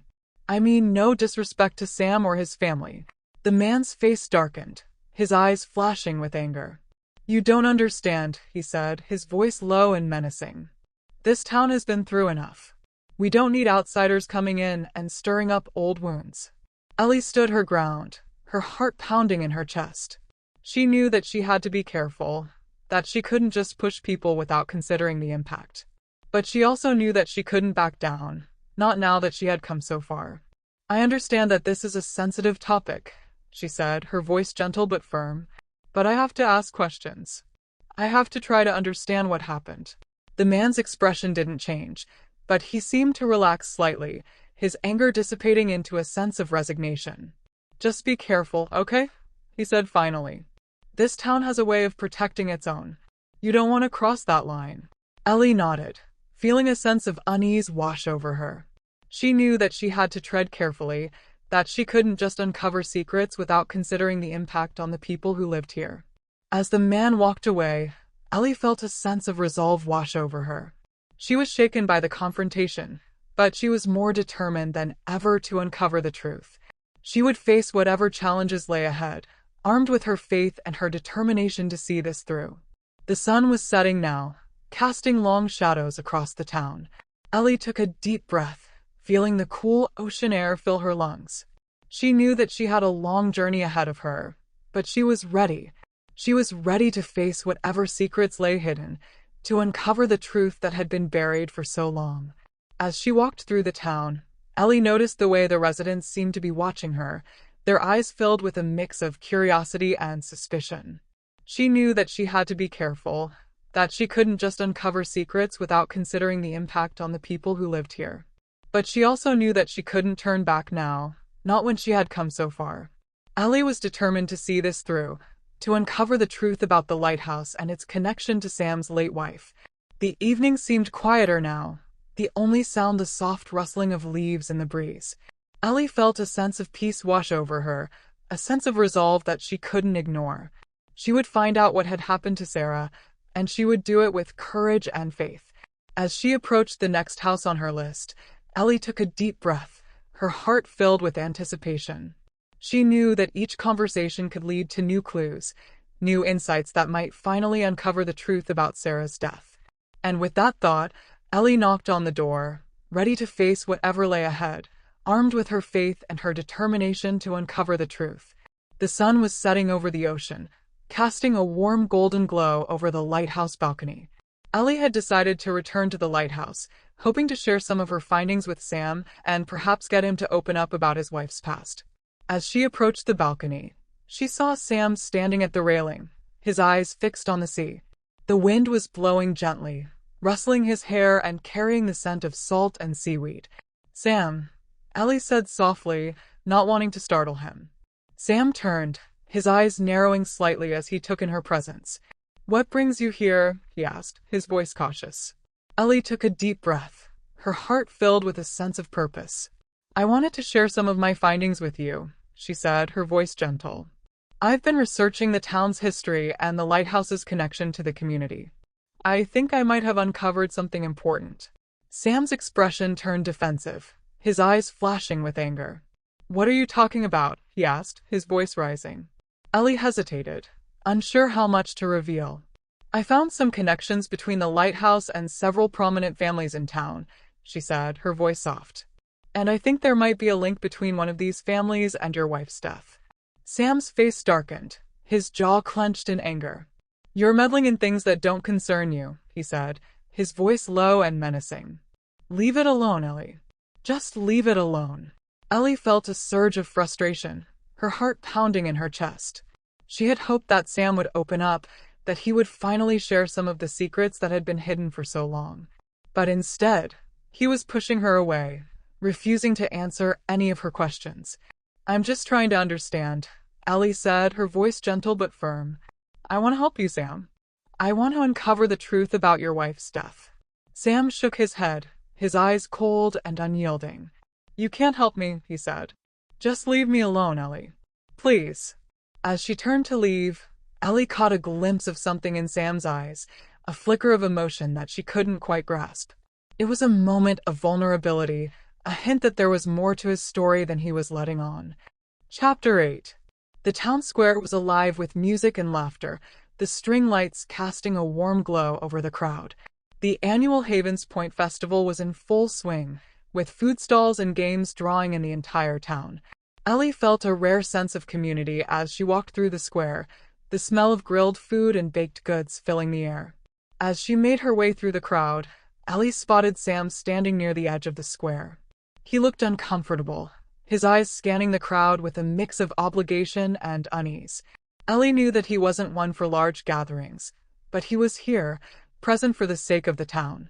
She felt a pang of sympathy for him, her heart going out to the man who had lost so much. As she watched him, Ellie noticed the way the townspeople interacted with him, their smiles and greetings tinged with a sense of respect and compassion.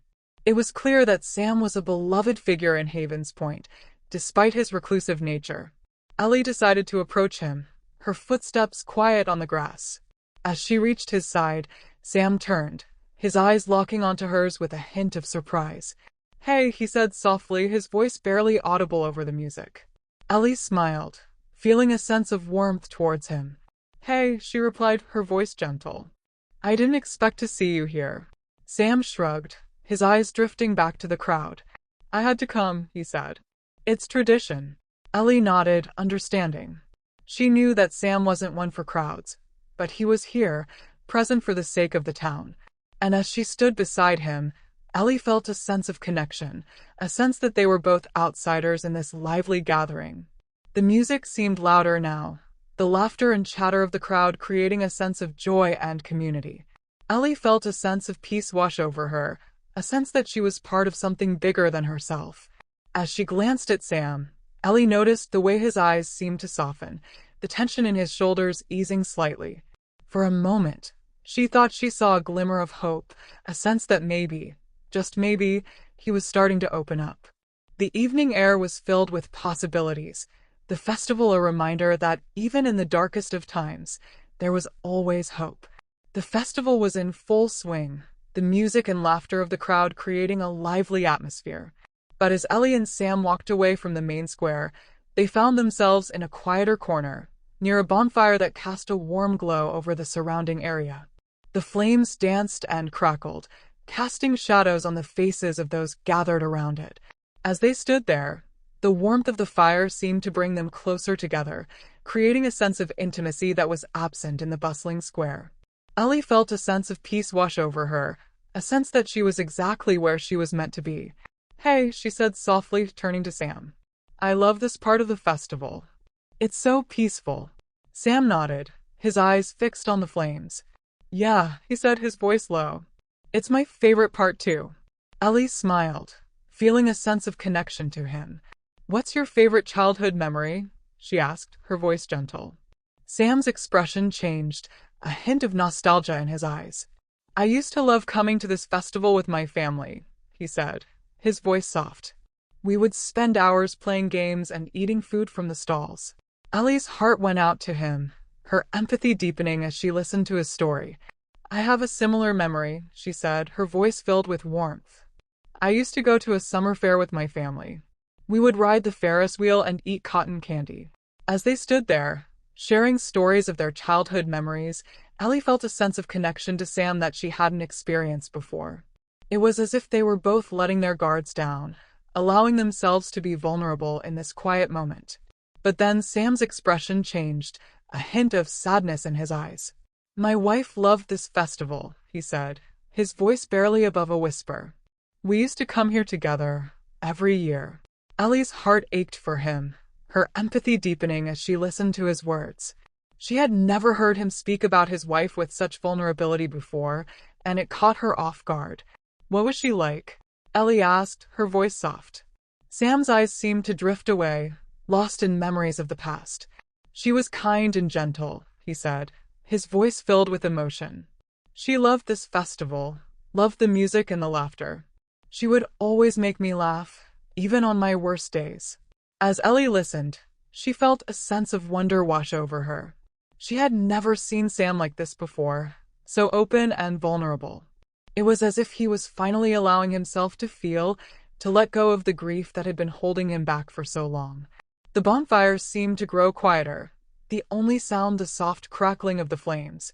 Ellie felt a sense of peace wash over her, a sense that she was exactly where she was meant to be. As they stood there, surrounded by the warmth and light of the bonfire, Ellie felt a sense of connection to Sam that she hadn't experienced before. It was a fragile bond, one that she knew could easily break if she pushed too hard. But for now, it was enough. The night seemed darker now, the stars twinkling above like diamonds in the sky. Ellie felt a sense of wonder, a sense that anything was possible. And as she stood there, surrounded by the quiet of the bonfire, she knew that she was ready for whatever lay ahead. The festival square was alive with music and laughter, the string lights casting a magical glow over the crowd. Couples were beginning to dance in the open square, their movements swaying to the rhythm of the music. Ellie watched them, feeling a sense of joy and community wash over her. As she turned to Sam, who was standing beside her, Ellie couldn't resist teasing him. "Hey, why don't you join in?" she said, her voice playful. "I'm sure you'd be a great dancer." Sam's expression didn't change, but for a moment, Ellie thought she saw a flicker of surprise in his eyes. She expected him to refuse, to retreat back into his reserved nature. But instead, he hesitated, his eyes locked onto hers with a hint of uncertainty. Then, to her surprise, Sam offered her his hand. "Would you like to dance?" he asked, his voice low and gentle. Ellie's heart skipped a beat as she took his hand, feeling a sense of wonder wash over her. She had never expected this, not from Sam, who was always so guarded and reserved. As they stepped onto the dance floor, Sam led her with a gentle touch, his movements awkward at first but growing more confident with each step. Ellie felt a sense of joy and laughter, her heart filled with a sense of connection to the man beside her. The music seemed to swirl around them, the string lights casting a magical glow over the square. Ellie felt like she was in a dream, a moment of pure happiness that she never wanted to end. As they danced, Ellie noticed the way Sam's eyes seemed to soften, his guard dropping slightly as he let himself be present in the moment. It was a small step, but it was enough to give her hope. Maybe, just maybe, she was starting to break through his defenses. The night seemed brighter now, the music and laughter of the crowd creating a sense of joy and community. Ellie felt a sense of peace wash over her, a sense that she was exactly where she was meant to be. As they finished the dance and stepped off the floor, Sam smiled, a small, tentative smile that caught Ellie off guard. "Thanks," he said, his voice low. "I haven't danced in a long time." Ellie smiled back, feeling a sense of warmth towards him. "You're a natural," she said, her voice playful. The evening air was cool and crisp, filled with the scent of salt and seaweed. Ellie felt a sense of wonder, a sense that anything was possible. And as she stood there, surrounded by the laughter and music of the festival, she knew that she was ready for whatever lay ahead. As they walked through the crowd, Ellie felt a sense of connection to Sam that she hadn't experienced before. It was a fragile bond, one that she knew could easily break if she pushed too hard. But for now, it was enough. The festival seemed quieter now, the music and laughter of the crowd fading into the distance. Ellie felt a sense of peace wash over her, a sense that she was exactly where she was meant to be. As she looked at Sam, Ellie noticed the way his eyes seemed to sparkle, a hint of joy and laughter that she hadn't seen before. It was a small moment, but it was enough to give her hope. The music was slow and romantic, the string lights casting a warm glow over the dance floor. Ellie and Sam moved together, their bodies swaying to the rhythm of the music. The crowd around them seemed to fade away, leaving only the two of them, lost in the moment.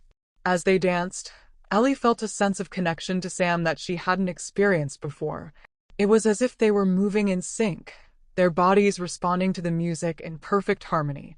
The romantic tension between them was undeniable, a palpable force that seemed to grow with each passing moment.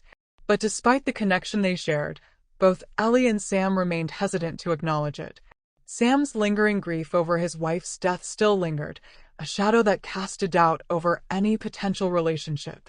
And Ellie, with her skepticism about love, wasn't sure if she was ready to open herself up to the possibility of heartache. As they twirled across the dance floor, Ellie felt Sam's hand on her waist, his touch warm and gentle. She looked up at him, her eyes meeting his in a moment of pure connection. For a moment, they just stared at each other, the music and the crowd fading into the background. The air was filled with the scent of flowers and food, the sound of laughter and music creating a sense of joy and celebration. But for Ellie and Sam, the moment was more than just a dance. It was a connection, a spark of something that could potentially ignite into something more. As the music slowed, Sam's grip on Ellie's waist tightened, his eyes locked onto hers with a sense of longing.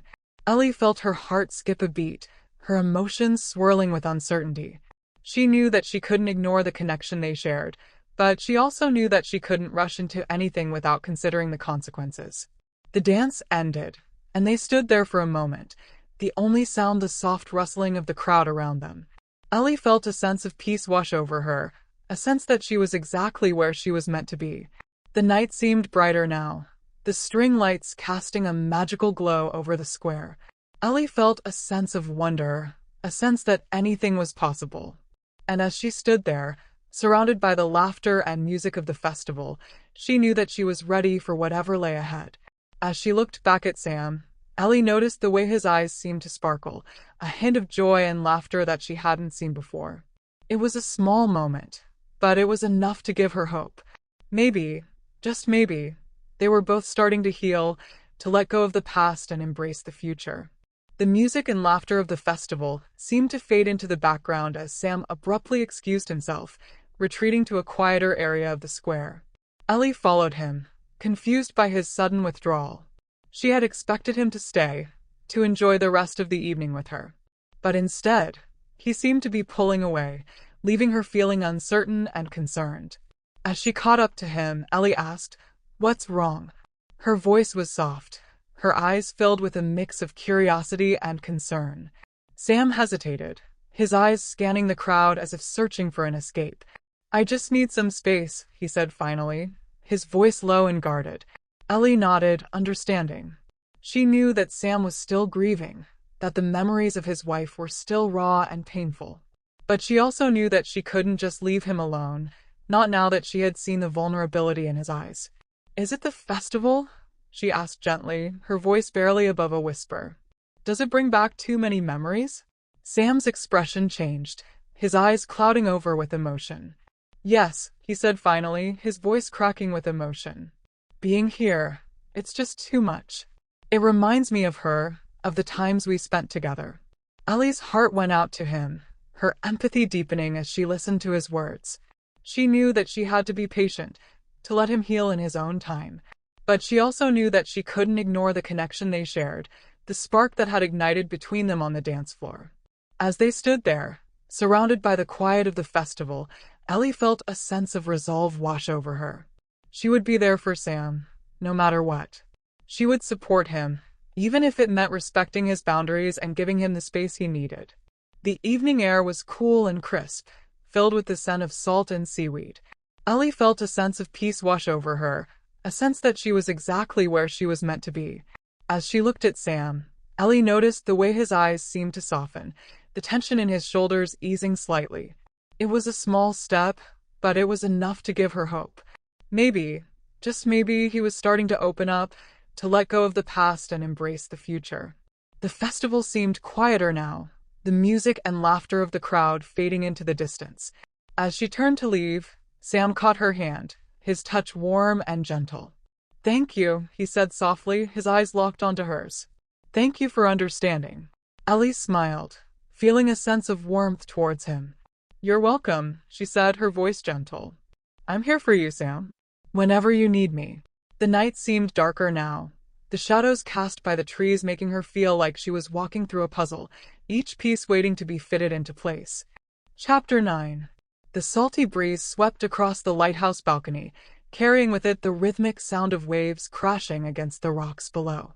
Sam sat alone, his hands clasped tightly as he leaned forward on the railing, his gaze fixed on the endless expanse of ocean. The water shimmered under the late morning sun, but its beauty did little to soothe the storm raging within him. His thoughts were heavy, tangled in memories he couldn't escape. Sarah's laugh, her smile, the way she used to hum while tending to the garden outside their home, all of it came rushing back with painful clarity. And then, like a shadow over those bright memories, came the guilt. It was always there, lurking just beneath the surface. Sam closed his eyes, his jaw tightening as he relived the moments leading up to her death. He had replayed them countless times in his mind, searching for something he could have done differently. Maybe if he'd been more attentive, more present, maybe if he'd noticed the signs earlier. The what-ifs were relentless, gnawing at him like a wound that refused to heal. He gripped the railing tighter, his knuckles white. Moving on felt impossible, like a betrayal of Sarah's memory. How could he even consider letting someone else into his heart when it still belonged to her? And yet, Ellie's face flickered in his mind, unbidden and unexpected. Her kindness, her persistence, her ability to see through his walls, it unsettled him as much as it comforted him. Sam let out a shaky breath and turned his eyes back to the horizon. The ocean had always been a source of solace for him, its vastness reminding him of God's power and presence. But today, even that felt distant. He felt unmoored, adrift in a sea of questions he couldn't answer. "God," he whispered finally, his voice barely audible over the sound of the waves. "I don't know what to do anymore." The words hung in the air between him and heaven. Sam bowed his head, resting it against the cool metal of the railing. "I don't know how to move forward," he continued, his voice trembling with emotion. "I feel like I failed her, like I don't deserve forgiveness." The weight of those words pressed down on him like an anchor. He had prayed before, countless times since Sarah's death, but each time felt harder than the last. The guilt was always there, whispering that he wasn't worthy of grace or healing. "I need clarity," Sam said softly, his voice breaking. "I need to know if it's even possible to move on without forgetting her, without betraying her memory." The wind picked up slightly, rustling through his hair and carrying with it the faint cry of seagulls in the distance. Sam stayed silent for a long moment after that prayer, unsure if he even expected an answer anymore. It wasn't that he doubted God's existence. He had seen too much beauty in creation for that, but he doubted whether God could still look at him with love after everything. He opened his eyes and stared out at the horizon again. The waves continued their steady rhythm, indifferent to his turmoil. And yet there was something about their constancy that struck him, a reminder that life moved forward whether or not he was ready for it. Sam straightened slightly and let out another breath, this one steadier than before. He didn't have answers, not yet, but perhaps this was enough for now, to sit here in silence and acknowledge his pain before God. Maybe clarity would come later. Maybe forgiveness would feel real someday. For now, though, Sam stayed where he was, on this balcony overlooking a restless sea, letting himself feel both the weight of his grief and the faintest glimmer of hope that healing might still be possible. The air inside the Lighthouse workshop smelled faintly of salt and varnish, a mix of the sea and the tools of restoration. Ellie stood by one of the workbenches, her hands busy sanding down an old wooden railing that would soon be restored to its former glory. She tried to focus on the task at hand, but her mind kept drifting back to the phone call with her editor that morning and the weight of everything she was juggling. Sam entered the room quietly, his presence filling the space without a word. He carried a toolbox in one hand and a piece of rusted hardware in the other. For a while, they worked in silence, the only sounds the rhythmic scrape of sandpaper and the occasional clink of tools. But Ellie's tension was palpable, her movements sharper than usual, her jaw tight. "Something on your mind?" Sam asked finally, his voice calm but probing.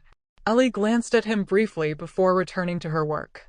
"I'm fine," she said curtly, though her tone betrayed her. Sam frowned, setting down the toolbox and crossing his arms. "You don't seem fine." Ellie let out a sharp breath, her patience fraying. "I said I'm fine," she repeated, her voice clipped. Sam raised an eyebrow at her tone but didn't back down. "You've been distracted all morning," he said evenly. "If something's bothering you, maybe you should deal with it instead of taking it out on that railing." That did it. Ellie slammed the sandpaper down on the workbench and turned to face him, her frustration bubbling over. "You don't get it, Sam," she snapped. "You don't know what kind of pressure I'm under right now." Sam's expression hardened. "Pressure? From what?" "Your article." His tone was sharp now, defensive. "Is that what this is about? Because if it is, maybe you should ask yourself why you're really here, because it sure doesn't seem like it's for the Lighthouse or its history." Ellie's eyes widened in disbelief at his accusation. "Excuse me," she said, her voice rising. "You think I don't care about this place? About what it means to this town?" Sam took a step closer, his jaw tight. "I think you care more about your career than anything else," he said bluntly. "You're so focused on writing your big story that you don't see what's right in front of you." Ellie felt anger flare in her chest, hot and unrelenting. "That's rich coming from you," she fired back. "You're so busy hiding behind this lighthouse, using it as some kind of shield, that you can't even face your own grief." Sam froze at her words, his eyes narrowing dangerously. "What did you just say?" he asked quietly, his voice low but filled with tension. "You heard me," Ellie said, refusing to back down despite the look on his face. "You're using this place as an excuse not to move forward. You think if you just stay here and keep fixing things, you won't have to deal with what happened to Sarah." The name hung in the air between them like a live wire, dangerous and charged with emotion. Sam's fists clenched at his sides as he struggled to keep his composure. "You don't know anything about what I've been through," he said tightly. "Don't pretend like you do." Ellie took a step closer, her voice softening slightly but still firm. "You're right. I don't know exactly what you've been through," she admitted. "But I do know that running from it isn't helping you heal." The room fell into tense silence after that, both of them staring at each other as if daring the other to speak first. Finally, Sam shook his head and turned away, grabbing a wrench from the workbench with more force than necessary. "Maybe we should just focus on finishing this project," he muttered. Ellie swallowed hard, feeling both regretful and justified at the same time. She turned back to her sanding without another word, letting the scrape of sandpaper fill the silence between them. The tension in the room was thick as they worked side by side without speaking again for what felt like hours. But beneath it all, beneath the anger and frustration, there was something else, an unspoken understanding that neither of them was ready to acknowledge yet. The small chapel sat nestled at the edge of town, its whitewashed walls glowing softly in the afternoon sun. Ellie pushed open the heavy wooden doors and stepped inside, the faint creak of the hinges echoing in the quiet space. The air was cool and still, carrying the faint scent of polished wood and candle wax. She paused just inside, letting her eyes adjust to the dim light filtering through the stained glass windows. The colors painted soft patterns on the pews and stone floor, creating an atmosphere of peace that felt almost otherworldly. Ellie let out a shaky breath and walked slowly down the aisle, her footsteps muffled by the worn carpet beneath her. Reaching one of the middle pews, she slid into it and sat down, her hands resting in her lap. For a moment, she simply stared at the altar, its simplicity striking against the backdrop of intricate stained glass. She had come here seeking solace, but now that she was here, she wasn't sure where to begin. Her mind was still spinning from her argument with Sam earlier that day. His words had cut deep, accusing her of caring more about her career than anything else, but what stung even more was how much truth there might have been in them. Ellie had come to Havens Point with a clear goal: to write a compelling story that would impress her editor and secure her place at the magazine. But somewhere along the way, things had changed. She had changed. Ellie leaned forward, resting her elbows on her knees and burying her face in her hands. She felt overwhelmed, not just by Sam's accusations, but by everything she was carrying. The pressure from her editor, the weight of uncovering Sarah's story without exploiting it, and now this growing connection with Sam that left her feeling both hopeful and conflicted. Closing her eyes, Ellie took a deep breath and began to pray. "God," she whispered, her voice barely audible in the stillness. "I feel so lost right now," she admitted softly. "I don't know if I'm doing the right thing, if I'm on the right path." Her hands twisted together nervously as she spoke aloud what had been weighing on her heart for weeks. "I want to do what's right," she said. "I want to honor you in my work and in my life, but I don't know how." Ellie's voice cracked slightly as she continued. "Am I pushing too hard? Am I trying to control things instead of trusting you? Because if I am, I don't know how to stop." The silence around her felt heavy but not oppressive, more like an invitation to lay it all down at God's feet. Ellie took another deep breath and whispered one final plea: "Please give me strength and wisdom. Help me see what you want me to do." For a long moment after that, Ellie simply sat there in silence, letting herself rest in the stillness of the chapel. She didn't feel an immediate answer or a sudden rush of clarity, but there was a small flicker of peace deep within her heart, like a candle flame fighting against the wind. Maybe that was enough for now. As Ellie opened her eyes and looked around the chapel again, she noticed how beautiful the light from the stained glass windows looked as it danced across the floor. It reminded her that even in moments of doubt or darkness, there was still beauty to be found, still light breaking through. Ellie stood slowly and made her way back down the aisle toward the doors. As she stepped outside into the warm afternoon sun, she felt just a little lighter than before. She didn't have all the answers yet, not even close, but maybe trusting God didn't mean having everything figured out all at once. Maybe it just meant taking one step at a time. The late afternoon light filtered through the small windows of the Lighthouse living quarters, casting long, golden shadows across the room. Sam sat at the edge of his worn armchair, a shoebox balanced on his lap. He hesitated for a moment, his fingers hovering over the lid as if opening it would release something he wasn't ready to face. Finally, with a deep breath, he lifted the lid and pulled out a stack of old photographs. The edges were slightly curled, and some of the images had begun to fade with time, but they still carried vivid memories. Memories that felt both comforting and unbearable. The first photo he picked up was one of Sarah standing on the beach, her hair blowing in the wind as she laughed at something just out of frame. Sam's chest tightened as he stared at her face. He could almost hear her laugh, light and melodic, like a song carried on the breeze. She had always loved the ocean, loved how its vastness reminded her of God's infinite power and grace. He set that photo aside and picked up another. This one was from one of the Havens Point festivals they had attended together years ago. Sarah was holding a plate piled high with fried dough, powdered sugar dusting her nose as she grinned at the camera. Sam remembered teasing her about it, and how she'd playfully smudged some sugar on his face in retaliation. A faint smile tugged at his lips as he remembered those moments, the joy they had shared, the way Sarah had always found beauty and laughter even in life's simplest pleasures. But just as quickly as the smile came, it faded, replaced by a familiar ache deep in his chest. The next photograph was different. It was from their last anniversary together, taken just months before her death. In it, Sarah looked radiant but tired, something he hadn't fully noticed at the time. She had insisted on celebrating despite not feeling well, brushing off his concerns with her usual optimism. Sam's hand trembled slightly as he set the photo down on the table beside him. The guilt that had been simmering beneath the surface all day now surged forward with full force. He should have done more. He should have insisted she see another doctor sooner. Maybe if he had been more attentive, more persistent, maybe she would still be here. He leaned back in the chair, closing his eyes as waves of regret washed over him. For so long, he had clung to this guilt as if it were a way of honoring Sarah's memory, as if punishing himself for what he hadn't done was proof of how much he loved her. But now he wasn't so sure. Sam opened his eyes again and stared at the photograph spread out before him.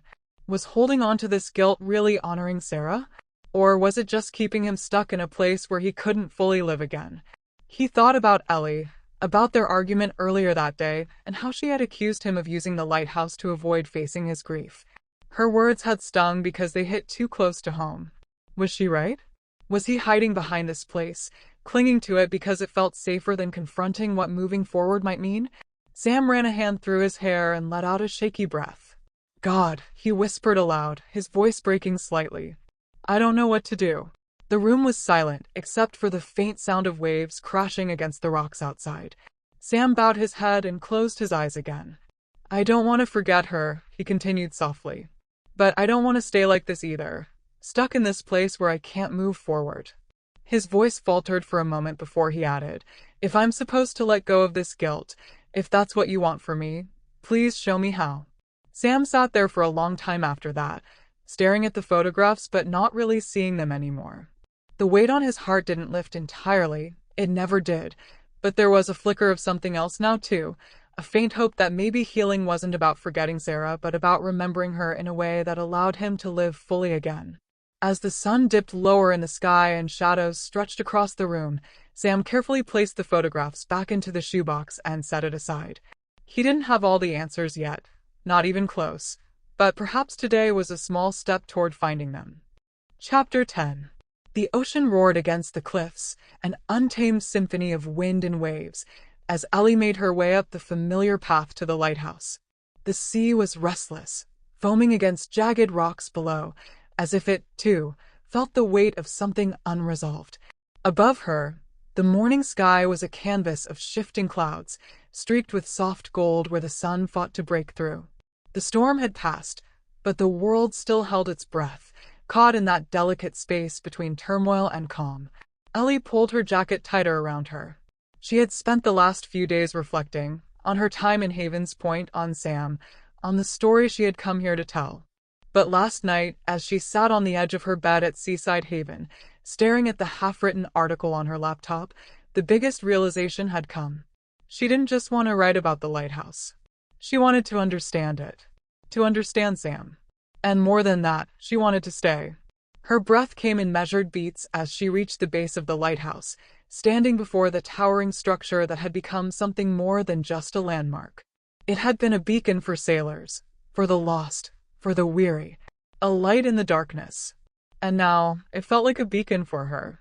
She tilted her head up, taking in its height, its weathered stone, its unwavering stance against the pull of time. She thought of Sam, of the years he had spent restoring it, holding on to it like a tether to the past. She wasn't sure if he would ever leave that past behind, if he would ever stop mourning. But she knew one thing for certain. He didn't have to carry it alone anymore. Ellie lifted a hand and knocked gently on the wooden door, waiting for the familiar gruff voice from inside. It didn't come. Instead, the door creaked open slightly, unlatched. A slow unease curled through her chest. Sam never left the door open. She hesitated. Was he all right? Carefully, she pushed the door open a little wider, stepping into the cool, dim interior of the lighthouse.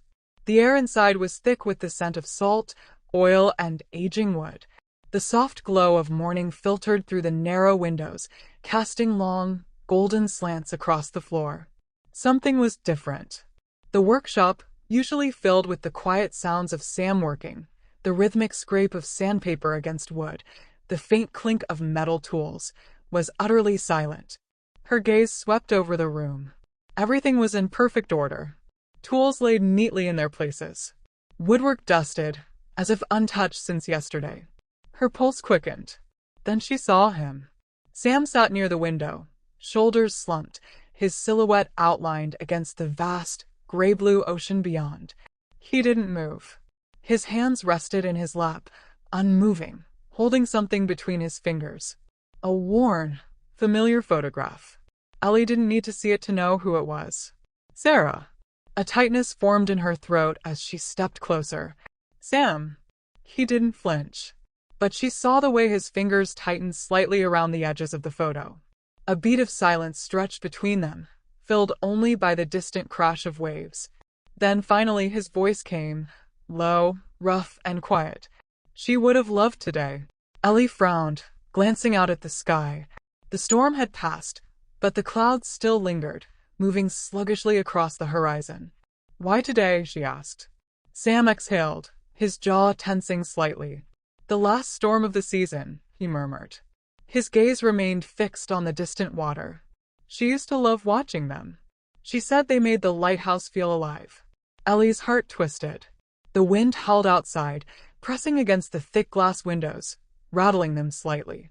But in here, in this quiet, hollow space, the real storm wasn't outside. It was inside him. She moved a little closer, careful, as if approaching a man standing on the edge of something unseen. She wouldn't want you to carry this alone, Sam, she said gently. A dry chuckle. But there was no humor in it. Just something tired. You don't just let go of someone like that, he murmured. Ellie swallowed. She understood that now. No, she agreed softly. But you can carry them differently. For the first time, he turned the photograph over, as if considering her words. For a moment, they sat together, Sam staring at the photo, Ellie watching him, the lighthouse silent around them. Then softly, she said, "Let's go up." She reached out her hand open, waiting. Sam stared at it, tension tightening his jaw. His storm-colored eyes flickered. Uncertainty, hesitation. For a moment, it seemed like he wouldn't take it. But then, slowly, almost reluctantly, his fingers brushed against hers. A tentative grip. And together they climbed. The wind howled around the lighthouse as Sam and Ellie reached the lantern room, the highest point in Havens Point. The heavy glass panes rattled against their frames, the distant storm churning the sea into rolling hills of gray and white. Sam moved instinctively, checking the lantern, the wiring, the structure itself. It was second nature to him, protecting the lighthouse, keeping it standing, keeping it whole. Ellie, meanwhile, stood at the center of the room, her eyes trailing over the intricate metalwork, the carefully restored wood, the evidence of Sam's tireless work. It had been months, years, really, of sweat and sacrifice. And yet, he had done most of it alone. She turned to him. How much more is left? Sam didn't look up from tightening a bolt near the lantern. More than I'd like, he admitted. The railing still needs reinforcement. The lower stairs need repairs. The funding's drying up faster than expected. Ellie frowned. I thought the town was backing you? Sam sighed, setting down his wrench. They are, as much as they can. But it's a small town. People have their own struggles. I don't like taking more than what's already been given. Ellie studied him. Of course he'd think like that. Of course he'd rather shoulder it all himself than ask for more help. She moved to the window, looking down at the town. The streets were quiet, but she knew Havens Point had people who cared, people who whispered about Sam's sacrifices, about Sarah, about the lighthouse that meant so much to all of them. And suddenly, she knew what she had to do. Ellie pulled out her phone. What are you doing? Sam asked warily. She glanced over her shoulder, grinning. Rallying the troops. By mid-afternoon, the storm clouds had thickened, but the town had gathered. Ellie stood on the lighthouse steps, arms folded, watching as people arrived, Martha and George from the bed and breakfast, the fishermen from the docks, Mrs. Gable clutching her ever-present stack of history books. Even the skeptical hardware store regulars had come, muttering to each other but present nonetheless. Sam stood beside her, stiff and uncomfortable, clearly unaccustomed to the attention. What did you do? He muttered. Ellie smirked. Told them the truth. She hadn't needed to exaggerate or romanticize. She had simply written a short message, sent it to the town's bulletin board and community group. The lighthouse isn't just Sam's burden to carry. It belongs to all of Havens Point. If you believe in it, if you believe in him, meet us there today. Let's finish what he started. And they had come. Ellie turned to him. You don't have to do this alone, Sam. For a long moment, he said nothing, his jaw tight. Then, as if the weight of the past was finally cracking, he let out a breath and gave a small nod. All right, he said. And just like that, the work began. Ellie sat on the rocky shore, her notebook resting on her lap, untouched. The salty breeze played with her hair as she stared at the lighthouse, its silhouette standing strong against the stormy sky. She had spent weeks chasing the story. But now, as she looked at the town coming together, repairing, painting, reinforcing the structure that had guarded them for generations, she realized something. This wasn't just a story anymore. It was home. Her phone buzzed beside her. Jim. Ellie sighed and picked it up. Hey, Jim. Harper. I got your draft. His voice was brisk, businesslike. It's good. A solid piece. But I need to know, when are you coming back? She hesitated, glancing back at the lighthouse. I don't know, she admitted. Jim chuckled dryly. What, small-town life finally growing on you? Ellie smiled, surprising even herself. Maybe. A pause. Then Jim sighed. Look, I'm not saying you have to come back tomorrow, but don't lose yourself out there, Harper. You're one of the best I've got. Ellie's chest tightened, not with regret, but with certainty. I think, she said slowly, for the first time in a long time. I don't need to chase the next big thing. Another pause. Then Jim let out a gruff chuckle. Well, didn't see that coming. Ellie laughed. Me neither. They said their goodbyes, and she set the phone aside. She had spent her entire life running, toward deadlines, toward ambition, toward something bigger. But maybe for once, she was exactly where she was meant to be. The storm had passed. Ellie stood at the base of the lighthouse, her breath misting in the cool evening air. The scent of rain still clung to the damp earth, mixing with the briny tang of the ocean. Above her, the lighthouse loomed, its freshly restored frame standing proud against a sky washed clean by the storm. The work was done.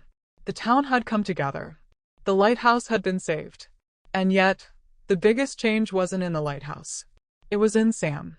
She found him waiting for her at the top of the tower, his silhouette framed by the tall glass windows of the lantern room. He was quieter than usual, not the heavy, grief-worn silence she had come to know, but something different. Something at peace. He turned as she entered, his gaze steady, as if he'd been expecting her. Ellie hesitated, glancing around the room. The glass panels had been wiped clean, the metalwork reinforced. The lantern stood in the center, waiting to shine again. This place, this space that had once felt so burdened by memories, now felt lighter. Sam gestured toward the control panel. Want to do the honors? Ellie blinked. Me. He gave a small nod. You're the reason we got this far. Figured it's only right. She swallowed, a strange lump forming in her throat. The town had helped. Sam had worked tirelessly. But somewhere along the way, she had become part of this place, too. Taking a breath, she stepped forward. Her fingers hovered over the switch, the cool metal smooth beneath her fingertips. She had flipped plenty of switches before, turning on desk lamps in city apartments, flicking on newsroom monitors, but this was different. She pressed it. For a moment, there was only silence. Then, the lantern blazed to life. A golden beam cut through the darkening sky, sweeping across the restless ocean.